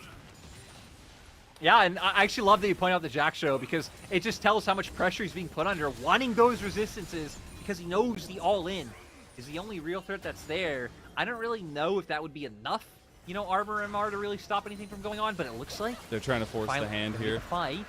They're going to TP in. That's going to be Yucal joining as well. It forces LNG out of the Baron pit. Zika still on the side, way on the side. Good positioning from LNG can be the key here. It's sort of those things, right, where neither comp really does a great job at just running forward. You can see for LNG, they want to rely on these flanks from Zika, from Weiwei being able to get behind you and find a huge kick. For TT, they kind of are using, again, the threat of how much they're able to do by moving forward, but still would rely a lot on Chocho. I can't believe we're at a point where both teams are on Soul Point. And we still have a 6K gold lead for LNG. Yeah, I think for me, that's the most crazy part, is it was a position where LNG looked like they were just running away with the Dragons, and then TT just had some good timings. Yes, Beichuan got caught out a couple times, but didn't matter when they were there for it. Now LNG want to threaten as much as possible the possibility of them doing I Baron. mean, right, LNG should have had this game when they had Baron and Soul was coming up in 30 seconds and their top laner died and then they tried to all-in mid and then they died. Zika, he finds Beichuan. He's going to flash over the wall there. That's a little bit rough. The ATP? tidal wave coming in now as well. Beichuan, he needs to get in the pit, but it doesn't matter really. Scout's going to clone tank a lot of the damage. Baron down very low. Beichuan's in. Beichuan gets it. What a key moment. The hostile taker is back. He has no way out. He is dead to rights. But he gets the Baron. Maybe it lets TT survive, but Zika doesn't want to let them. He wants out. The flash comes through from Chocho. They will survive with 4 members with the Baron buff. This is going to give them a lot of staying power to try to prevent LNG from ending this game right now. LNG, maybe they have an opportunity, considering that Scout does still have his ultimate. If TT are grouped up, you can get Scout in there and try to find the engage. These Baroned up minions, along with the the wave clear coming out from things like Tristana, Culling will be back up soon. It is going to be very difficult. Oh, Yukao found Wei. He got him. One more. No. He can't get the auto. He can't get the distance. He's got rocket jump coming up. He's got it. There it is. Yukao catches him out. But meanwhile, back at the base, the League of Evil has done their work. They've got the inhib turret and the inhib. As Yukao's trying to come in for a side flank here. Hoi is trying to chase him down as well. 1xing gets the speed up. They do have the culling coming up, and there it is. Gala's going to flash. Gala's going to chase a corruption. Tidal wave. Bringeth the avalanche. Scout's going to go through. Double Kangle Barb. Those Scouts in trouble. Hoya's on the back line. Hoya's chasing down Gala. And Hoya's got him. They've got them all. As TT, you cannot doubt the thunder. You do not need utility. All you need is damage, and more damage. How did TT come back in this game? No way they win this series. We said how much it means with one single chance to take down LNG, and they're knocking on the doors right now. They take them down. LNG fall, and TT with a 2-1 victory to kick off 2024. Yukao actually got out of his chair and was jumping up and down with joy. You said it right. 17 teams, 1 round robin. Like, I feel like it's so meaningful to find these wins and to find it over a team that just went to Worlds. Like, that is huge. They even did it with style. They did it with pizzazz. Look at those smiles, man. I love Look at those smiles. TT are amazing. I'm all here for Chocho. I'm all here for this roster. My God, Brand damage, ridiculous. Brand, Tristana, Lucian, I absolutely love it. TT, please. Can we just say again? You cannot take away the fact that this is a man 1xN who just went against a legend in Gala. And the fact that he was flashing forward, he was dashing forward. Yukao just showed up, Scout in the most pivotal way. It is incredible to start off the season like this, and momentum is riding oh so high, Lyric. I mean, and honestly, I don't want to kick them while they're down, but let's be honest. This should have been an LNG win. LNG had Baron. LNG were winning the fights. LNG had a 6k gold lead. Soul was coming up in 30 seconds for them. Hell, even if they wanted to ignore Soul, I feel like they could have played it a bit more patiently, played around their core, and really just tried to whittle some of those turrets down with the Varus. But, got impatient with Zika in top lane, trying to go for that fight, gets picked off. And then, I don't know, I guess LNG really just didn't expect the engage coming through with the flank from the Udyr on the TP, because after that, they just looked so afraid. And I mean, again, we could see why. You doubted the deer, bro.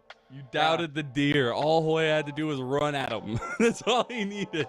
But it was an incredible moment for TT to turn that around. Right? You said it already, but it was momentum definitely in the favor of LNG, a team that felt like their decision making was on point. They were at the right time, or at the right place at the right time.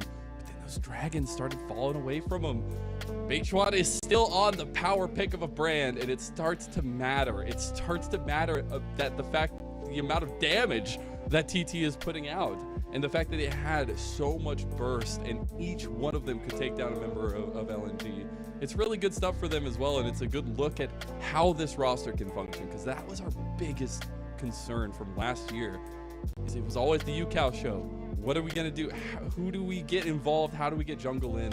But now it's 1xN stepping up, and it's a pretty good performance from Beichuan as well. I think this roster is weird, right? Because when the core initially came together, I think there were many good pieces. Like, I really believe when the roster first came, like the Beichuan, Yukal, Yao Yao kind of trio was incredibly solid. Then it was like with time is when we started to see cracks. I think Beichuan kind of was a bit of a victim in terms of his champion pool with certain metas. Again, Yao Yao was just a bit inconsistent, but coming to this meta, Beichuan looking solid.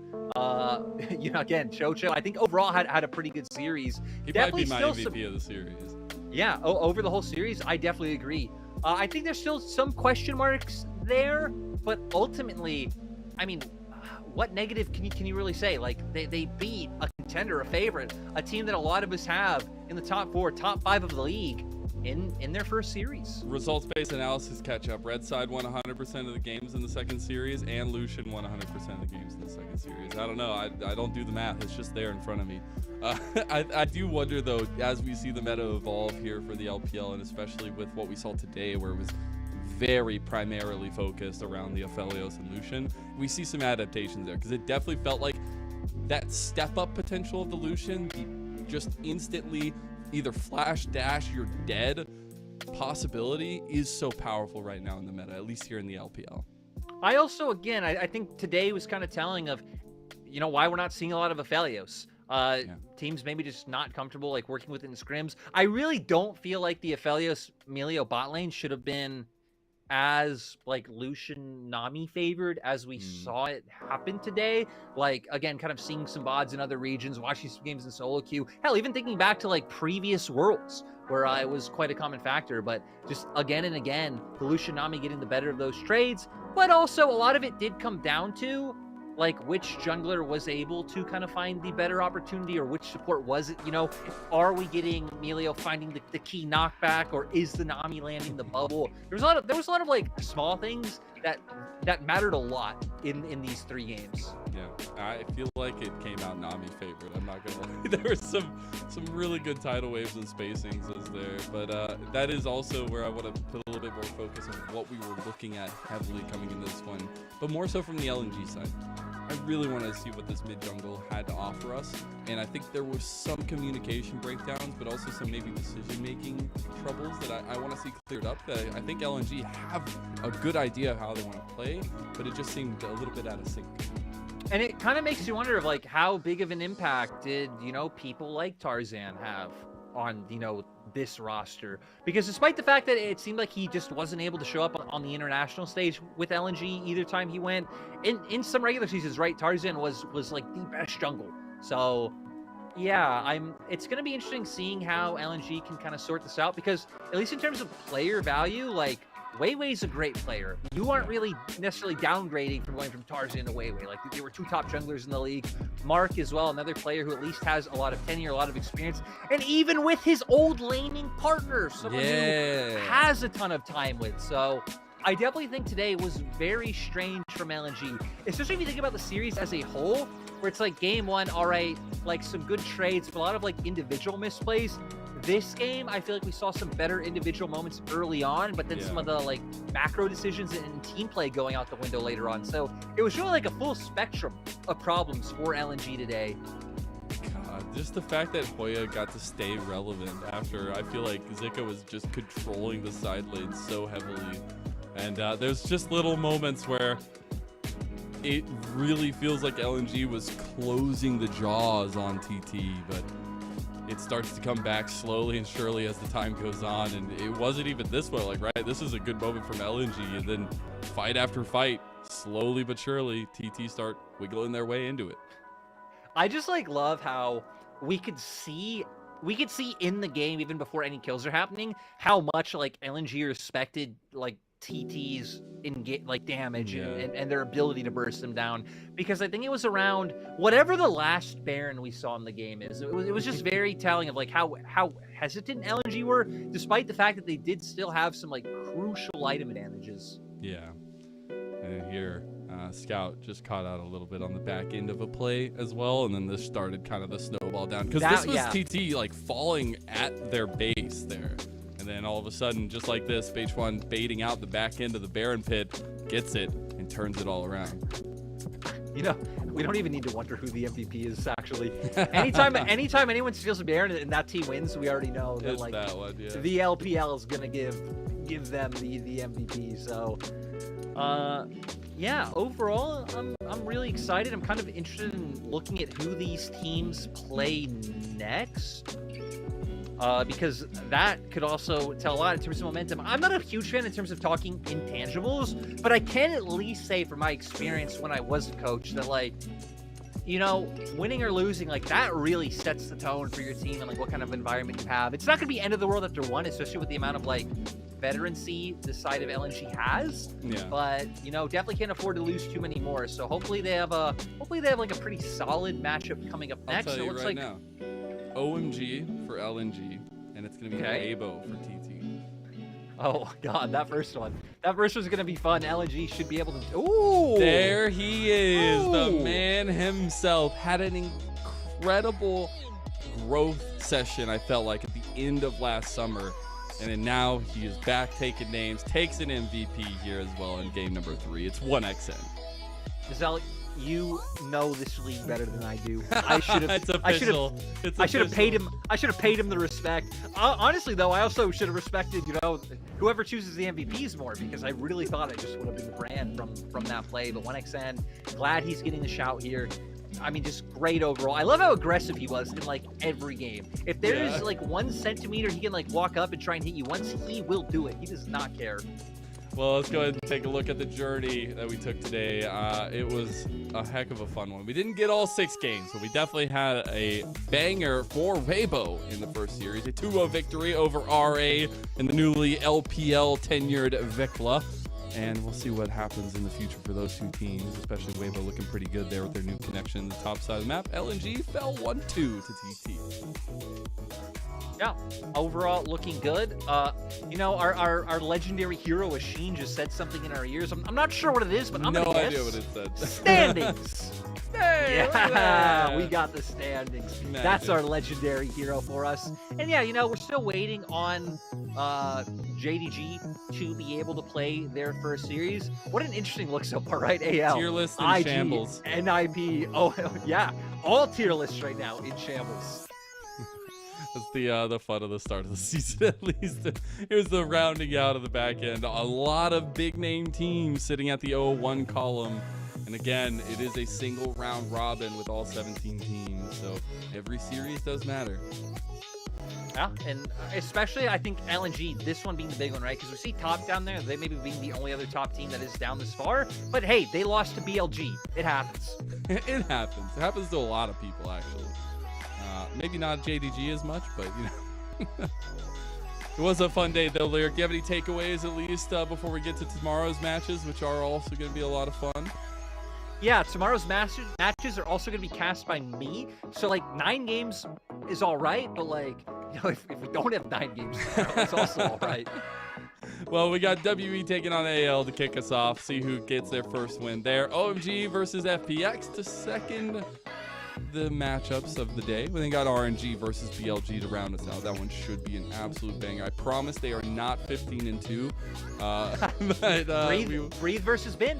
Breathe versus Bin tomorrow. Yeah, it's gonna be a lot of fun. It's a legacy matchup that we know and love here at the LPL just because of the background story of it. But again, I ask you, any big takeaways? Is Lucian just OP or what? No. I feel like every day we've seen a different meta, a different set of priorities, and tomorrow we'll probably also see a different meta. So, Mazel, I'm not going to steal this outro from you. Take it away.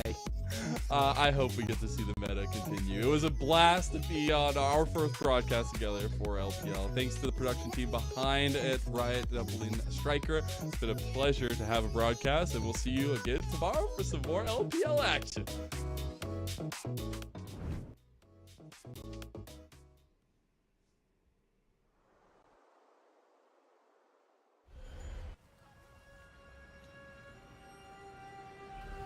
漫天的飞雪，璀璨的金光。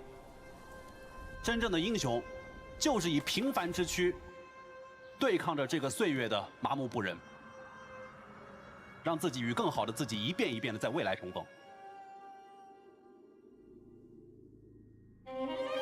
未来还可以继续吗？未来还有属于我的机会吗？未来还可以一直赢下去吗？8年前，我没有想过能坚持到现在。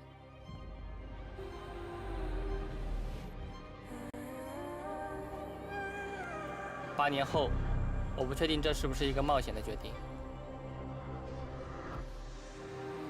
做到了这一刻，我们终于做到了。新的目标在哪？由 Scott 获得，让我们恭喜 Scott 选手。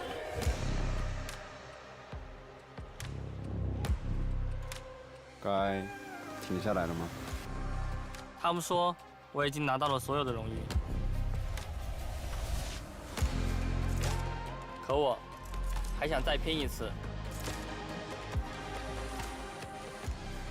因为还想赢。我回来了。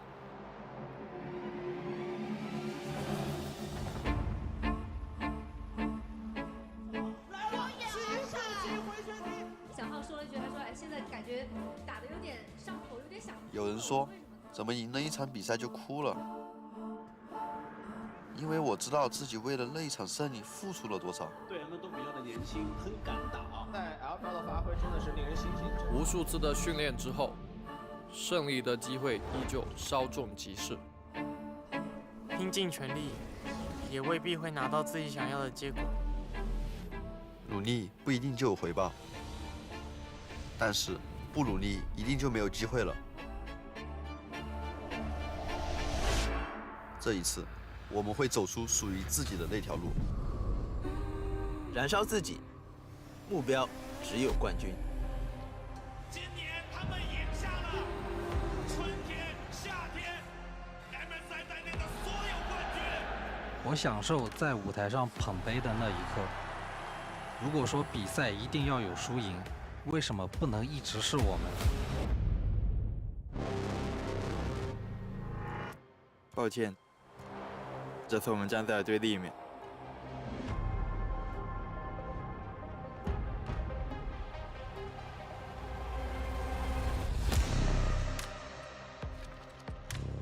无人问津也好，技不如人也罢，不必让自己沉溺其中。